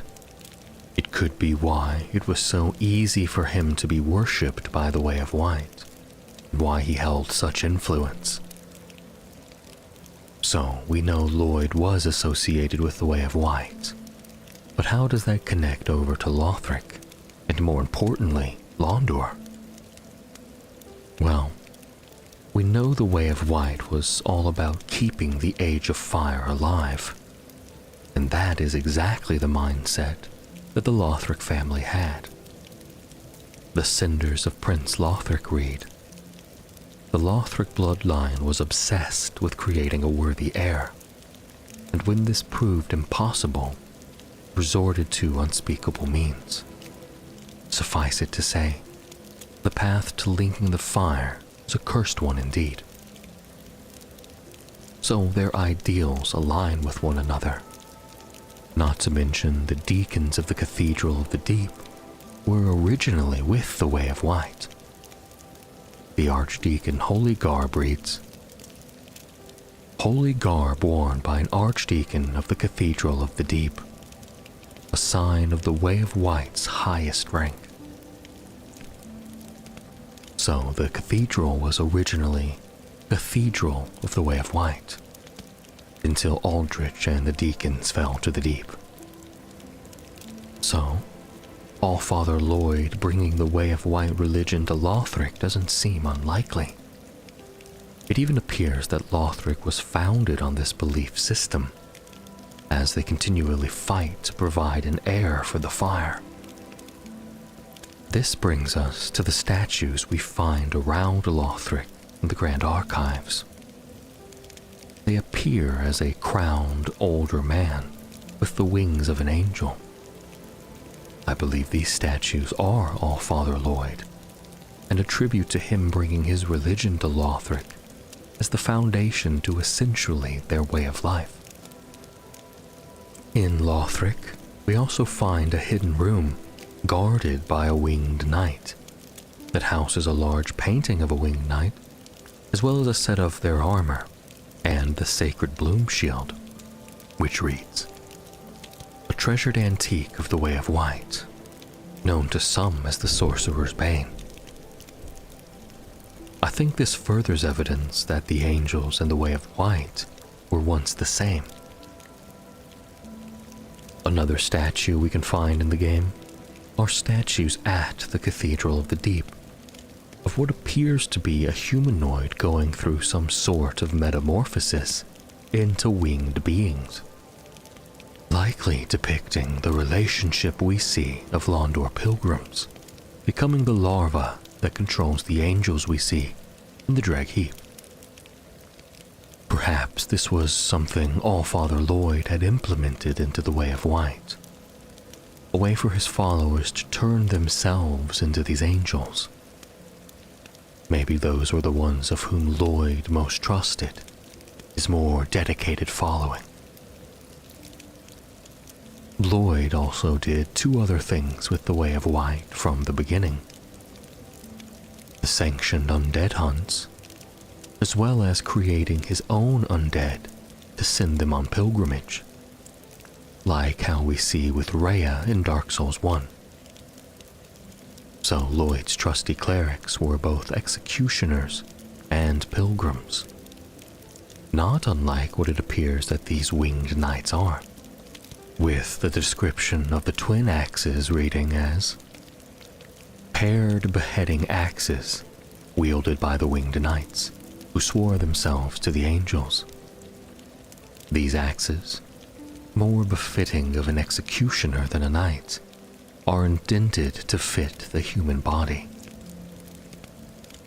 Executioners with armor rather substantial in size, making its wearer appear larger than he really is. And of course the pilgrims from the Way of White back in the day, out seeking the rites of kindling, are similar to the pilgrims from Londor who seek an age of man. But those are two opposite ideals. How could they have both come from Allfather Lloyd? Well, we know a little about how Lloyd is painted in some of the item descriptions we've read so far. That he could have been a fraud, squandering his fortune, looking out for only how to ascend himself back into worship and power. If the Way of White abandoned him, why would he not seek to attain the same level of worship elsewhere, and or to enact his revenge? The Undead Hunter charm reads, used long ago by Lloyd's cleric knights on their undead hunts. Although Allfather Lloyd is long forgotten by the Way of White, his hunts have lived on. Again confirming Lloyd being forgotten by the Way of White. But it was also interesting to me how the Undead Hunter charm appeared. A rounded object, encompassed by what appears to be some sort of metal and chains fastened on either side, perhaps to chain to something. Not completely unlike the objects we see chained to the backs of the Londor pilgrims, of which we know can become ascended in some relation to an angel.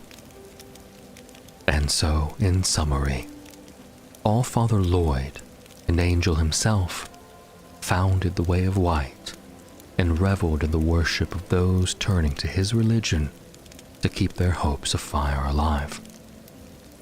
But one day, he would be forgotten by the very faith he founded and labeled a fraud. In hopes of regaining adoration and power, he appeared in all his angelic grace to Gertrude, and thus the angelic faith was born, opposed to the very religion that turned their back on him. The painted world of Ariandel, and presumably Ariamis, and any paintings that may have come before, have long mirrored the outside world in many ways. The world within the paintings has cycles, just like the outside world. But instead of trembling at change, as Gwyn and the gods did, the denizens of the painting embrace it, for the sake of the world that comes next. In the outside world, the fire fades, but has long been continuously rekindled, so that the age of fire doesn't die. But within the painting, the fire expands to consume the world so it can be made anew. When we meet Slave Knight Gale in the Cleansing Chapel, which, as a side note, is actually an interesting name, as we can assume he is praying to the goddess Velka, as she is the mother of the Forlorn, and it is called the Cleansing Chapel, similar to how the statue of Velka herself cleanses those afflicted with a curse. Gale asks us to show his lady, the painter, flame, so that it can burn the rot away, and she can create a new painted world.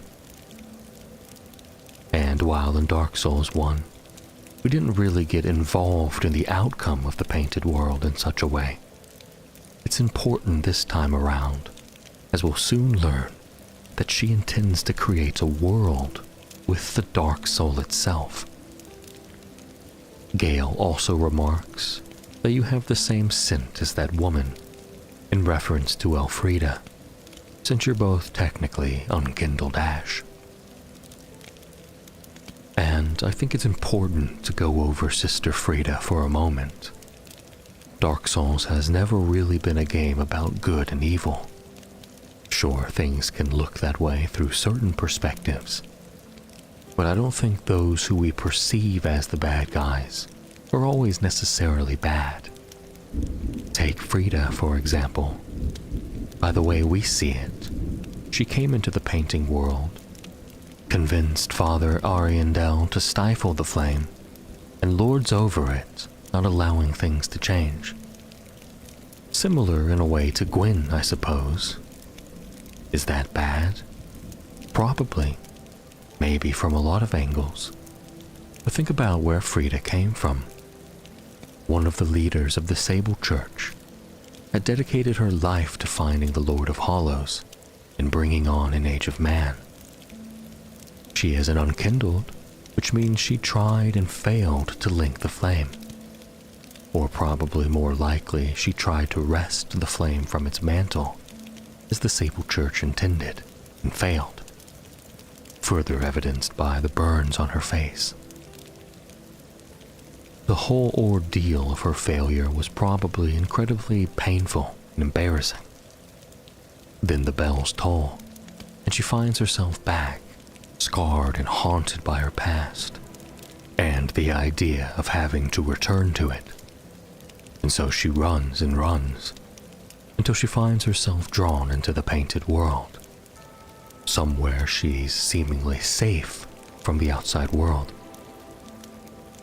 She convinces the father to hide the flame away, so now she doesn't have to worry about her responsibilities in the outside world, or about being burned alive again, since she basically outlawed the flame here. So again, was what she did bad? Maybe. But it seems apparent to say she didn't do it to be bad, or as some grand evil design. She, like a lot of characters in this world, are simply scarred and haunted by their pasts, and the fact that basically most things want you dead. So they do whatever they believe necessary to hide themselves from that torture and fear. And I know this was all a little off topic, but I've ruminated on that idea a lot lately, about there not necessarily being a good and evil in Dark Souls, and felt using an example of Sister Frida was at least in context with this video. Once we free the painter and defeat Frida, the world sets ablaze, and the painter waits for Gale to return to her with the pigment for her next world, the Dark Soul of Man, of which she says will be a cold, dark, and very gentle place. This description, I believe, is indicative of the true haven of humanity it will be. Cold and dark seems to imply the absence of flame, the one thing that has dictated all of life since the beginning. And to live within a world free of it would be quite freeing indeed.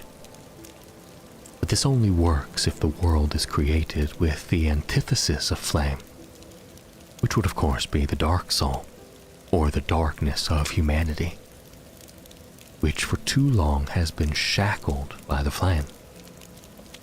also a cold, dark, and gentle place quite accurately describes the dark soul, right?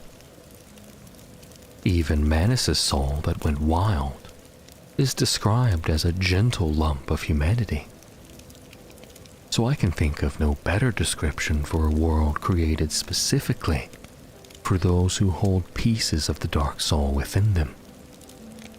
And this was what was being fought for, and was worth being fought for. Gale was a slave knight, used in the war against the ancient dragons, and the slave knights have been around since the dawn of the Ringed City, has been under the oppression of fire for likely as long as he can remember. But he serves a new purpose now, to help create a world free of binding, probably even more so than a true age of darkness would be. So he sets out to bring the dark soul to his lady. But ultimately, we know he would fail, because we learn that the blood of the dark soul has long dried up and could never be used as a pigment for painting.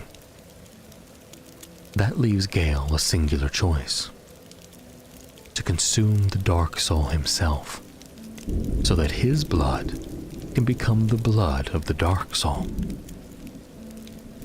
though he knows he'll be corrupted by it. So he leads the unkindled one through the Ringed City, knowing that they're the only one left that possesses the strength to kill him once he becomes uncontrollable and more powerful than ever. Then they meet at the ends of the world in time, atop a sea of ash, and the fate of the dark soul and humanity hangs in the balance. After the unkindled defeats Gale, they take the blood of the dark soul to the painter to create the next painted world, a truer home for humanity than ever before. But without Gale, all of this fails. Without his sacrifice, his knowledge of things that are and things that are to come, there would be no pigment, no new painting. Despite all that he had lived through, and perhaps all that he deserved, he made a sacrifice, not unlike Lord Gwyn, to make a better life for his people. But of course, in the context of our perspective of the world, Gale's sacrifice was for the better, while Gwyn's was for the worst. But all that begs is the endless debate of good and evil, and how it can continue to exist in that world. But it matters not, I think. Dark Souls becomes largely about the story of the individual and their journey and fight. Not always for themselves, but for their families, their people, their religion, or the will of the individual. It's all about the collective tragedies of those who exist in this world. As the Pursuer's description says, the will feels envy, or perhaps love, and despite the inevitably trite and tragic ending, the will sees no alternative and is driven madly towards its target. In our travels as the Unkindled Ash, we meet Gundyr twice. Once at the beginning of our journey, and later on in the past. After the bells toll and the Unkindled Ash rise from their grave, they are awaited by the former champion, now judge. Udix Gundyr bars the path to Firelink Shrine, the coiled sword binding him to measure the worth of the would-be chosen Ash. The coiled sword that leaves Udix Gundyr impaled reads, "This sword is bequeathed to chosen Ash, as judged by the Udix, who awaits the arrival of Ash as a scabbard." This makes sense in the grand scheme of things, obviously.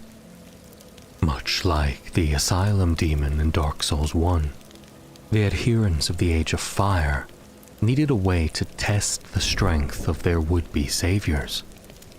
But who was Gundyr before he became the scabbard, awaiting the judgment of Ash?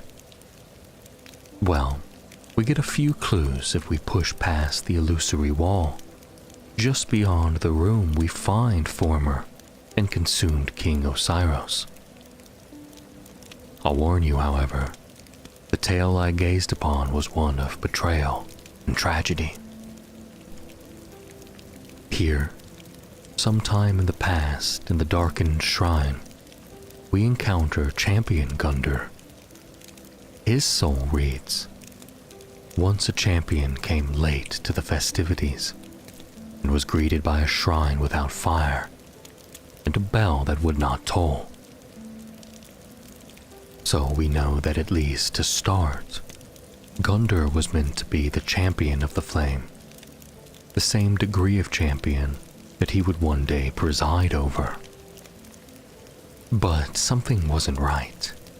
The shrine was without fire, and the bells were silent. We get a bit more of the puzzle if we read the Estus ring, which is found within the tower of Firelink Shrine, where the bodies of firekeepers are placed for their eternal rest. The ring reads, this ring was entrusted to a certain firekeeper, but in the end, she never met her champion, and the ensuing tragic farce became a favorite tale of the masses. This makes the most sense from what we know to be Champion Gundyr, who arrived late to the shrine to find nothing, including his firekeeper. Now, the idea of this tale being a farce is important. A farce is typically defined as a comedic or dramatic work, often using crude characterizations and improbable situations in the theater setting. But it can also mean a sham, travesty, or a pretense. I believe this pretense was set in motion by the Lothric royal family.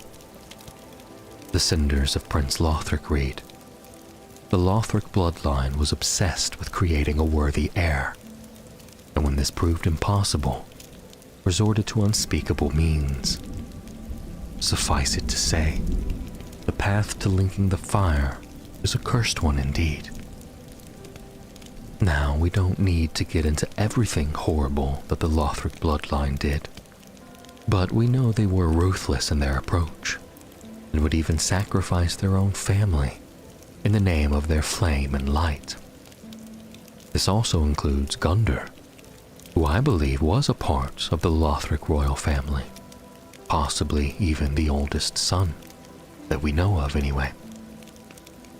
The description of Gundyr's helmet reads, ancient helm of a set of cast iron armor belonging to Champion Gundyr, modeled after a former king.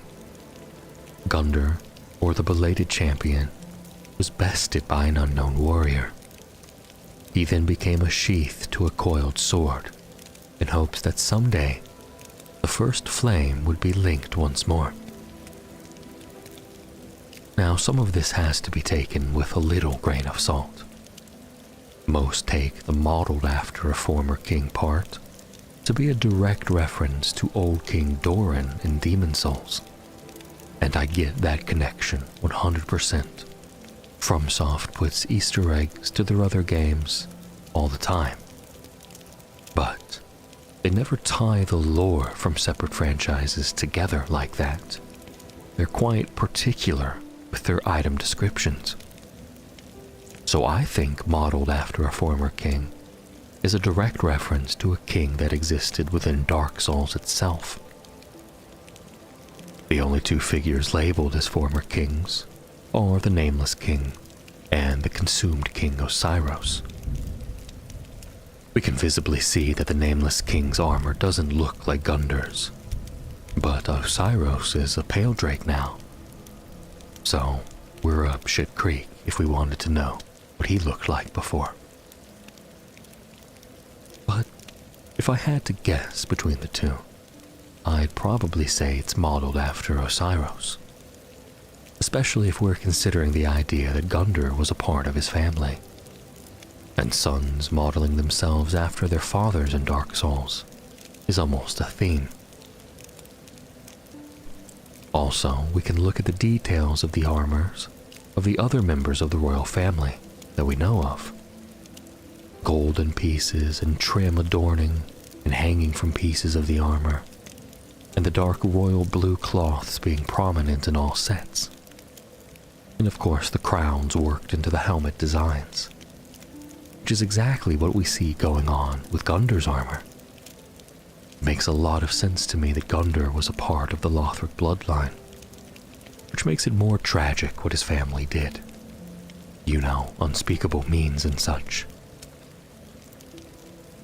So the farce, then, was the fact that the royal family was setting Gundyr up the whole time, filling his head with delusions of grandeur, how he would be the champion to the flame and save the world, etc., etc.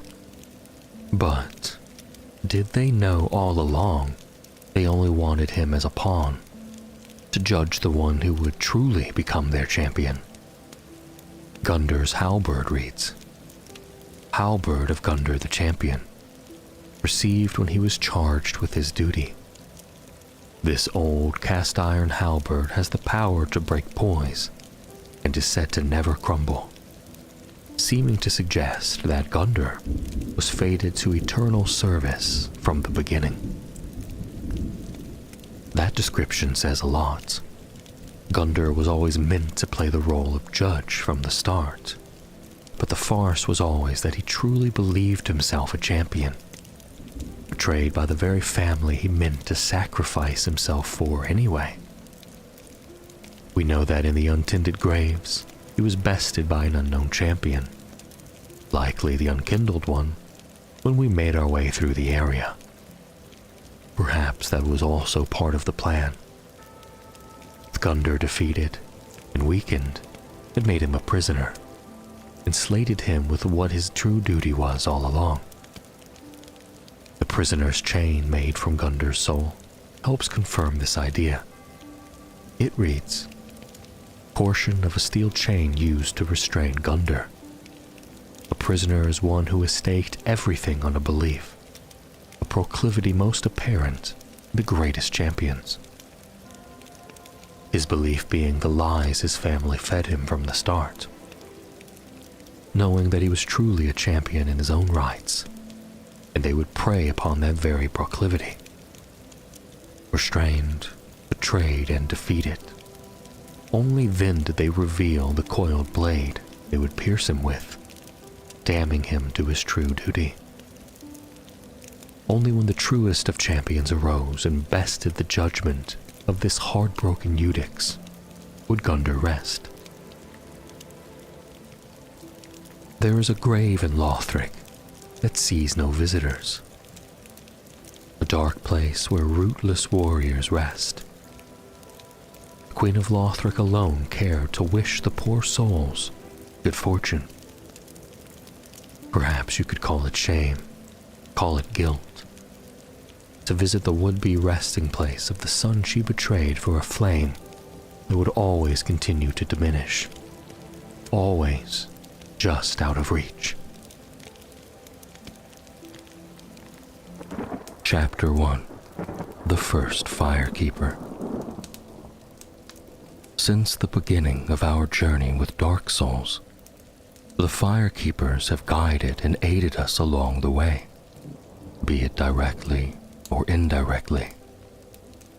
But we've seen fundamental changes of how the Firekeepers perform their duty. From Firekeepers being corporeal manifestations of their bonfires, and thus keeping the flame alive so that we may use its strength to grow, to a Firekeeper who waits for her champion beside a bonfire that has long been extinguished. These curiosities beg questions, but perhaps before we answer those questions, it's more important to answer who or what came before, to answer who was the first firekeeper. A firekeeper's sight is the topic of uncertainty, no doubt, but it is important when discussing the first firekeeper, which I'll explain more about later. For now, let me unravel, the best that I can, the reason for the differences between the firekeepers of Lordran and the firekeepers of Dark Souls 3. The key difference being their blindness.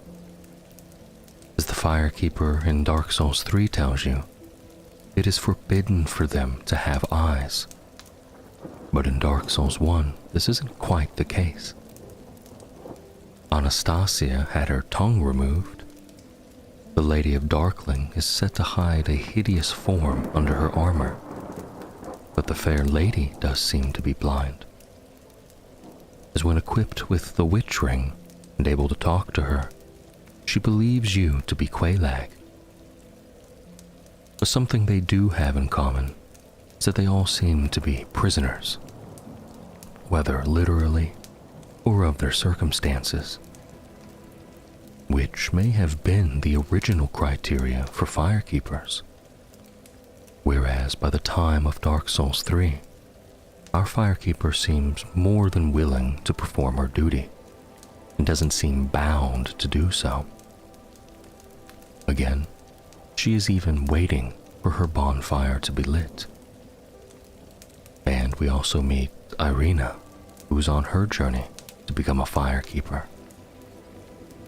Even though Ludleth does suggest that just like the Unkindled, the firekeeper is a prisoner, but the main difference between the two sets is that we see now that they are forbidden to have eyes, as the eyes of the first firekeeper found within the untended grave state that the eyes contain the light that was lost by all firekeepers to come, and would otherwise reveal to them things they should never see, and is probably why they at least seem less imprisoned, as removing their eyes would likely remove the odds of them abandoning their posts or the flame.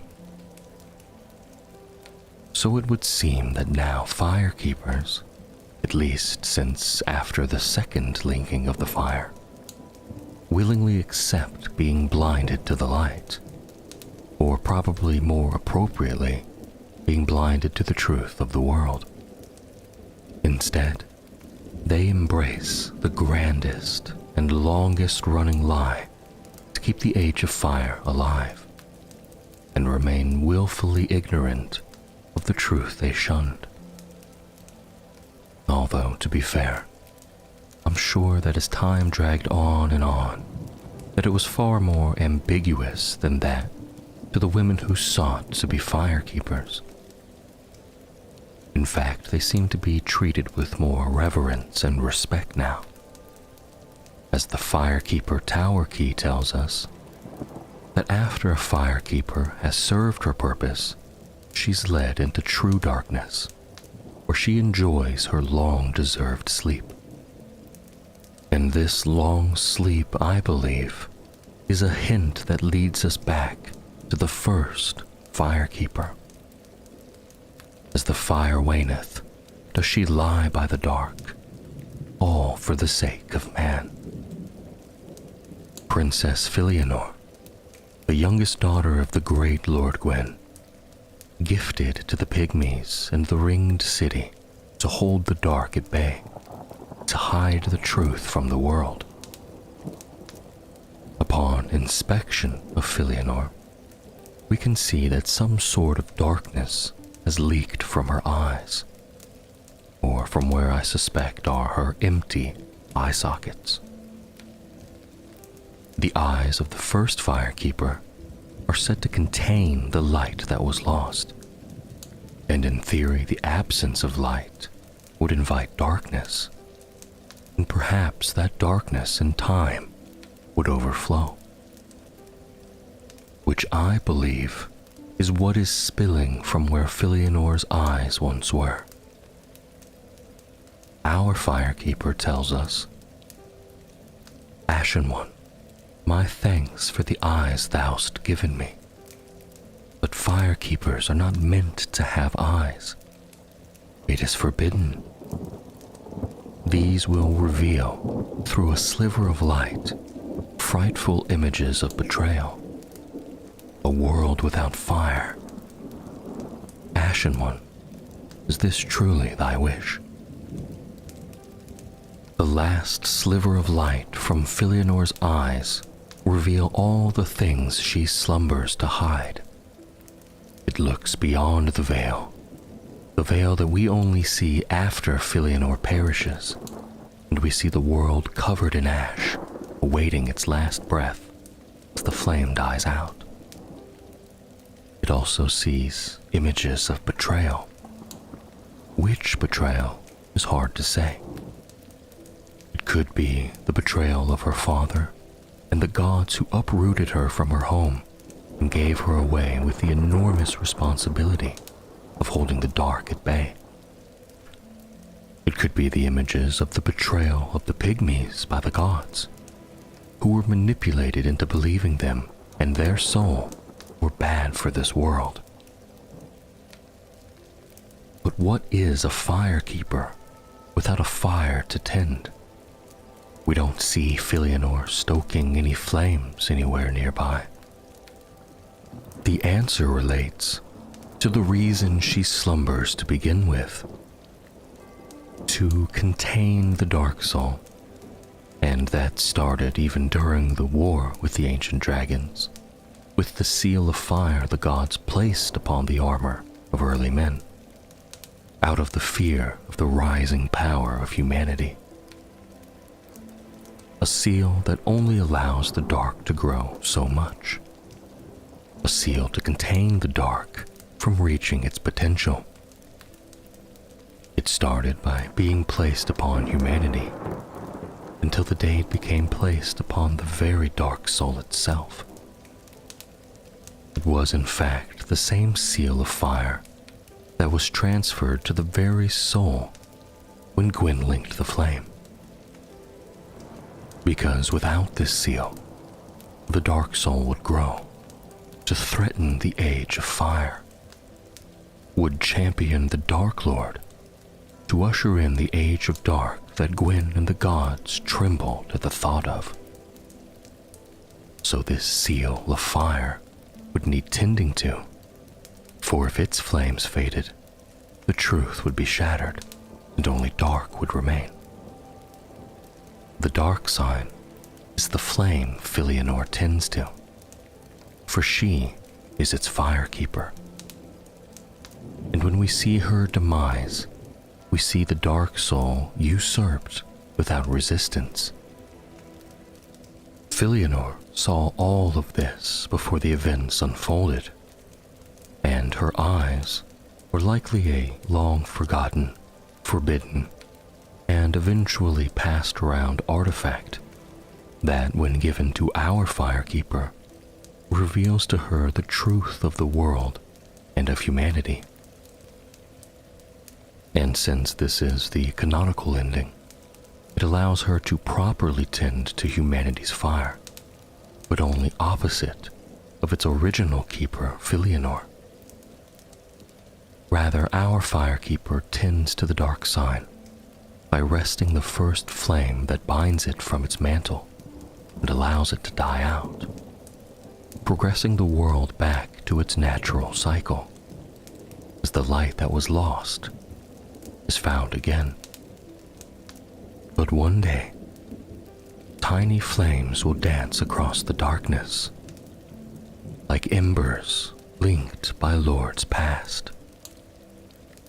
If you are enjoying this content and want to support the channel even further, consider checking out my Patreon.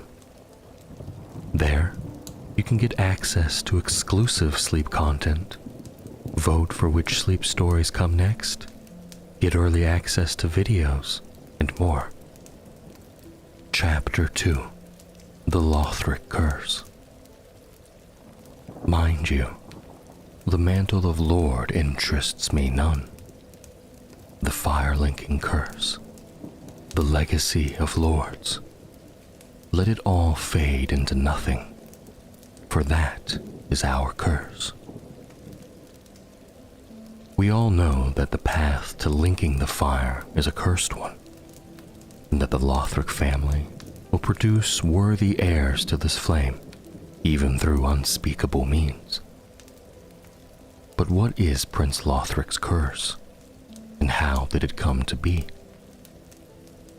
While we exclusively find the pus of man within the kingdom of Lothric, it's unclear exactly what they are.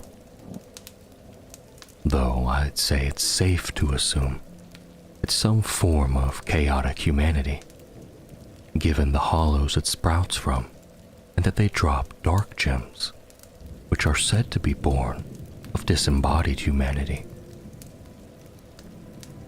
The gods and their associates are certainly no strangers to experimentation, whether to extend their life, legacy, or kingdom.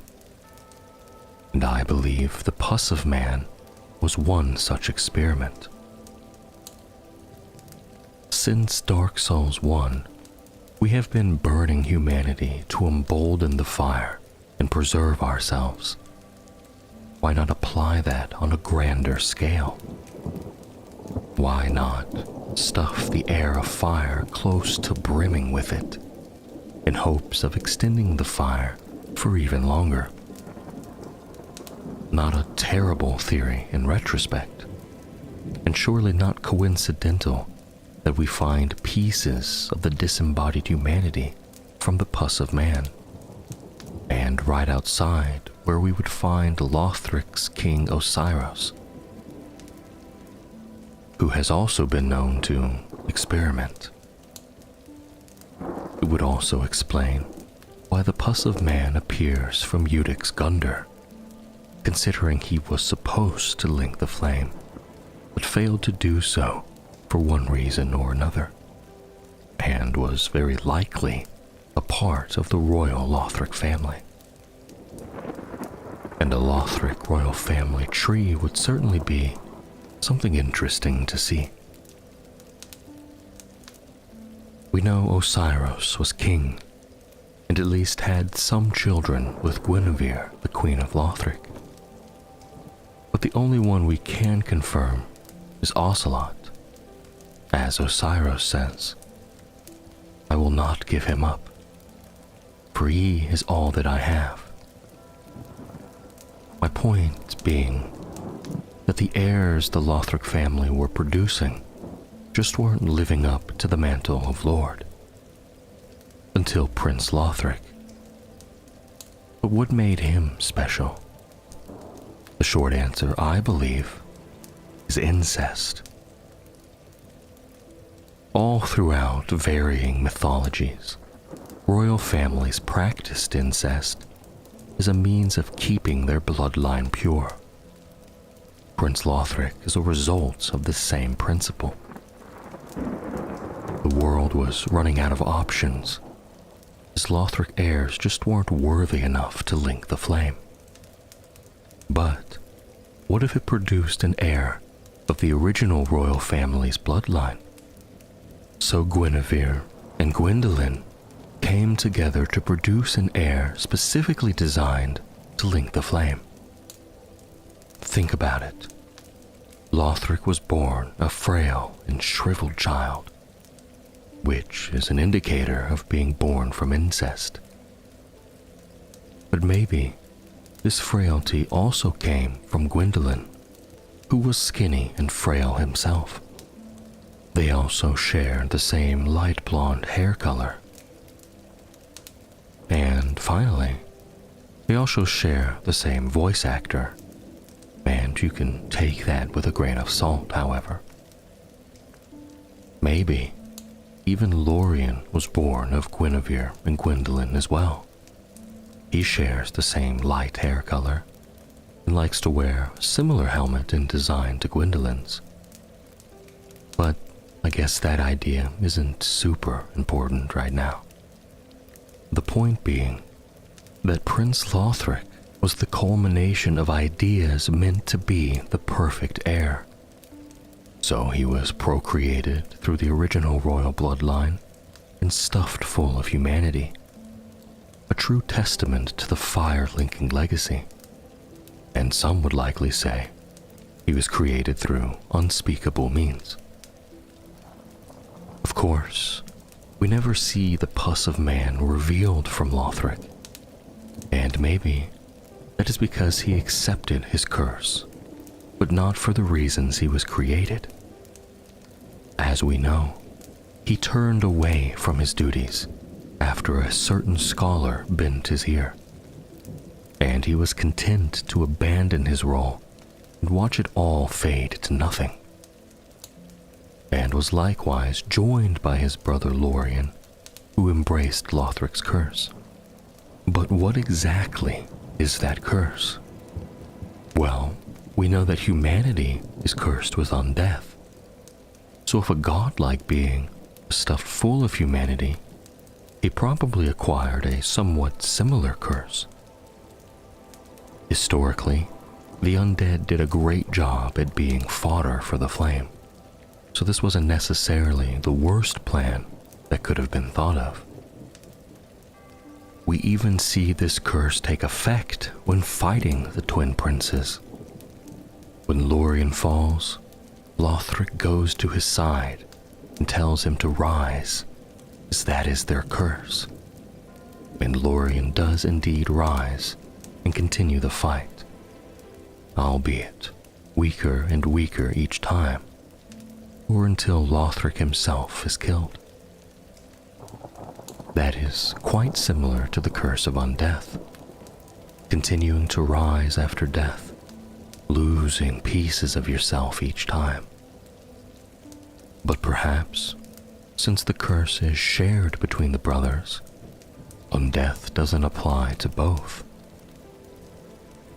And that idea might also be seen between the two wyverns perched on either side of Lothric Castle, both inflicted by the pus of man, but when one dies, so too does the other.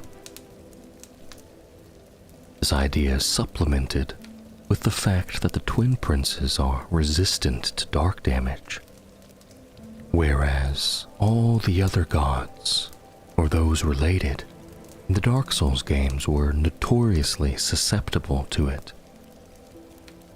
Prince Lothric is even sympathetic of the Unkindled's mission or expectations, since they really do have a lot in common.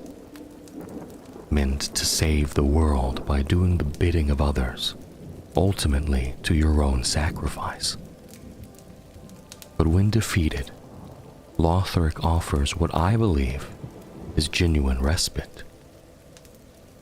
This spot marks our grave, but you may rest here too, if you like.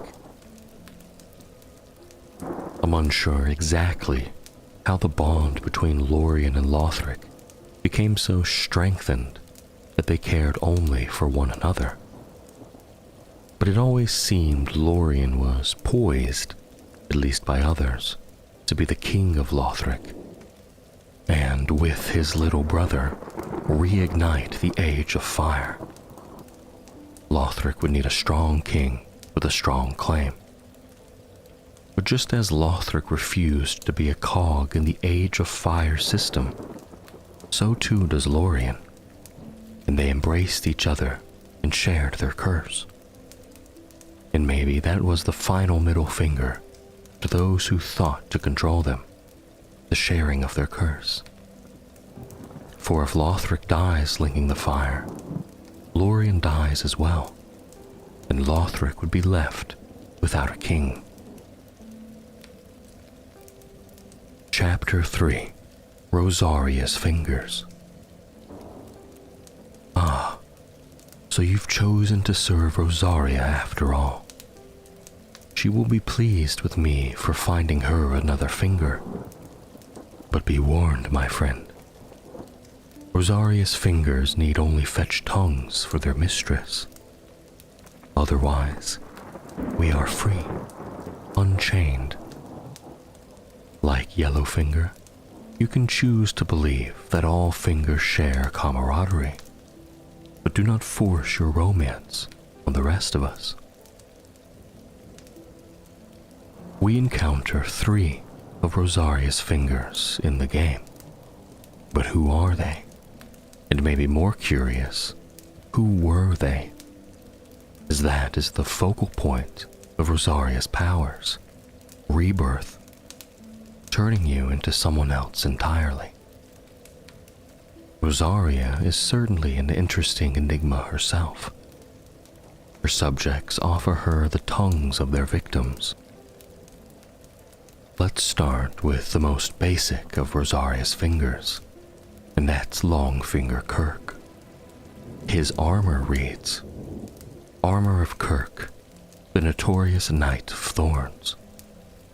A dense patch of thorns grows from its surface, a fitting item for the murderous Kirk, for even the simple act of rolling can damage enemies when wearing this attire, which is almost verbatim to his armor description in Dark Souls 1. And to be honest, I don't think there's anything particularly special about this guy, as it's likely the same notorious person from way back when he was serving the fair lady. Or I suppose it could be somebody who found his armor and was rebirthed as Kirk. But I don't think the distinction is all that important, because we don't really get anything else that looks further into who Kirk was. Next is Yellowfinger Hazel. Which finger is considered the yellow one, I wondered. I have no idea. It's incredibly obvious the connection Hazel has with Ulasil before even reading the descriptions. But we'll read the one for her crown nonetheless. It states, crown made in imitation of a divine creature of Ulasil, land of ancient golden sorceries. Xanthus clothing is the mark of a researcher of lost sorceries, and the oversized crown is emblematic of their work. Such a curious pursuit is surely nothing to be ashamed of. Of course, the crown being the imitation of the mushroom of Ulasil, and I would assume namely Elizabeth. She seemed to be the closest to Dusk, who was the princess of Ulasil. So if the mushrooms had leaders, Elizabeth probably fit the bill for that, and the one of whom the Xanthus crown imitates. Now, I've always thought that Farron's Legion, or at the very least the idea behind it, began in Ulasil. They were the first land to fall to the abyss, and really the only named land that we know of. Sure, there is New Londo, but they willingly embraced it.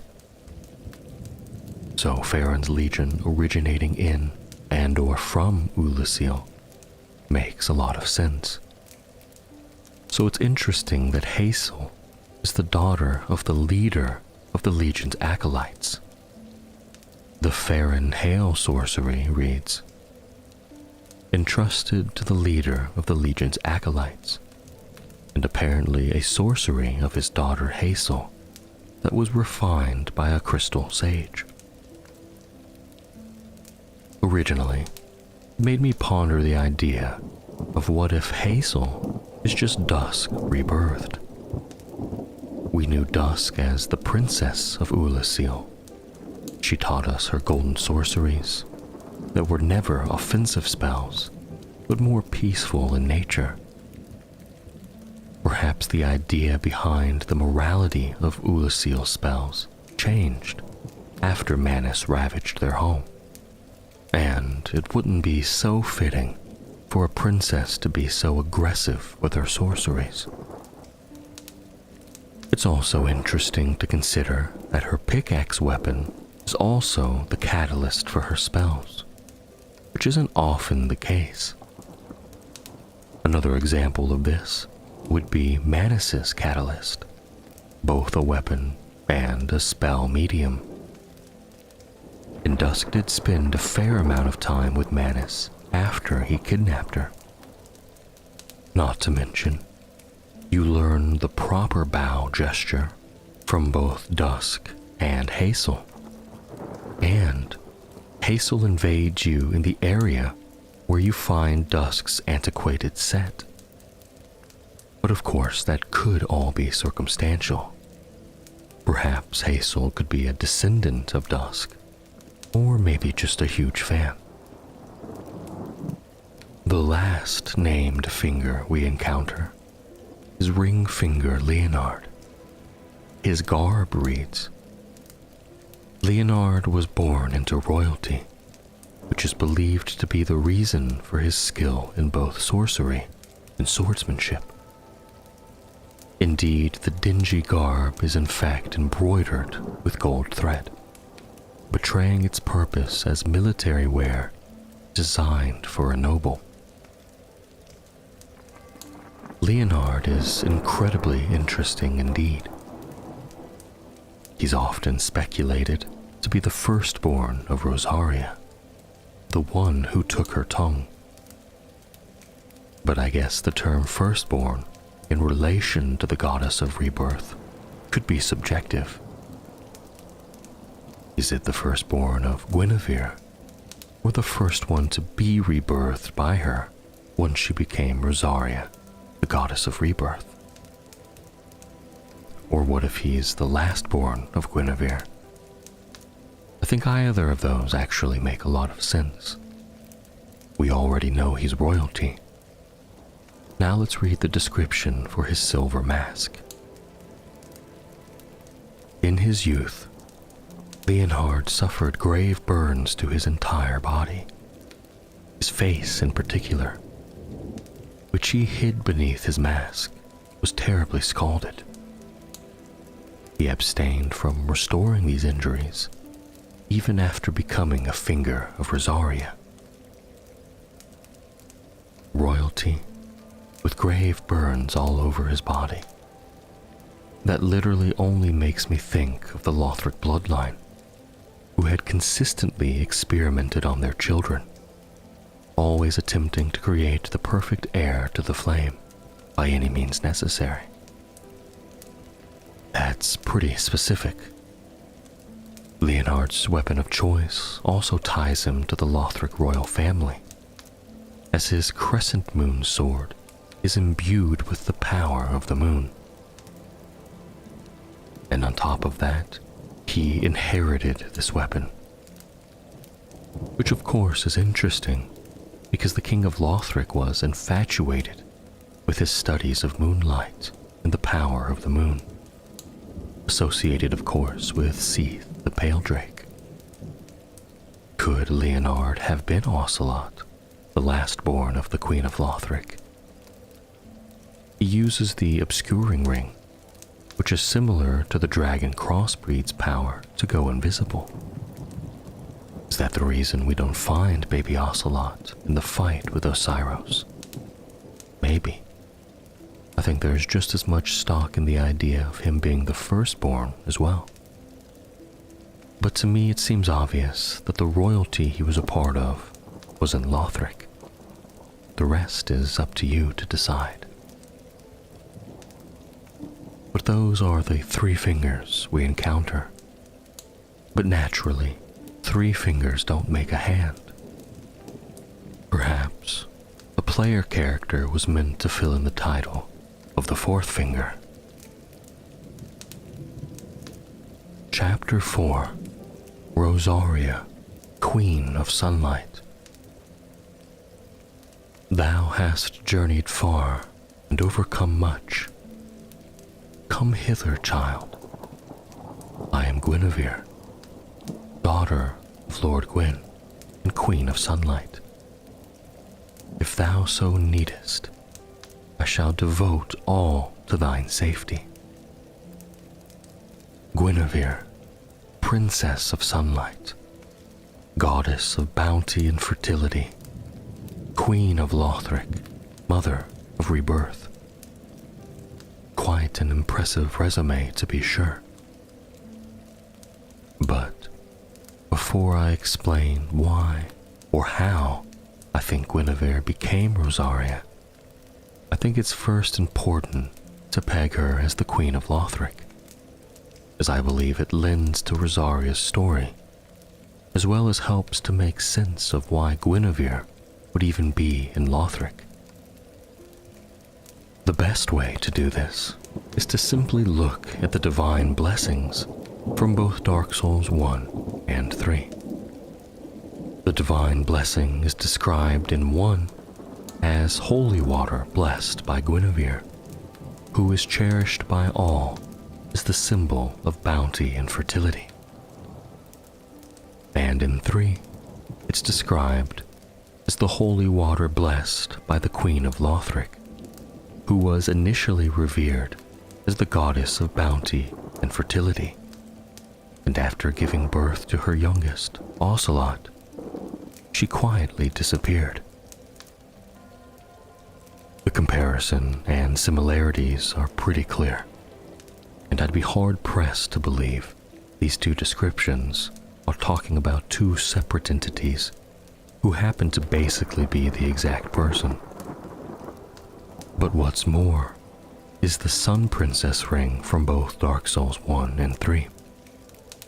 In 1, it describes Guinevere's departure from Anor Londo, and later becoming wife to flame god Flann, whereas the ring in 3 also describes her departure from Anor Londo, but it doesn't mention Flann. It just simply states that she became a wife and mother who raised several heavenly children. So Flann could be a retcon, as we know that at least near the end, the Queen of Lothric was married to Osiros. The important piece is the mention of Guinevere having several heavenly children, as the Queen of Lothric is often referenced as having raised several heavenly children. If all of that isn't enough to convince you, well, you could also consider this. Joining the Princess's Guard in Dark Souls 1 grants you the ability to use Guinevere's two signature miracles, Soothing and Bountiful Sunlight, both of which are said to be granted to the Maidens of Guinevere, which is a bit more interesting if you know that back in the day, the Maidens of Queens were often her daughters. And a bit sad to remember that you get these two miracles from two of the Picasas in the Duke's archives, which could have been two of Guinevere's first children. But that isn't super important to this story. What is that we can transpose the dancer's soul into the Soothing Sunlight miracle. And the dancer is of course referred to as the distant daughter of the formal royal family, which in this case I assume means the Lothric royal family.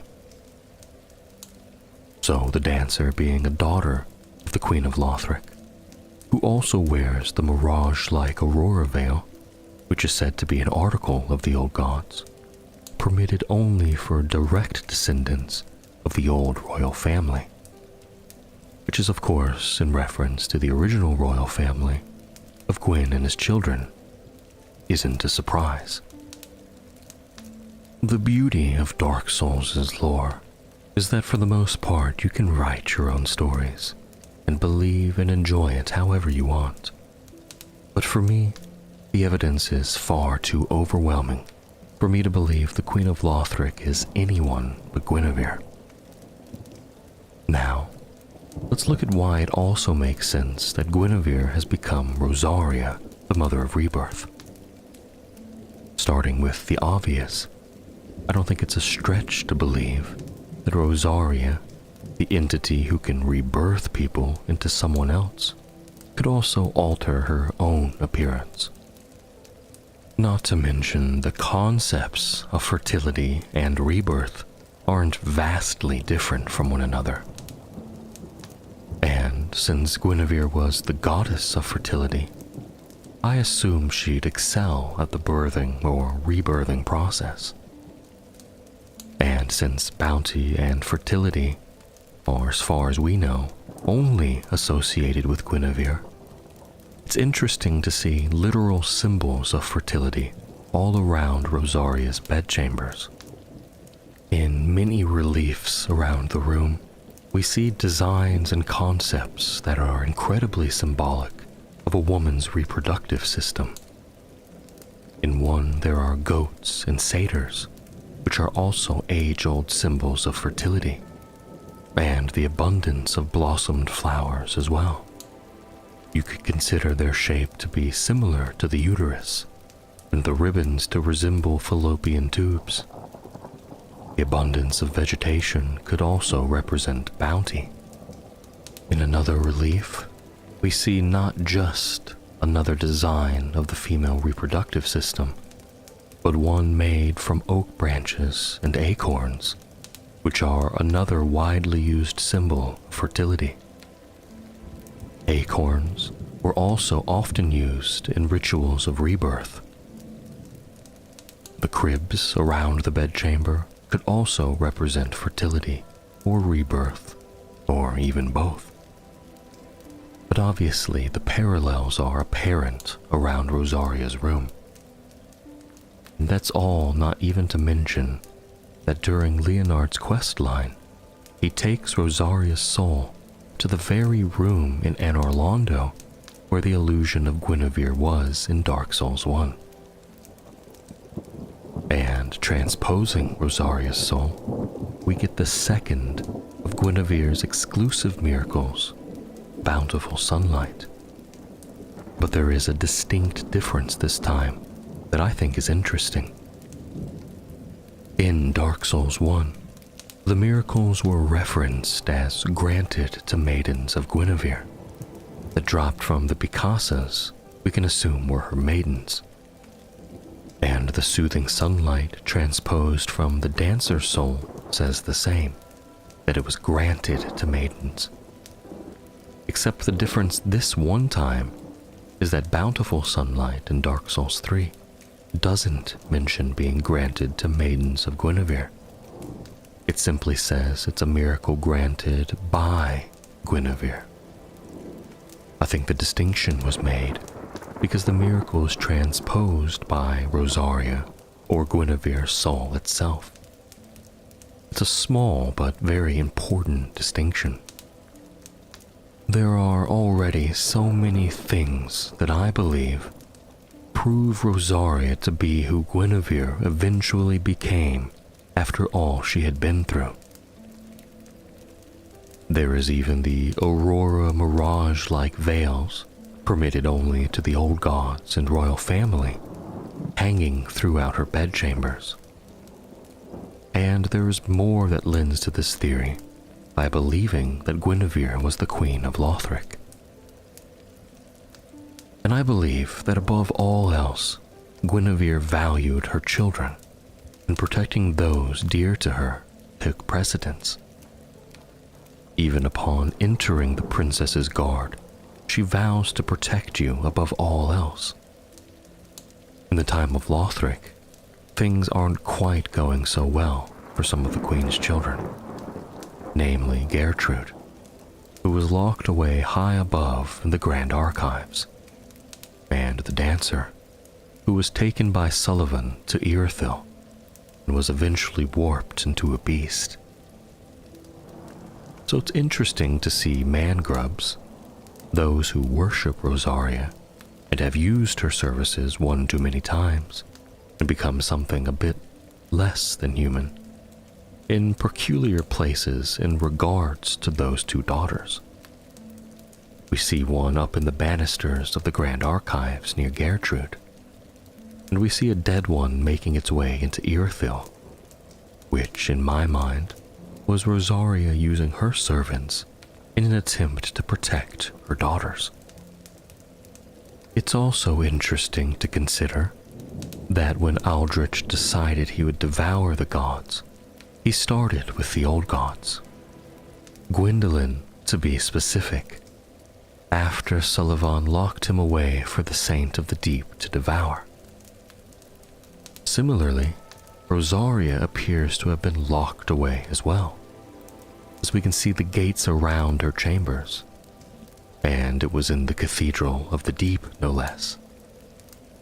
But of course, her gate was eventually broken into, and it's made to distinctively appear as if it was broken and forced open, probably by her mangrub servants to keep her from getting devoured by Aldrich, as we can see dead mangrubs surround the chambers, along with the surviving ones still guarding their goddess. And the sludge all over the wall could suggest that Aldrich was there and attempted to devour her, but was thwarted. Of course, that's all inconsequential, but interesting nonetheless, if we're considering Rosaria to be Guinevere, an old god and sister to Gwendolyn. The last thing we'll talk about is Rosaria's inability to speak. The obscuring ring says that Rosaria was robbed of her tongue by her firstborn and has been waiting for their return ever since, which could mean a couple different things. I think most people correlate it to mean her tongue was physically removed by her firstborn, especially considering her covenant offers her the tongues of their victims. But the pale tongues describe the ritual as originally being a practice of an infamous troop of invaders who offered them to their speechless goddess. But I don't think that has to mean that Rosaria's tongue was physically removed. People have taken vows of silence before. People have also just fallen silent for long periods of time after becoming grief-stricken. And robbed of her tongue isn't mutually exclusive to having it removed.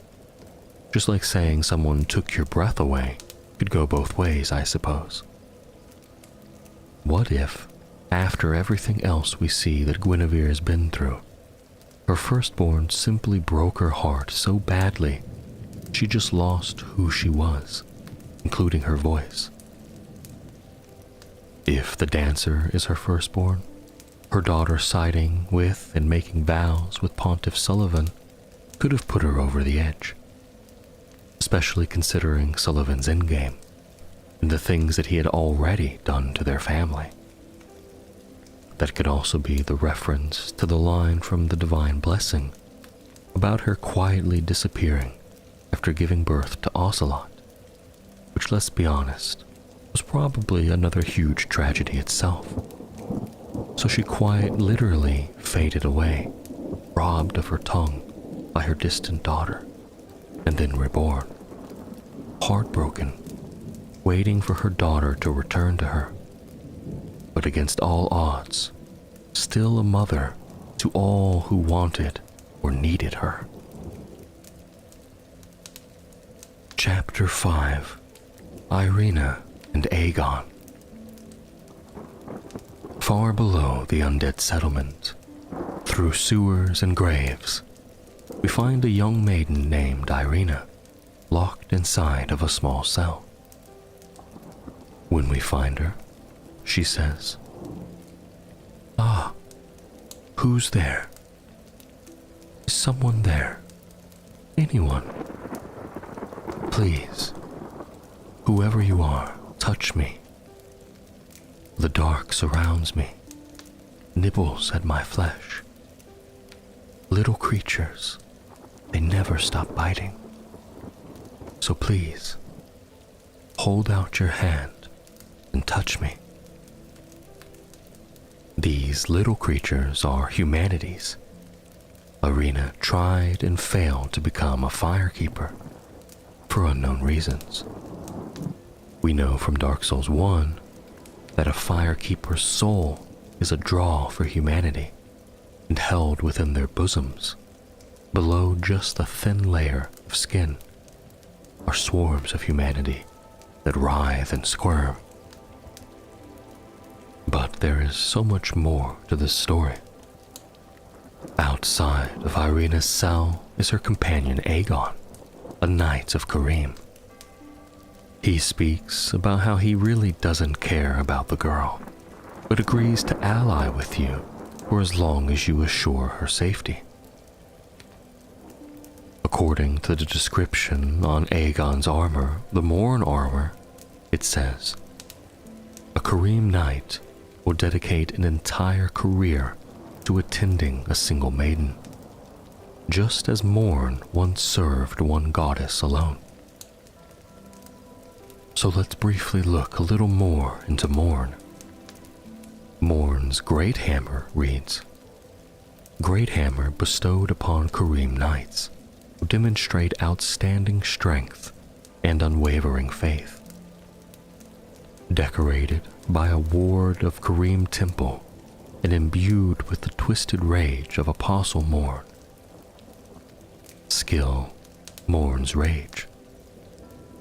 Stick the weapon into the earth and emit a powerful shockwave. Also similar to Perseverance, temporarily boost poise and reduces damage received. So the weapon is imbued with the rage of Morn. I think we can slightly see this rage in Aegon's personality. Morn's ring says, "A malformed ring given to knights of Kareem. Boosts miracles." Morn served the goddess Catha, and later became an apostle of the Archbishop. They labored together to provide comfort to the suffering. So what we know about Morn is basically that he served Catha alone, and the Order of the Knights of Kareem have followed in that tradition of serving their lives to a single maiden.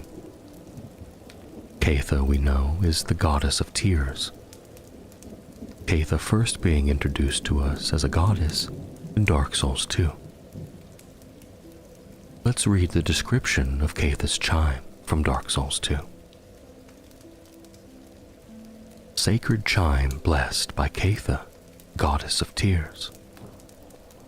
Catha, the goddess of tears, is known as a compassionate being that is with us in times of tragedy. But some believe that she is a demoness that guides us toward misfortune. This is where things got a little interesting. The last part sheds a completely different light on this goddess. Perhaps she's a demoness that guides us towards misfortune. Let's look at that concept in contrast with what we learn in Dark Souls 3. The description for Morn's helmet reads, "Modeled on Morn, the Archbishop's apostle. The helm is of perfect likeness to the stone heads lining the cathedral." Modeled on seems specifically different than worn by to me. So it gives me the impression that we're inclined to believe that Morn looks like how his armor appears. Let's read the description for Catha's chime from Dark Souls 3. Sacred chime blessed by Catha, goddess of tears. Rare even amongst Kareem clerics. Affected by intelligence, a rare thing for miracle catalysts. And also agreeable with miracles that lean towards the dark. Its existence is concealed in the name of the Archbishop, as it is anathema. So, what I get from this is a goddess who might possibly be a demon is served by her apostle, who happens to look like a demon too. And the chime she blesses increases their dark damage. All that is a bit fishy. And all that seems indicative to the testament that Catha is a demoness herself. Not that all demons in Dark Souls are necessarily evil themselves. We know Anor Londo used the help of demons to transport the chosen undead to and from Sin's Fortress. I think it's easy to assume this through the Way of White, which appear to be the predominant church and religion in the Dark Souls universe. So I don't think it's far off to think that Karim is following the same or similar teachings of the Way of White, especially after considering the Braille Divine Tome of Karim, which description reads, "A sacred Braille tome from Karim, filled with advanced miracles." In the Way of White, there is a tradition of placing great faith in the words of the blind, and Braille tomes are not unusual. The reason I want to bring in ties to the Way of White is to relate it to the linking of the fire and the desire to always continue the Age of Fire. Here, in the Undead Settlement, we see Aegon with his maiden Irina, who was to become a firekeeper. Now, we don't know all of the tales of the Knights of Karim and each of their maidens, but I believe it likely they were all set out to become firekeepers, to keep tending the flame throughout all the continuations of the Age of Fire. But there is something different about Irina. She failed to become a firekeeper. I think that's the first time we've seen something like that. How does one fail to become a firekeeper? We are never given a specific answer, but Irina does tell us that she came to this land to become a firekeeper, and mentions that your touch freed her from the dark, which a firekeeper's soul is a draw for the dark, or humanity, which seems like a good thing, at least in terms of trying to become a firekeeper. Then she says that she is weak and unfit to tend the flames, which is incredibly vague. It, to me anyways, kind of sounds like an excuse or beating around the bush. Anyway, it is uncertain to if she came to this conclusion on her own, or if it was something she was told repeatedly and simply accepted as truth. There are two outcomes to Irina's story we can witness: a dark path and a light path. The dark path is initiated by giving Irina a dark miracle tome, and purchasing a dark miracle from her will cause Aegon to attempt to take her away from you. The two from Karim can then be found by the Eudix Gunder bonfire. Upon following after them, Aegon will be hostile. You will be forced to kill him. After killing him, and having already reintroduced the dark back into Irina's life, she becomes a lost version of herself again, calling out if anyone is there. "Someone, please touch me. The dark surrounds me, nibbles at my flesh. Little creatures, they never stop biting. So please, hold out your hand and touch me."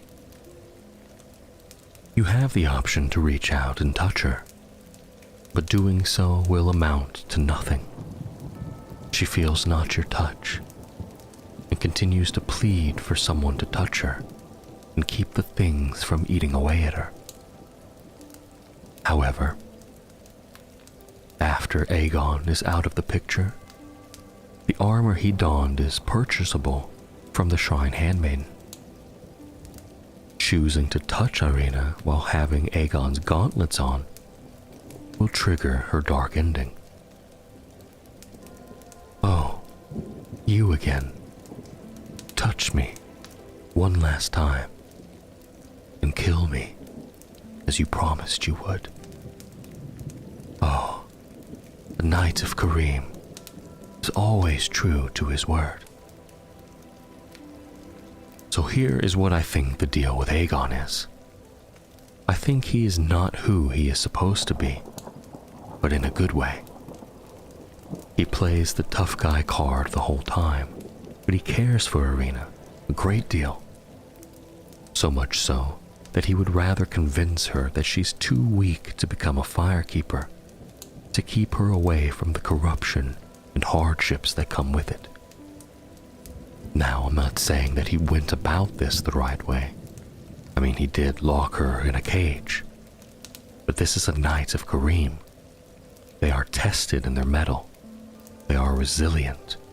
They are strong and unwavering in their faith. To stray from a mission would be a thing unheard of in reference to Knights of Karim, especially considering what could be going on behind the scenes. The manipulation and twisting of a maybe demon goddess and her maybe demon-appearing apostle. That reeks of some sort of deception to me. More so when we think of the lengths people have gone to manipulate others into extending the age of fire time and time again. So I believe that he is trying his best to protect her. And for someone like him, I think it would take an awful lot just to do so. But perhaps that is just who Aegon is, though he hides it behind the mask of a demon. But under all that hard, thick skin, he is soft. More of a testament to that is the moaning shield he carries. Its description reads, a deformed great shield given to Aegon of Karim upon being conferred to knighthood. The giant woman's face that protects Aegon is that of his sister, some years his senior. Skill moan. Offer a gentle prayer to the shield, causing the woman's face to give out a low moan and attract enemies. So Aegon carries a memento of his sister, and what's more is the skill this shield provides to attract all enemies to Aegon, which seems to indicate he is very protective of others, or at least of Irina. Perhaps it could be in reference to Aegon's sister looking out for him when they were younger, and that could be where his principles came from. So the light path for Irina is different. In this story arc, she actually becomes a firekeeper and takes up residence in the tower of the dead firekeepers in Firelink Shrine. When this happens, Aegon disappears, and we can buy his armor from the Shrine Handmaiden. We can also go to the location we first met Irina and find his hammer and shield.